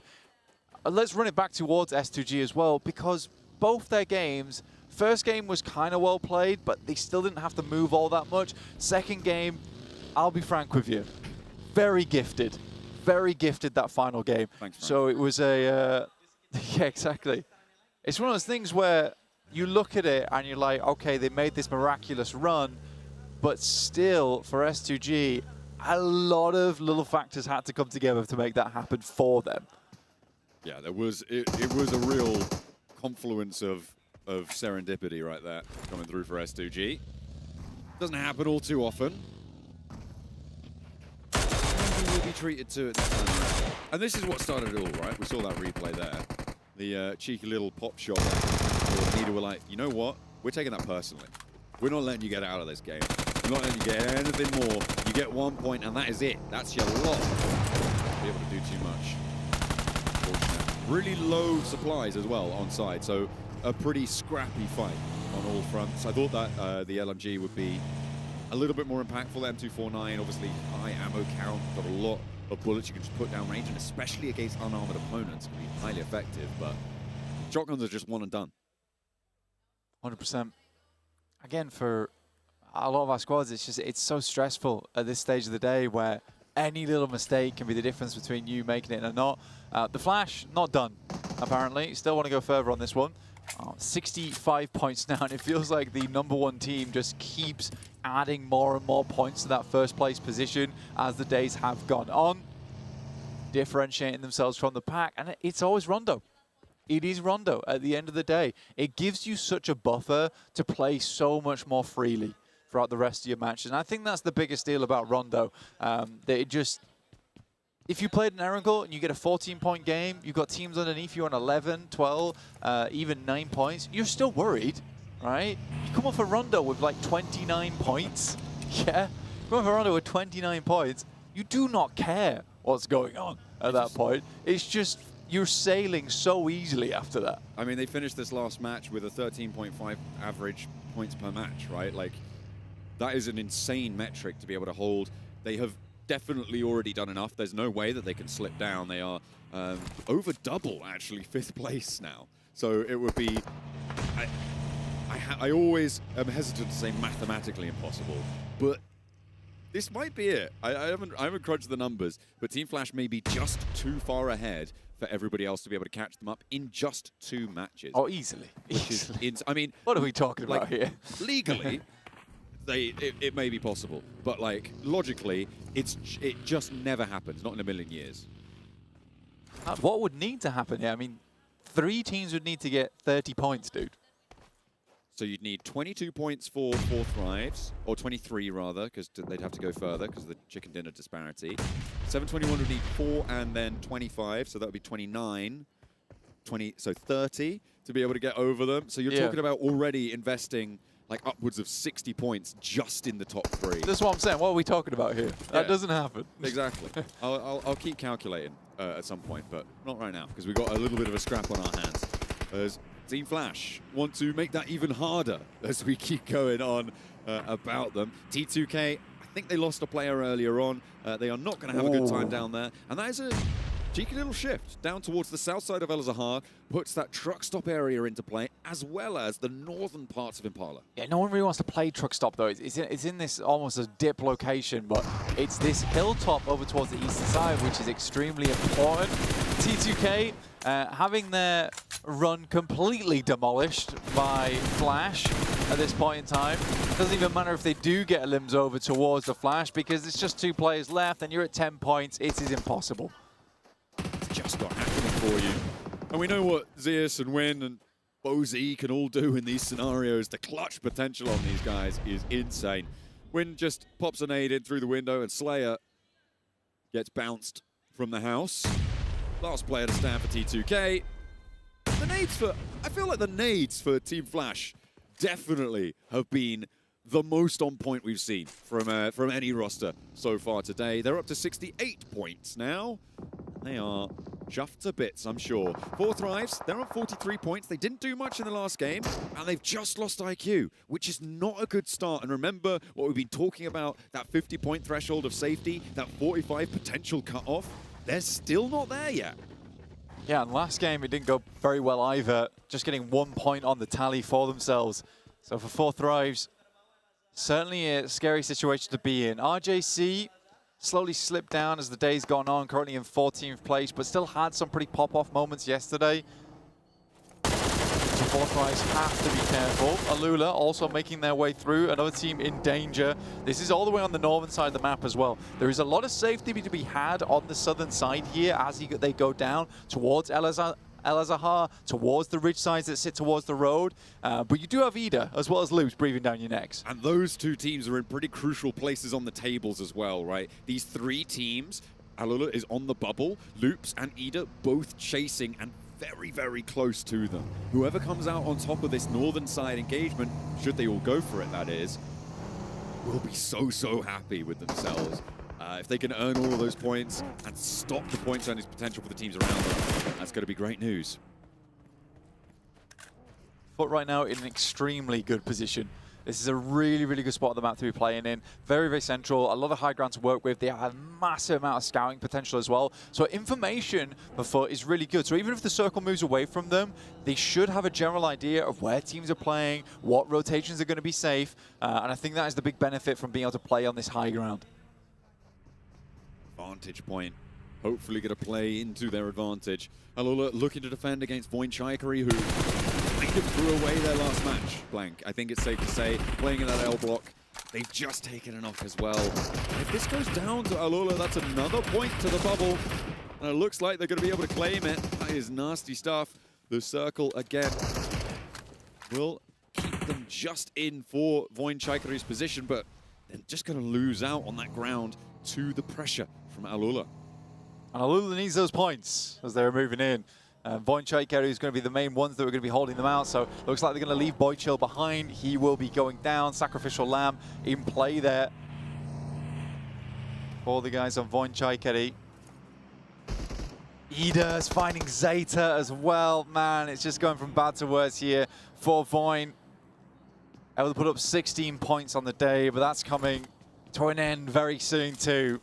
I think if you're on 2 players at this point, I think the run's dead, sadly. Well be. May well be indeed. It's just there's no pace, especially from their position on the south of El Azahar. Where do you go from there? It's just vertical ascension or going straight into a valley that is going to be surrounded by other teams. There's no way that 2 players make it, barring the circle literally finishing on top of them. Yeah. It's just not going to happen for them. In the meantime, everybody else is trying to get their foothold into the circle. Oh. Remember that Team Flash lost a player earlier on. The Boars definitely don't want to meet that same fate. They currently have 4 players, but uncharacteristic, Zeus does miss the spray onto SnowX. Taking a lot of bullets, Zeus does go down, and Boar's able to hold on here. Really, really big deal for them. I think that right now, Flash is just going around trying to take down teams that they see as a threat to them. And I think Boars, you know, as badly as they might have done here in this survival stage, they're still a really strong team that you can take out early. Well, they are giving it a good fight. Zeus going down is a heavy blow towards Team Flash. Remember, they lost one earlier on as well. SnowX pops the sniper shot. Extends that bayonet, bears his fangs, and the tusks plant it deep into the side of Zeus. 2 players now remaining for Team Flash, one of them fairly low, bleeding out, and Boars might just try and cut the head off the Hydra here. It's 3 points. They need those points. And they have a general idea of where these players they're going. They know they're fleeing off in the distance. Why wouldn't you take shots? Why wouldn't you chase this team down? They're going to have free reign over towards the south side of the map as well if they can clear them out. Just need to hit the shots and win stumbles. The vehicle taking so much damage as well, but they get to a little bit of cover. Is that in the circle? Not quite, but it may just be enough to slingshot them around and maybe give a vantage point. Remember, not to count out a 2-player Team Flash, though. And they have got still a lot of firepower as we hop on over to another engagement here. The Wolves, again, a team that looked like they were in contention. They've taken a knock. R8 as well, trying to leave the bottom of the tables, but they've lost another player. Metrix just about dodging enough damage to stay alive, but they need this res and they need it fast. Metrix does go down to Amori on a nice little side swipe here. Does find it. Molotov in hand now, looking to burn out the ground underneath them. Wolves sending more nades. It looked like that one kind of ricocheted, but just the trick of the camera there with Marth charging one of his own. Amori down. That was a spot by Slonik on the off angle, who now moves in to regroup with the forward 2 from his roster. 2 players alive for R8. Full stims coming through, the adrenaline shot on for Marth. Dodges out of the way of the fire as it burns the side of his vehicle. Amori flushed away. Marth and SK Ton now trying to hold the angle, or maybe even just get away from it. Marth left alone here. Batten charges up the hillside, does tag on the damage, looks for more as well. The shotgun around the edge not quite good enough. He does find one though, and Necessary does go down, but it's a trade, 1 for 1. And the flash is almost immediate. SK Ton with a nade cooking, wants to find the players pushing around those vehicles. But Slonik on the off angle, finds the nade, blasts it behind his neck, and that is going to see to it that R8 go down once more. R8, they're done. 11 points, no way they're going to make a comeback in that last game.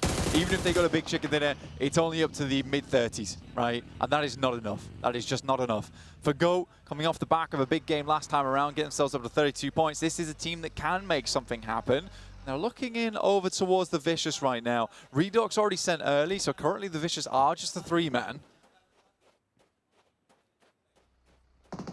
They have got that regroup coming in through though. Redox now moving back down south, bringing themselves to a bolstered 4, a full roster. The 2 from Team Flash did manage to get central, but Blank, Foot, who have been in this area for a long, long time, look to keep control over the storage crates here and win. Needs a crossing to get that rescue, and he's just about managed to find it. No, okay, just through out of nowhere, Foot is able to thread the needle and Team Flash go down. That's going to open up a little bit more area in the middle, but Foot still have it under control. Yeah, trying to play those crates, I mean, it's the best you can do there, but that position a little bit further towards that northern side is better overall. Foot's hoping that the northeast side gets cut out because a lot of that high ground actually does look down upon them at this point in time, which is a little bit frightening. 7-2-1, we're hiding once again. That's what we're going to go for. I think it's a fair enough strategy at this point in time. I think it makes sense. You try and play this early game a little bit safer. And by doing that, you could try and confirm some more of these points, but they are just down to 2 now, which is a rough position to be in. Goat and Boars starting to clash. Good nades over the top coming through from Goat. Chunking some damage at least, so they instantly try and go for a lineup here. Robs goes down first. Snowix has a big off angle here, but the Goat team not really giving him too much to go off of. The nade there potentially pushing them further back, but Rob's already in a res position. Snowix goes low. Now they can start to move forwards without fear of getting spotted by that sideline, and immediately Ragnarzada falls. Boars are getting churned up here. The dirt beneath their feet is just flying as the bullets will find their way through the bodies, through the brains of the Boars. One player now stands, and it's only Snowix who has to commiserate himself moving forwards, and it may just be the end of their run. The Vicious want to try and backfill on this one, but the attention can be turned because they've already handled the Boars. For Boars, they just gift over Goat some really good points. The Vicious just step up to the plate as well, and Goat is happy to chow down here at the elimination buffet. Another 4 points, thank you very much. Adding more to the tally. They're up to 5 now. Blank, they've pushed past Alula, putting them back on the bubble. Loops are down in the meantime, and Vicious have fallen as well. Goat team with a big chicken dinner in the last one. Now look to put the eliminations on the board this time around. They really have a good chance to make this happen. Wolves playing up on high, trying to find as many players as they can. Boars with their singular player, heads down towards the south side. For Boars right now, basically anything less than 6 points is just not good enough. You need to get yourself towards 24 and then have a huge chicken dinner on the last game. But even that is feeling unlikely at this point in time. It depends, right, on what 7-2-1 can do, but the bubble at the moment sits at 37 points. You need to be within reaching distance of that. At a bare minimum. That's assuming that the bubble doesn't move beyond that. It's real tough going now. But for Wolves, they're kind of in that running. For 721, who, of course, have dropped down now out of the top 4 thanks to Goat, they're going to be within that striking distance in the final map. Everybody from that front page will be in with a chance, as well as maybe the Vicious. They might be able to sneak on through there. Yeah, I would say for Nigma Galaxy, the Vicious, and upwards, that's where the cutoff lies. It requires a really big game to make it happen, which is why I say Boars need 6 points, because I think anything under like 24, I think 23 is even a stretch for Nigma Galaxy, but for anything under 24, it is so difficult. So we might just be counting Boars out at the end of this game, honestly, which is such a shame. They're a very good squad, but they didn't play up to par here, which is undoubtable. I want to take a look over on... Ooh, okay, hang on a minute. Wolves do take a knock from 7-2-1.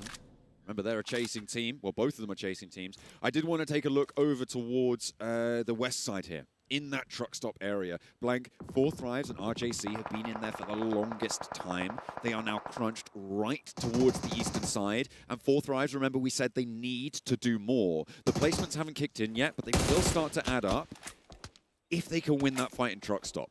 They will get a placement point for finishing at 8th minimum. They will get those 4 elim points as well against RJC. That would be enough in my book to see them safe. Yeah, for 4 Thrives, they just need to live this out. It's been very much a slow last few games here for a lot of the top 4 that made their presence known in the first 3 matches. Foot finds a shot over towards 7-2-1. That's one of the 2 final players. Masku does go down. 7-2-1 left just as 1 now. On that north side as well, a little bit cut out by Wolves. But making Wolves' presence a little bit more diminished there. Next circle comes on through. Snowix has been spotted by the rest of the Goat team as well. It goes very central on this one. It goes very central. It helps out Point Chaikari, but we've seen what they can do in central position before. It's not been pretty.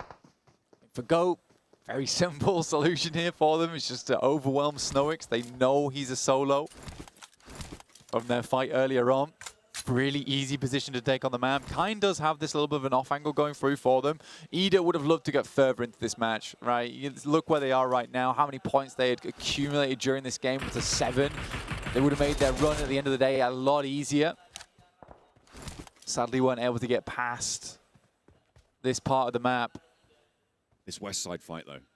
This needs to start going because the blue zone's about to push in, Blank. It will be painful, and you need to make inroads. For 4 Thrives, the good news is they've already sent T24 out wide, and RJC have already taken a knock. So it's a good start to that fight on the western side, but just raining down hell over towards Emre. As the last player to go, Ida do indeed fall out.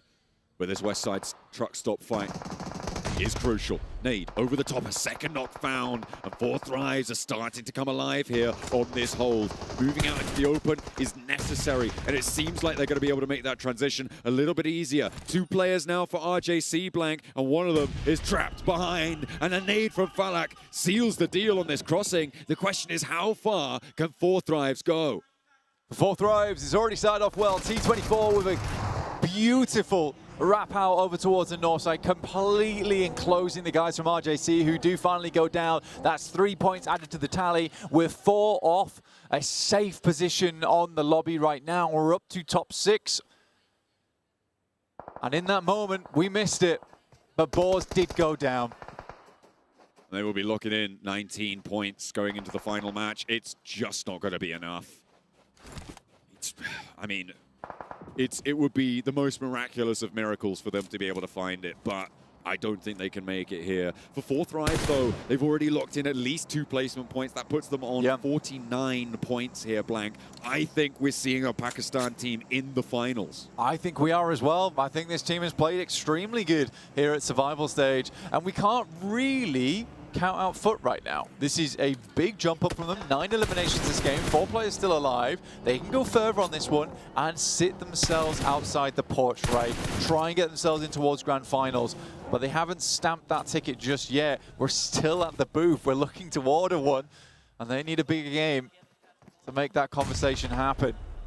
7-2-1. If they could survive a couple more placement points would be brilliant, but with the Wolves chasing, they're going to want to take care of that player nice and quickly. Goat team have turned their attention on towards the west side, and Falak is under pressure now. 4 Thrives looking to try and suppress Goat team on the approach. The backline will need to volley fire back over towards Goat team. It is going to be difficult to find those angles, but Focus manages to peek over the top and bring Falak very, very low. Moxie goes low as well as the trade-off happens. Healing needs to come on through for Falak nice and quickly if he wants to stay alive in this fight. He's relying on his teammates to keep him safe here, and Goat team can't overinvest because they can't push out to this side of the circle. First aid, a med kit brings Falak to full HP. The secret weapon the med kit brings out. He's revitalized, full HP. Looking to take it to task with Goat. A nade coming through, but there's backup now as the bullets start to rain in. The nade will take down Falak. Where's the rest of the team? Point Chikaria having shots in as well onto this fight, but T24 is down. Now it's all up to the backline. The Lone Ranger coming through for 4 Thrives. They've already done probably no way, but a big long-range nade might from the grave find them another point. They're onto that 50-point margin, and Goat team are about to go down too. This is huge. For the teams, look at a chase. We've got Foot, we've got Wolves, looking to try and push their way in. T24, as he gets knocked, lobs a nade over the top, and it's the nade that does just the enough amount of damage that the rest of the team can all pile in on top of it. For 4 Thrives, they've got enough points, but it's Wolves, Foot, Voin Chikeri, and 7-2-1 once again surviving through to the end game. This man is a survivor. They will surpass Alula into that 4th place spot from the placements they'll earn here. How much further does he go? They've got no eliminations, Blank, right now. It is a full snake game for 7-21. This is kind of insane. They've been hot dropped and gotten into hot drops the last, 3 matches? And somehow they just keep earning these points. Swain goes down. Bad news for them. Foot desperately wants to make this a big game. They've been scouting out. They've been spreading over this match, trying to overwhelm the other squads. Play a similar card to Flash in our first match of the day on Erangel. Wolves with a big game, could jump up into the top 4, so could Foot. Maybe not into the top 4 directly, but the Wolves' chances have just been cut into thirds. But they still have a chance, and that is what they're banking on. Frozen looking to hold the line here. Zedwolf needs to be a backstop, and the Wolves will fall. 2 players down for Foot, and they need to res it fast. A 3rd place guaranteed for 7-2-1. How do you make this happen? Zedwolf, I mean, he knows exactly where he's playing against, and they have no idea. Zedwolf, the rest of Foot able to get them up to 3. Frozen with the frost bite over towards the other teams on that side. Wolves just do not have the fangs to bite back. 14 eliminations this game, a gargantuan result which might be spoiled by 1 player here from 7-2-1 with a good angle over towards Zedwolf, takes him down. This is the off angle as well. This is terrible news for Foot. They don't have any way to get towards him. Still 3 players up though. Voinchaikeri over towards the eastern side, but if past mistakes come to bear here, maybe they just fall over in the face of Foot. We'll wait and see if the boot can be stamped down on them. With the angles that Voinchaikeri have, they've got great position to hold this run out. They can't go towards Rehan, who can crawl closer to the circle than they can. Rehan, again, kept the team alive versus Boars in the second to last Miramar in Group A. Now looking to do the same here. These wee timorous beasties playing up against Foot. 1 elimination for 7-2-1, no eliminations for Voinchaikeri, and 14 for Foot. But they have their back against the wall now, and they need to find a sliver of something, and they might have just spotted the dome at the top of the head of Rehan, who denies the point, which could be crucial, especially given how far behind Foot are. But now it's up to Voinchaikeri. First knock goes in. They're looking to try and flush this one out, but the approach is coming on through. Kine and Swain moving on in, 4 Foot. Foxy on the back line, waiting. 2v2. Good nade. Kine goes incredibly low. Somehow, Voin is not able to get it. The hot potato is sent over from Potato, but it's not received the way he would have liked. Oh, he has the angle. Foxy backs off it, though. The healing potentially could come through if Kine's got a first aid kit to play with. Does indeed pop that one off. No more nades in hand, no more utility there for Potato. He's waiting for the face to peek over the top. Closer towards the edge, and Foxy's playing for the close of this stage. A sideswipe for Potato, but he can't quite get it done. Foxy now needs to come up big, but the vehicle now is over. Potato on half HP, looking for the first aid kit, spots the player pushing up the ramp, and the breakout wide is spotted as well, but they're just not taking the shots, and Kine able to move forward. Foot looking to add the 15 to the tally. Now in a 2 versus 1 to try and charge up the tables. Foot for Turkey want to take the top. Voinchaikeri is their last chance for Foot. This is just the beginning of a great final 2 games. Once again, here from Turkey, the nade goes in. Foxy's in a lot of trouble, and he goes down. A huge game coming through from Foot, revitalizing them at the last moment. A refreshing day here on hot, sunny Miramar. 16 eliminations come through from Foot. They dominated from that high ground. They were helped out a little bit by the circle, S2G style, but that's the Turkish special. What are you going to do? They are going to have to dominate from that high ground in such a brutal fashion to get that sort of elimination tally. It's more like the first S2G win than the second, definitely. Absolutely, but again, for the guys on Foot, they started in a great spot over towards El Azahar. They had plenty of options to take on. Over towards Truck Stop, El Azahar, practically no one played there, so Foot had an incredible start to their game. But for a lot of teams, it feels like the dreams are beginning to die slowly here. Voinchaikeri, they basically needed that chicken dinner. If they got that chicken dinner, there was a world, a parallel world almost, that maybe they're able to get into that top 4. I just think it's too little, too late for them now. And we've got 2 teams at that 50 and higher threshold now, with Forthrise able to put up the points to get over there. Also 45 points on the cards for Goat Team moving in. They just need a 5-pointer to feel very, very safe in this next match. It's only 1 spot that's in flux moving in, and Foot have given themselves the outside chance to run in with a back-to-back. Give themselves a spot in those finals. Qualify in those final moments. That's what it's all about. Top 4, one more match. We'll see you guys on Miramar once more.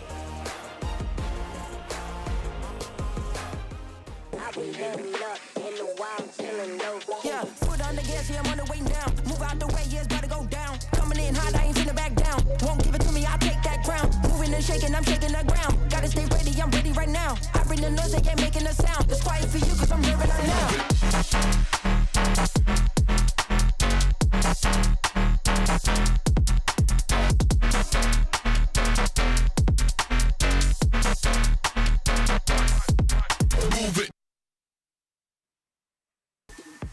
Oh my goodness! Foot come out with a legendary chicken dinner right at the buzzer. Are you kidding me? Max, I asked you the question early on, okay?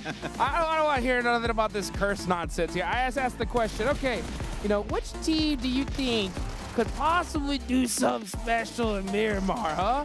And out of all the squads, you said Foot.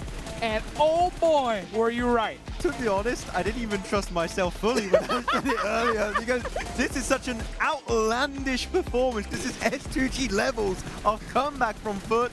I am loving it. Kane was doing so good, but especially Seven. Looking at overall storylines, remember the era of Nova Esports back in 2020-21, where they won PMGC back-to-back, and one of the players on Next Korea that used to dominate was Frozen, and the fact that to this day he's still putting up massive game. He got an 8 elimination match, man. Frozen, one of the best of Turkey of all time. And I was so impressed with the way that Foot was able to use the 3-1 splits there on the east side of that circle. It was wonderful. It allowed them to be open to third-party fights, which meant easy eliminations, which means, ladies and gentlemen, points, because that's what that team needs right now to try to get to that top 4. Well, let's listen in to their comms at the end.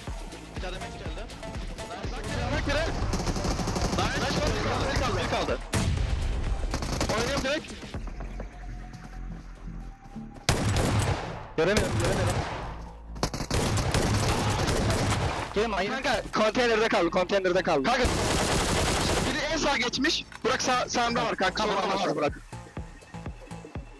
Burak soluna gidebilirsin, sıkıntı verebilirsin. Burak koş. Bütün vuracağım. Nasıl kaldı? Bir kaldı en arkada. Tamam bekle. Beraber. Gel önüne geç, önüne geç. Gördü Burak gördü. Vuracak şuraya. Tamam arkanda. Bomba molotof varsa yok. Ne çektim? Tamam çok iyi. Benim at sen neydin? Sakin at sen. Sol dışına cross koydum.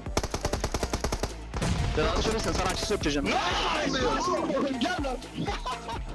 Nice indeed, boys. Oh, wow. I mean, look at that. Frozen with 8 eliminations all by himself. Oh, this guy's been an absolute beast. Just shy of 1,000 damage, but putting up some big moments there. Kane in particular, I think Shaw maybe not as high eliminations as Frozen, but he was really the entirety of this match 7, keeping Voin in check in that building that Voin really didn't have even an opportunity to flex out because every off angle was keeping them deeper and deeper in those crate areas. And when you talk about Voin, I'm going to have to go a bit on the dark side here because what a disappointment, honestly. I expected a lot more of this squad. This squad has just been so passive. 2 games in a row. And they've been blessed by the circle, and this is why we were hyping up so many squads whenever they did end up doing good with the circle, whenever they do end up getting blessed because they were being proactive. Voin was nowhere near that. I don't get it. Honestly, I don't get it. I saw him in that position twice now, and I'm like, you realize that just a chicken dinner ain't gonna cut it, right? Like, you need to get some elimination. So I don't care if you have the best circle or the best position in the zone.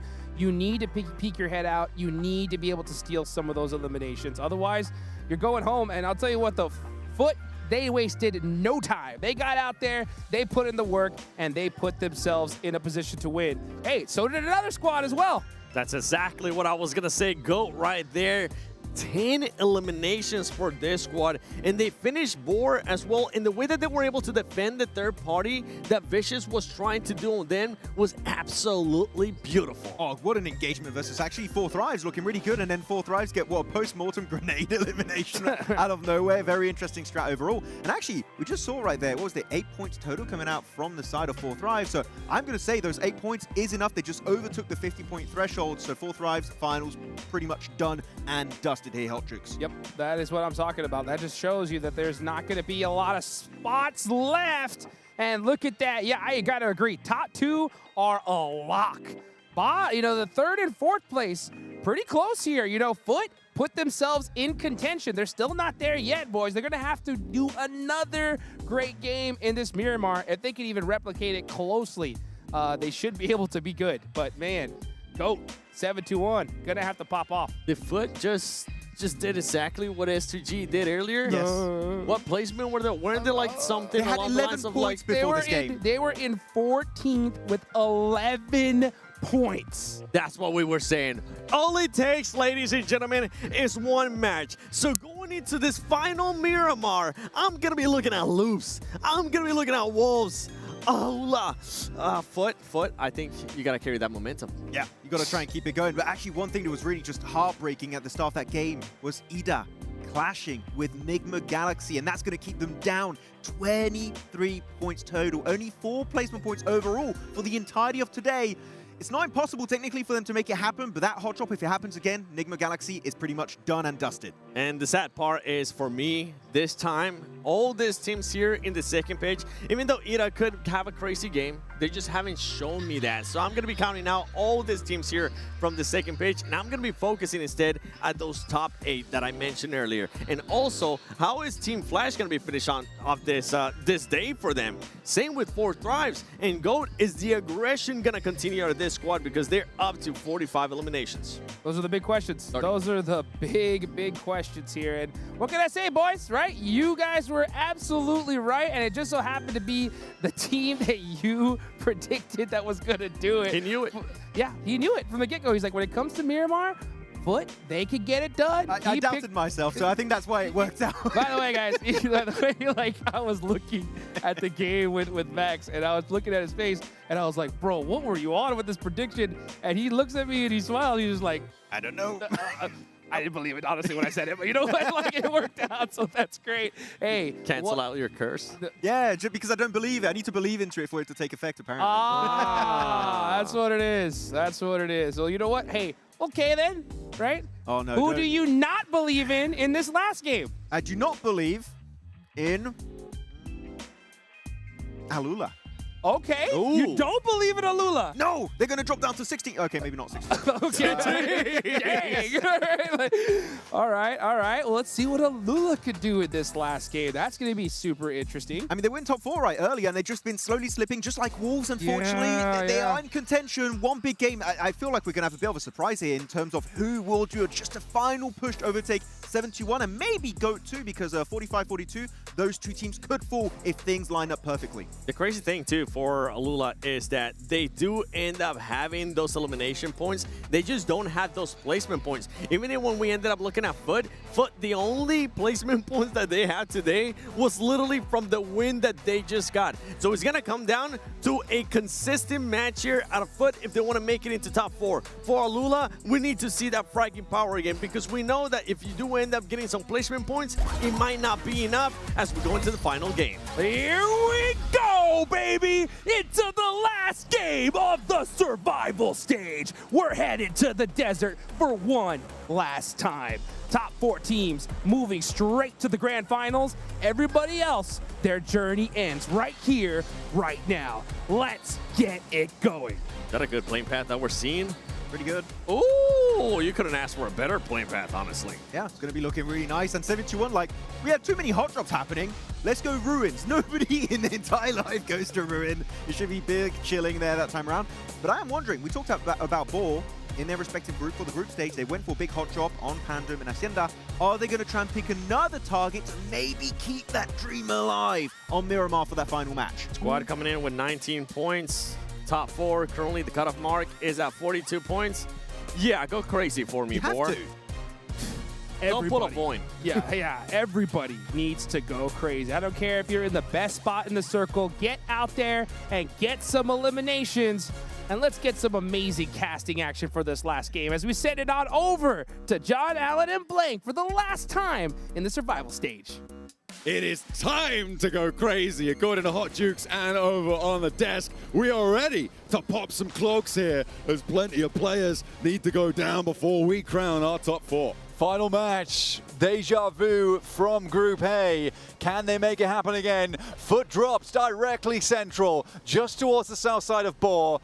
For Max, the Frenchman, he's still got hope. For me, a Western Europe enjoyer, I just don't know anymore. I just don't know.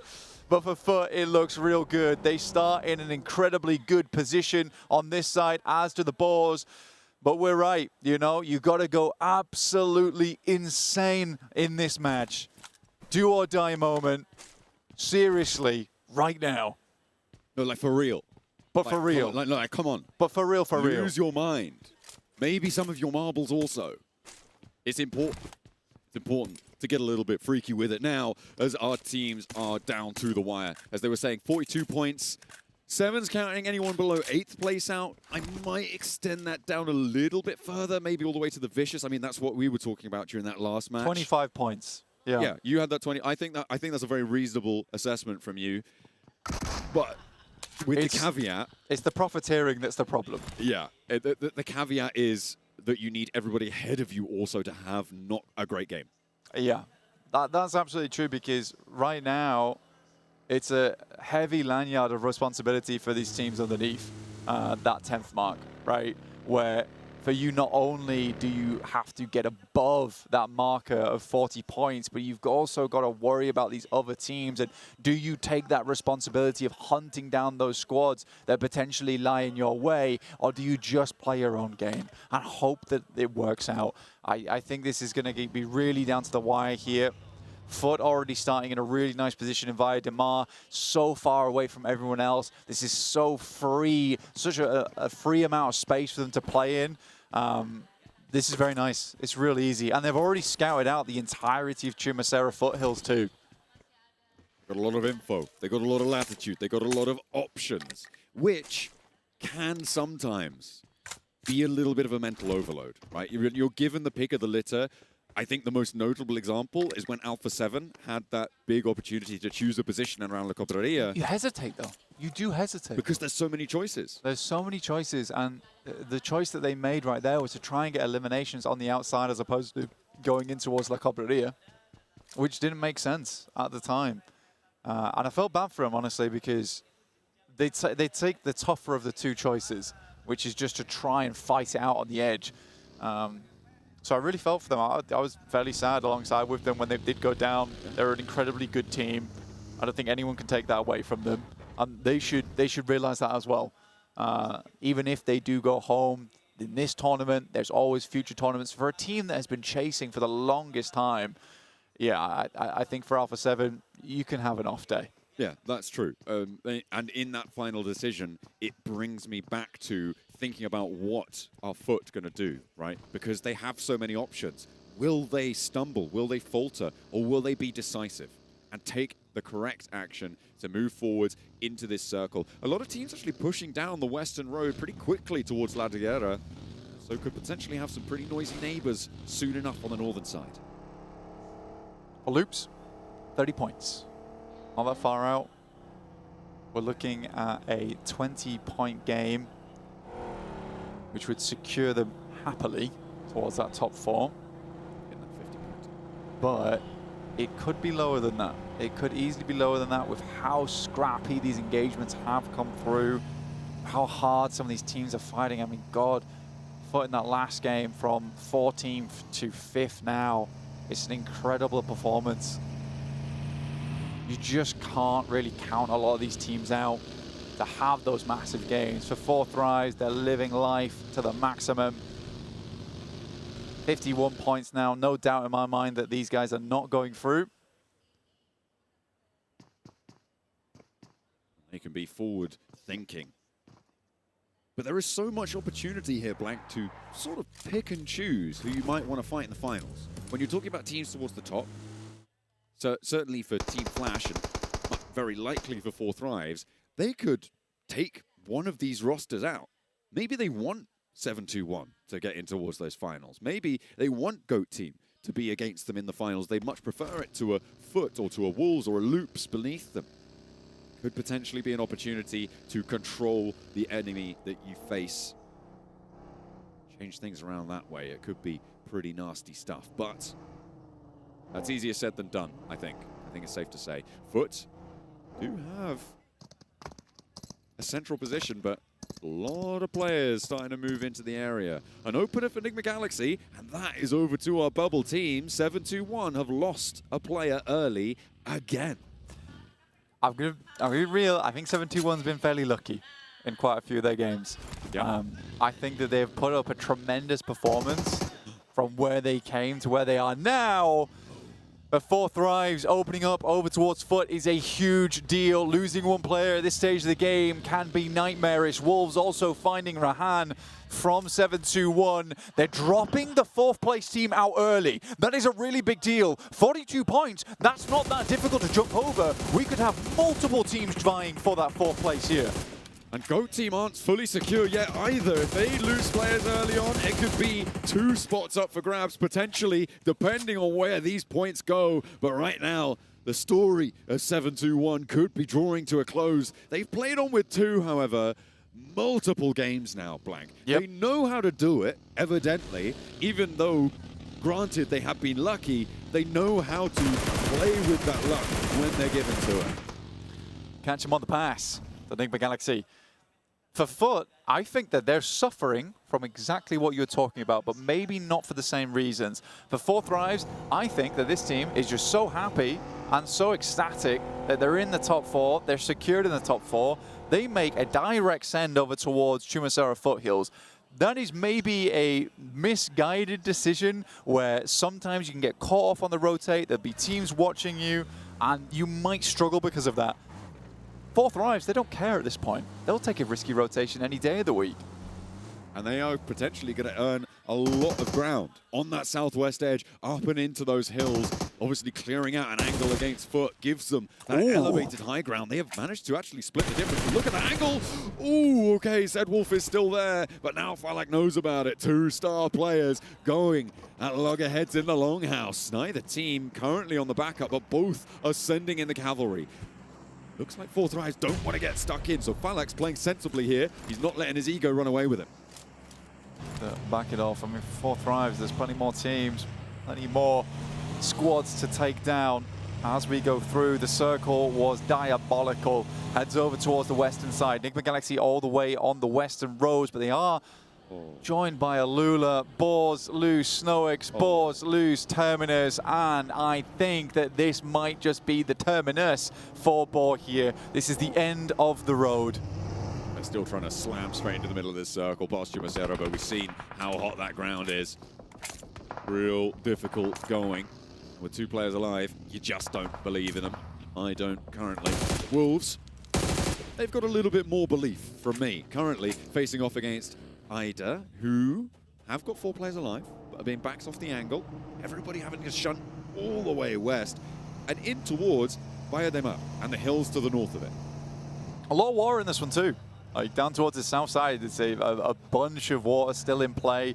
You've got the north side of Minas del Sur in play too. So we're kind of looking at like 70% of the zone, which is currently playable. And even that is very rough around the south side of La Driera in terms of the valleys. There is a couple of good compounds to pick up, but you don't really want to head towards them until later. And Foot will end the run of the Boars. A favorite coming in to the survival stage, and it is cut short now. And crucially, Foot get 2 points for it. That is 2 steps closer to the bubble. Dispatching the French, earning the points. I can't say I'm displeased, as Foot now get a little bit closer. 42 is that metric that they're trying to jump up on over. 39 is where they currently stand, with a position that overlooks a lot of Bayademar, a lot of pressure are on the surrounding teams. Potential to earn points. RJC got themselves in nice and early here. Down towards that south side, but they are just far too far away from the bubble. But they'll play it out. Dignity to the end. The Vicious moving through now as well. Trying to find a position in the circle to play in. You've got Voin Chaikeri You pointed this out earlier, John, 15 placement points, but hardly any eliminations. But those 15 placement points pretty much eclipse everyone around them in the leaderboard. Double digits in a sea of singles. But it's not good enough, Blank. They do need eliminations to go along with them. The next circle going to pop. Are we going to be cruel, go down south? Kinda do, as we head over closer towards Valle de Mar, but it gives Foot a central location yet again. Playing as 3, they do have to worry about Team Flash, though, who have inserted on that eastern side. An incredible amount of squads moving around this location, peppering themselves inwards. 7-2-1 are spotted on the sidelines, but it's Flash finding a shot over towards Kane to start things off, and Foot suffering more and more here. Can they get the res off? T24 finds Wojciech Heri. Kane is down. 2 players for Foot. It might be too little too late at this point. Foot on the precipice of stepping all the way up, might have fallen on the final step. Zedwolf wants to keep it together though. Loops charge in with 4. A 1v4 hold might be able to do it, but Zedwolf falls, and now Foot are on 1 player alive. Loops have 3 elims to their name. They do have an outside chance, remember, of pushing all the way up, but with Foot on 1 player now, it may not be enough. They are 2 points behind. I think it's impossible. I think it's so hard. I think with the way that 7-2-1 is extremely good at stealth gameplay. Falak will fly on by, a drive-by. And this really is the victory lap now for Thrives. An incredible performance from this team. Fans will be pleased around the world to see them get in. Knocks them for 6 on a double spray down backseat swapperoo. Falak stunting on him. R8 now under pressure from Wolves. Wolves looking to chase that boundary as well, remember. That opening knock looks good. R8 do have 4 players, but with 1 knock, they've only got 3 sightlines. The backline will be able to suppress the full push, and Amori may be able to get up yet. Elementrix under pressure from nades, but backs off into the building. Moore lobbed his way, but that lands on the teammate. Marth not happy about that one. No, that's rough. That's unfortunate. Not what you want to see from RA, but again, RA on 11 points. Their run is just too far, and they'll tire long before they get there. Right, backing down the hill for the Wolves. A little bit more possibility for them. 33 points now. 32 points, sorry, on the board. Now like to push even further up towards that top side. It's not that big of an ask. Unfortunately for them, there is teams surrounding them everywhere. Necessary does open over towards Amori, though, which opens up a little bit more space. Necessary on the disgusting northern angle. Getting the technical re-knock over towards Amori, and they lose 1.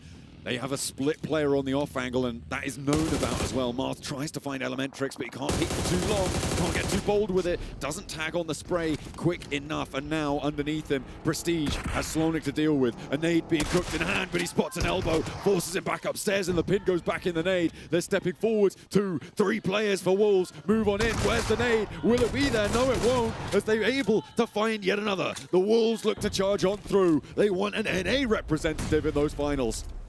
Slonik hits the elbow, and it looks like they might be hitting an elbow bone here, but it looks like they're not laughing at all.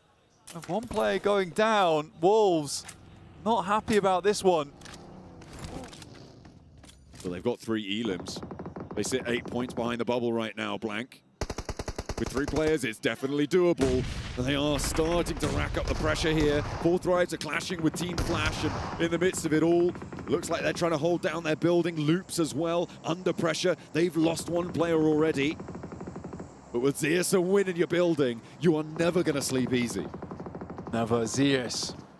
9 elim at the start of the day on the Rondo. An incredible game from him, and continue to put performance up from there. And not only him, but Win, Bozy, Tops, all doing incredible work for the squad. A backstab comes through from Zeus. Never saw it coming. Win ducks behind the stairs, but will go down in the process. Law keeping this alive. Just about in control. Loops do manage to get the res onto Vitin, or they will do in a matter of time. Loops playing on 5 elims now, in a position inside Valle de Mar. There is a world that they can push through here as well, but in 3, in this urban environment, the route out is almost impossible. Super difficult. 4 Fries, they're trying to live it out here versus Ida. T2K will swap him by. Not happy at the previous performance, going through from 4 Fries where they just took them down so easily. Can have a little bit of a clap back here. 2 players might have been doable, but the third rocks on in, and all 4 of them are here to party now. A back off on the angle for Ida, not getting involved there. Rules hops out the window, looks for the flush onto Falak and finds it. 4 tries, remember they have very likely done enough, but D24 wants to do more. He's going to find another around the door frame. Doesn't have any ammo. He doesn't have any ammo in the DBS. Runs dry and doesn't realize that death knell of the click on the DBS is going to ring raucous in his ears. 4 tries fall, but we will be seeing them again. Man, imagine if he did have ammo. I mean, he'd shoot the feet off that guy any day of the week. Incredible performance. We got the explosive bow in game here. Don't really see that too much outside of Sook using it. Kind of his speciality, but nice to see it still utilized. Waiting for the next circle to pop here. Does he go down towards Vaidemar? Or do these teams need to think about leaving? This is so nasty for all our chasing teams, right? Because you can have dregs of teams playing inside these buildings. It makes it so hard to guarantee that your opponents are going to get eliminated, and you just can't guarantee that they aren't going to get in towards a top 4, a top 5, that sort of area where placement points will kick in and be very, very important. I'm thinking specifically about 721, who as a duo are in a building inside Vaidemar, and they have quite a big buffer zone around them. This is an easy place to live in. No one's pushing them. No one wants to move on towards them. It's a real question. If you get a southeast shift on this one, it'd probably be the worst thing for 721 to happen. But this is way better. We do go down towards Vaidemar. We're having a fun time on this one. But more importantly, John, look at that water. Look at that beautiful blue. There is so much involved, making life hard for these squads. Vicious have a nice setup on the bridge. I mean, it might be difficult to push out of it, but right now, they are fairly protected from the teams inside the settlement. The main worry for them is the teams beyond them, in the hills that sit with potential oversight onto that bridge crossing, right? That is going to be where the difficulty lies. But for Vicious, they are right at the back of the queue when it comes to teams trying to push in towards that bubble.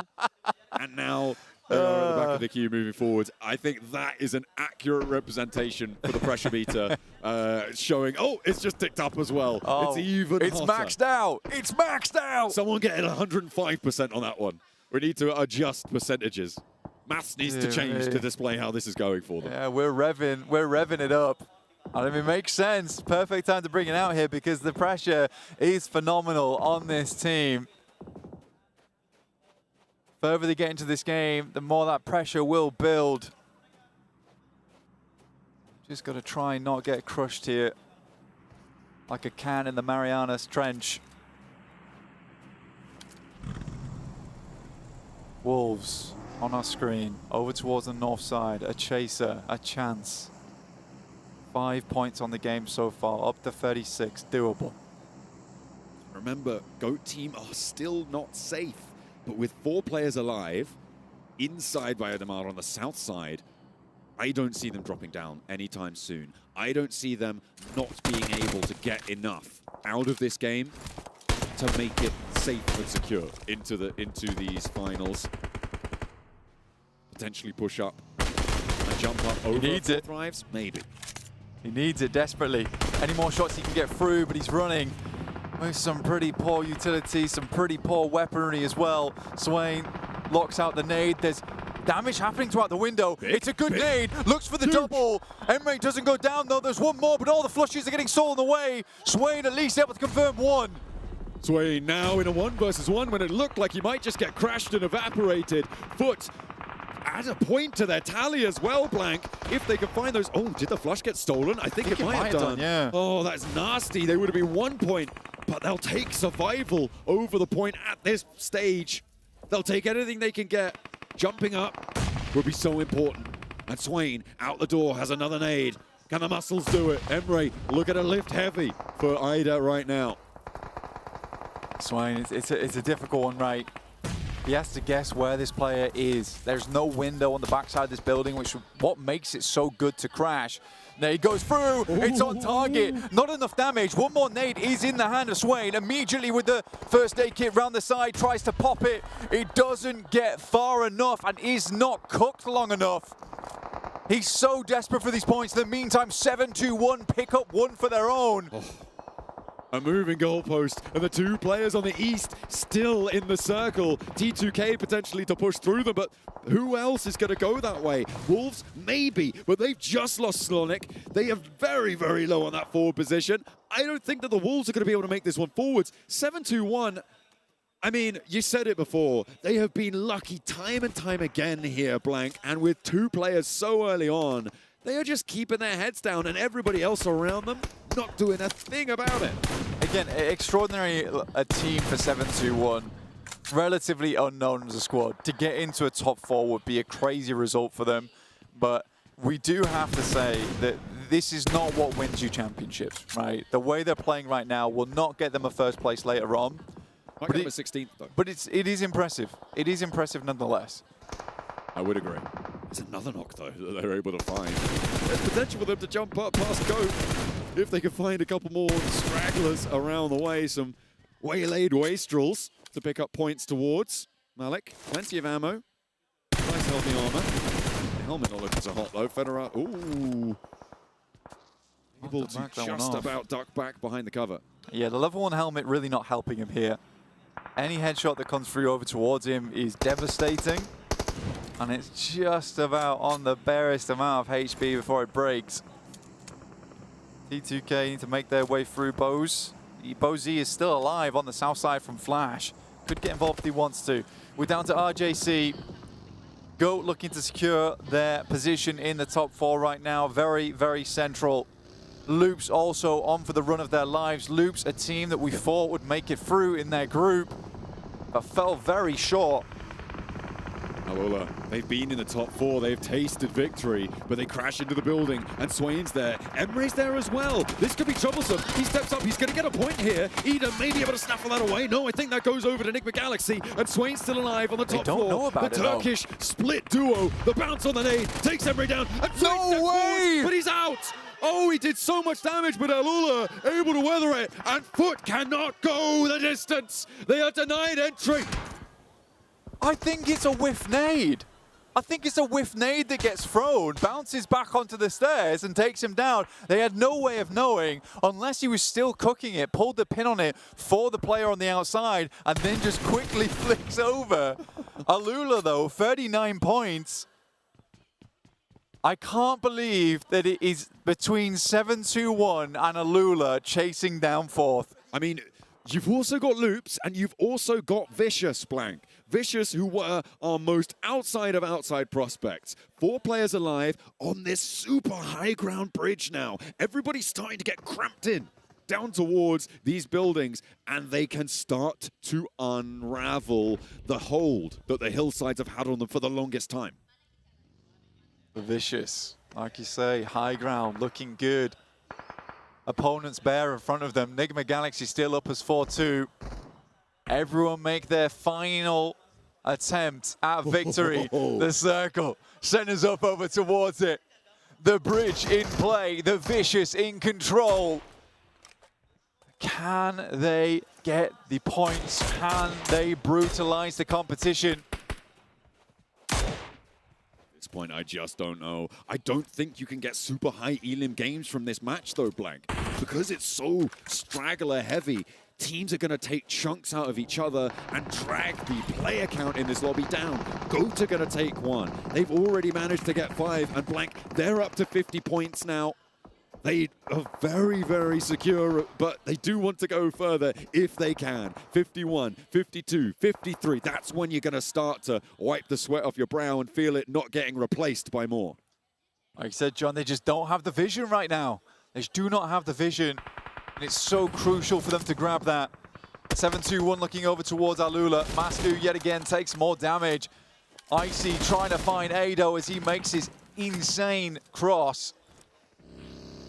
But they do need to get rid of Enigma Galaxy, because then they will be the one Western team to take shots towards everyone on this eastern side. Alula outside the circle. They have to drop the smoke train and keep this train chugging at this point. But where did Nigma Galaxy go from here, right? They are really penned in. They can stay here for the time being, and it may be profitable to do so indeed. But from here, they can't get across because the Vicious will line them up and knock them down, send them left for dead, and they might just have to wrap around after Alula make this move, which they are desperately trying to go for. Last player alive 7-2-1. And they move on in. 7-2-1, you're right, they are still alive, and they are racking up another point from the eastern side. The Vicious, okay, they've taken more hurt than I thought they would, and Nigma Galaxy, okay, they can get over the top of this one.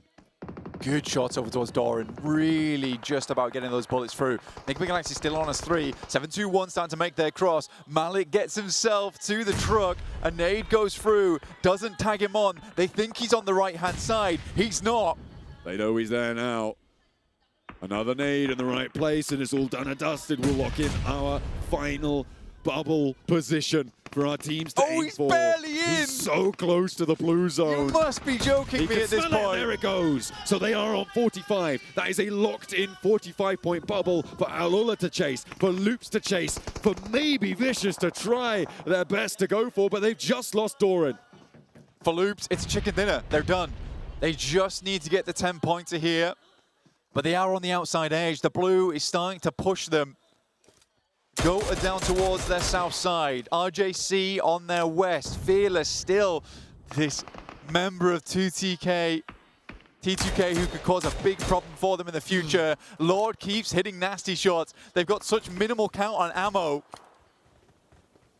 It is looking real bare on the cupboards for Nigma Galaxy. They have managed to get all their players back up and alive though, and already a lot of damage done towards the Vicious. They've taken a player out already. Doran fell before, and more is pouring through. These are high-value rounds that he's sending down range, but they are paying out dividends. Icy starting to get chunked through. Redox not able to survive for too much longer. Lord able to layer it on down. I think that's a weapon swap coming through for Ralph to swap back over to the UMP. The ammo just wasn't there for them, but they are doing so much to punish the Vicious. In the meantime, T2K fall, and GOAT team get another point, and crucially deny that point to the teams looking to chase. The Vicious desperately bandaging, licking their wounds on the other side of this bridge, but more shots come through from Lord. He might have no ammo, but he has the accuracy to boot. I see the last player alive for Vicious. They're trying to stick this res, desperate to get their players back up in an action. But where do they move? I thought Nigma Galaxy were penned in, but no. They've turned the tables, and now Lord's starting to creep up on the girders there. And Koa gets spotted from the side angle that has been on this flank for so long. A thorn in their side that just gets gangrenous for Vicious up the top. Icy still trying to keep it together. And the nades, oh the nades. It is nasty. It is a brutal way to finish things. They might go long, and he steps out, burning beneath his feet. And the Vicious fall. The Vicious down. Their run ends. Not bad. 9th place. They try to get further, but Nigma Galaxy now dominating in the lobby, looking to push this further, but there's not many eliminations left. For Loops, they just need to close out the game. From the eastern side. But Nigma Galaxy have such a great position now. They are free on this edge, and Loops are taking damage. Loops are going down, and Loops are out. It's only Alula now who can reach the distance, but they are only a one player. GOAT are falling in the meantime. RJC have managed to find a game, and GOAT charge on in. Can Alula survive up and into second place? That might do it for them. Blank, Alula have a chance to topple the top spots and take this one home. It depends how messy it gets though. And Nigma Galaxy still have all 4 players alive. Nigma Galaxy were flying in to try and assist on this one. They knew they needed the points. They knew they needed a bit more action on this game. They've only got 7 elims though, and I don't think there's enough remaining for them. Nigma Galaxy play a blinder at the end, but it is just surely not enough. GOAT team now with 3 players alive, but the need to seal the deal. Nigma Galaxy may not quite make that margin. I think Alula went down just in time, and I think the 7-2-1 have stayed in that 4th spot, but it is so close. It is really unknowable at this point in time until we head over towards the desk. But honestly, for 7-2-1. What a survival play from them.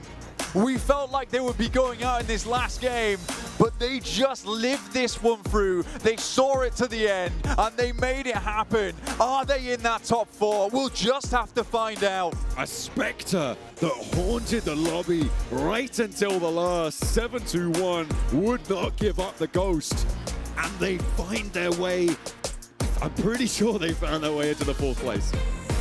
Now the question is, who threw the flashbang into the room? Because everyone is dizzy. And it will be hopefully another dizzying performance over towards the finals as Flash come away from this one on a massive high. A back-to-back chicken dinner at the start, and it was chilled out throughout.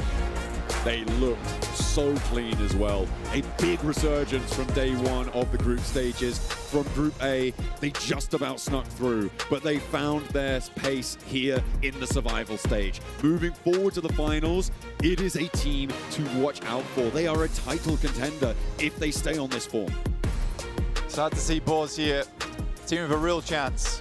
Not able to make it at the end. They'll be going home. I'm sure we'll see them again in future. But Flash at the top. But the real question is, John, who is at the bottom?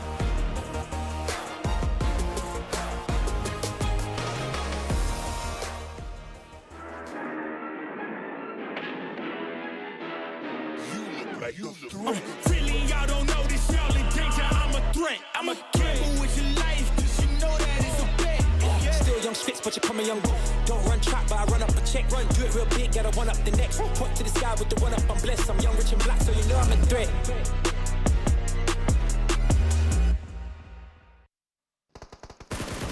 Action-packed all the way until the last second. The survival stage did not disappoint one bit. Enigma Galaxy get the chicken dinner, but man, they did not look happy about it. Was it enough? Did they do enough to try to get into the top 4, Max? From their reaction, I would say no, but I hope they're bad at math. Yeah, I hope we all are. But like, it was such a good play taking the not mountain, it was a bridge side position away from the side of Vicious, with the Mini 14 right under those containers and those vehicles. And Vicious still had smokes, and I'm surprised they didn't try and use it earlier to keep themselves alive, Series 7. And I think that, unfortunately, the lack of smokes usage mainly is what caused Vicious to go out and just miss out on a top 4 spot. And going back for Enigma Galaxy, I think one of the things that hurts them in their group stage might end up hurting them here in this final match, and that is that they were a bit too passive.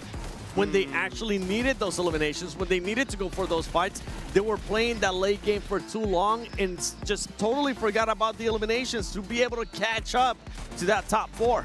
Maybe Coops would have been enough. Make it work out. Honestly, I think it would have made a big difference for that team in this tournament. I think if he would have been here.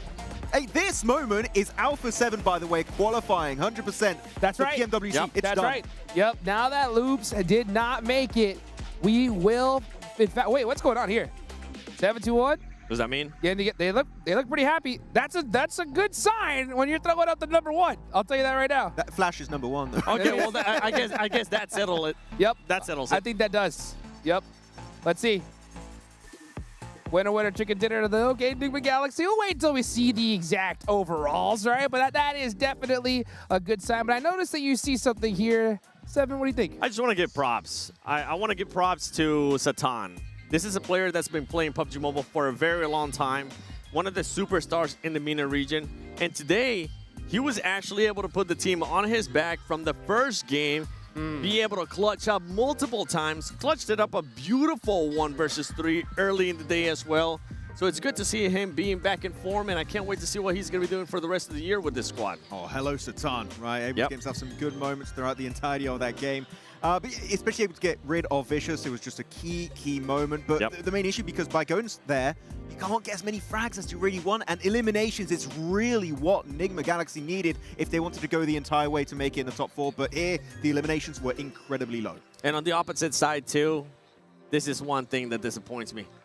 Diego, on the final match, then we finally end up seeing the potential there for the fragging power. But just Loops, even from the get-go, Loops didn't seem like they had what it takes to actually climb that ladder and be there within the top 4. Yeah, it's just not enough. I cannot believe we just got this crazy of a circle. Yeah. And all the teams that were competing for the top 4 were there. Al-Ula, Solo, 721 trying to survive. Loops, Vicious on top of the mountain. Nigma Galaxy trying to chase it down for the win. So many storylines colliding in Valle del Mar. But the top 4, man, is going to be close. We could literally be a tiebreaker, Hot Jukes, to make the difference between you going home today and you making it to the survival. Sorry, not to the survival then, making it straight to the grand final. That's right. I mean, we just saw it before, right, in the earlier groups where, you know, a team had to go home by one singular point, and that could totally happen here. This circle, I mean, I'll tell you what, when it comes to these massive moments, the circle for some reason decides to not disappoint. We get a bridge Valle del Mar finish, and Nigma Galaxy, I completely agree with you, Seven, right? This is the hard point, is you want to get that chicken dinner, you want to get that win. Sometimes, though, you have to just make a crazy adaptation play, and with the numbers the way they are, they needed to do it. They needed to just go crazy, push heavy, and make something happen, and unfortunately, they weren't able to get those eliminations. It seemed like the spark was there towards the end, especially when they ended up taking the fight there to Vicious on the bridge. Yeah. But that fight took too long for my liking with what they needed to do, Max. They should have taken advantage. They should have been more aware of where all the other teams were. If you could get maybe a chance to third party from far away, still an easy elimination, that you just need to be more proactive when you know you need the eliminations to catch up to top 4. Because looking at their reaction, you know they made the math. Meaning during the game, they were calculating how many elims they needed to get, and they got desperate at the end. I mean, Satan literally dropped from the heavens down into Valle del Mar to try and get involved. But the thing is, everyone's getting pushed by the blue and fighting each other. I think especially Go pushing into that building stole enough eliminations away to make it almost, if not straight up impossible for Nigma Galaxy to make that leap into top 4. So, but Goat team, by the way, very impressive day. Like, they've really stepped up massively for all of EECA. So got to be careful. That team is a threat going into that final. Absolutely. They showed here today that we came to play. I mean, to finish top 4 in a 6-match day with all these squads giving it all they got, it is not easy. And they just said, you know what, we definitely can do it as we take a look at the overall rankings. And Al-Ula miss out by one singular point. Look how close everything was. 1 point once again. Nigma Galaxy falls short, 5 points. Foot, I gotta give them props for what they were able to do to even try to make it a chance, especially after that 5th game. But look at the leaderboard at the top 4. GOAT does end up passing 4 Thrives. Yeah, massive jump up for all of the boys of GOAT. So congratulations, able to take it away from 4 Thrives in that final game. But Foot, you know what? You give him props. I'm going to take the props away because they only got 10 placement points. You take that one win away, they will be right at the bottom, right? So hopefully this is going to be a learning experience for them in the next global event they get involved in too, which actually might be PMWC checking out how many points they get for that leaderboard. I really thought it was S2G all over again. I was hoping. It was close. It looked like it. But then I started believing. You started believing, Max, man. And I tell you what. Should have doubted yourself. Yeah. I mean, you doubted Al-Ula, and that was dang close, man. I mean, they almost Actually, for Al-Ula, really good play from Quick, right? Trying to hide beneath the bridge. They got 5 placement points, 2 eliminations. It could have been enough if 721 went out just slightly earlier.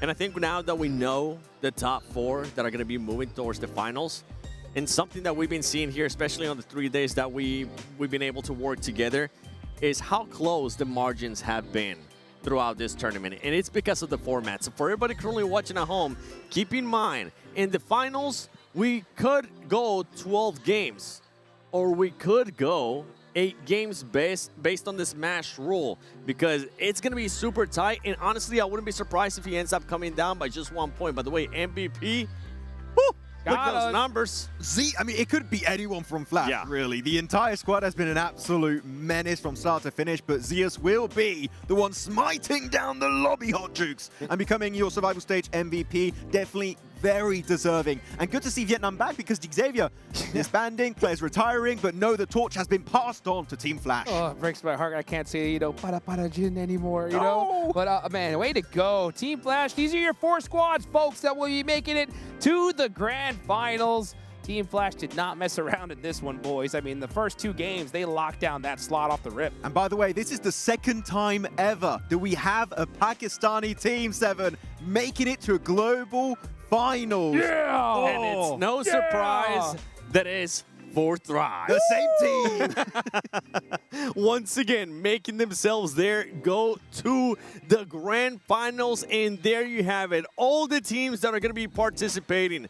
Let us know in the comments, on social media. Use the hashtag PMGO. Who do you think is going to be the champion? Because there's so many options. And with the craziness, with the margins of points that we've been seeing, the champion could come down to either a tiebreaker, a smash zone, or just 1 point. Absolutely right, Seven. All right, boys. Looking at these participating teams, give me two that you're most excited to see in the grand finals. Seven, I'll start with you. One has to be Bigatron because of what they were able to do during Group B. That consistency was amazing. And the second one has to be Aurora Gaming. That is my pick to actually become the champions. I'm looking at Hora, right? Come back from Nepal. They just dominated not any group. It was the group of death in that stage, and they get #1 by a pretty significant margin. The main third-party squad in this lobby, so very excited about them. And I would say Ulf. Sure, they didn't show their true potential, in my opinion, but I feel like that ceiling is incredibly high. And if they get back to that, their old days, not that old, that long ago, but PMGC 2025 style, Ulf could be a contender for that #1 position. Absolutely right. There's a smash ruling that is going to be taking effect into those grand finals. So remember, at the end of the first day, it is going to set what that threshold will be. Right? Plus 10 points. Yes, yes. So whatever that point is, we go 10 points more once that threshold is met, and the next chicken dinner will be able to smash, and that is the tournament over. So you know how we said Rondo really important for this tournament format. Now you add an extra layer with a smash ruling that is going to be your entry point into the Smash Zone 7. That second Rondo of the finals is going to be mental. How big is the gap going to be, honestly, or how tight is it going to be? Because for what we've been seeing so far, it could be multiple teams getting into the Smash Zone on that first Rondo, and then we could end up closing it out in 8 games. That would be absolutely insane to watch. And we've seen so many different teams already, use that smash point ruling in their own prospective leagues. As far as the teams I really want to see, I wasn't here personally for the last time, right, in Indonesia. I want to see the hometown squads go nuts. Panda really impressed me.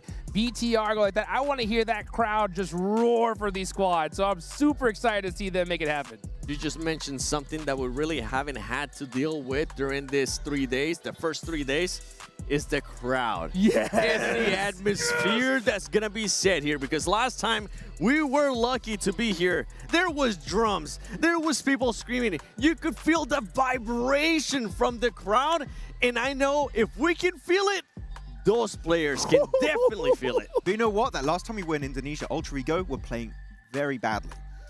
Bigatron, I am so hopeful. This is the first time I believe Bigatron since 2019 as an organization could be crowned a global champions. BTR looking damn good. Oh man, yes they are. And I'll tell you what, guys, we got to give one big thank you to who made this all possible. Of course, that Infinix GT50 Pro with real liquid cooling. If you guys want to be able to do some serious gaming at 120 FPS, just like these pro players, that is the device to get your hands on. Oh boy, guys, we have 1 day off, right? 1 day off to relax, and then it's gonna be just non-stop heart-pounding action for those next 2 days as we go into the grand finals. Yeah, I mean, last year we had no Smash with Regnum Karia. They couldn't quite make it happen, but they still won the entire tournament off the back of that. I'm telling you, these grand finals, Smash is inbound. I think a smash is going to happen. I said who I think is going to be winning. But honestly, I wouldn't be surprised if we end up getting surprised by just a random team in this lobby, because this lobby is heavy.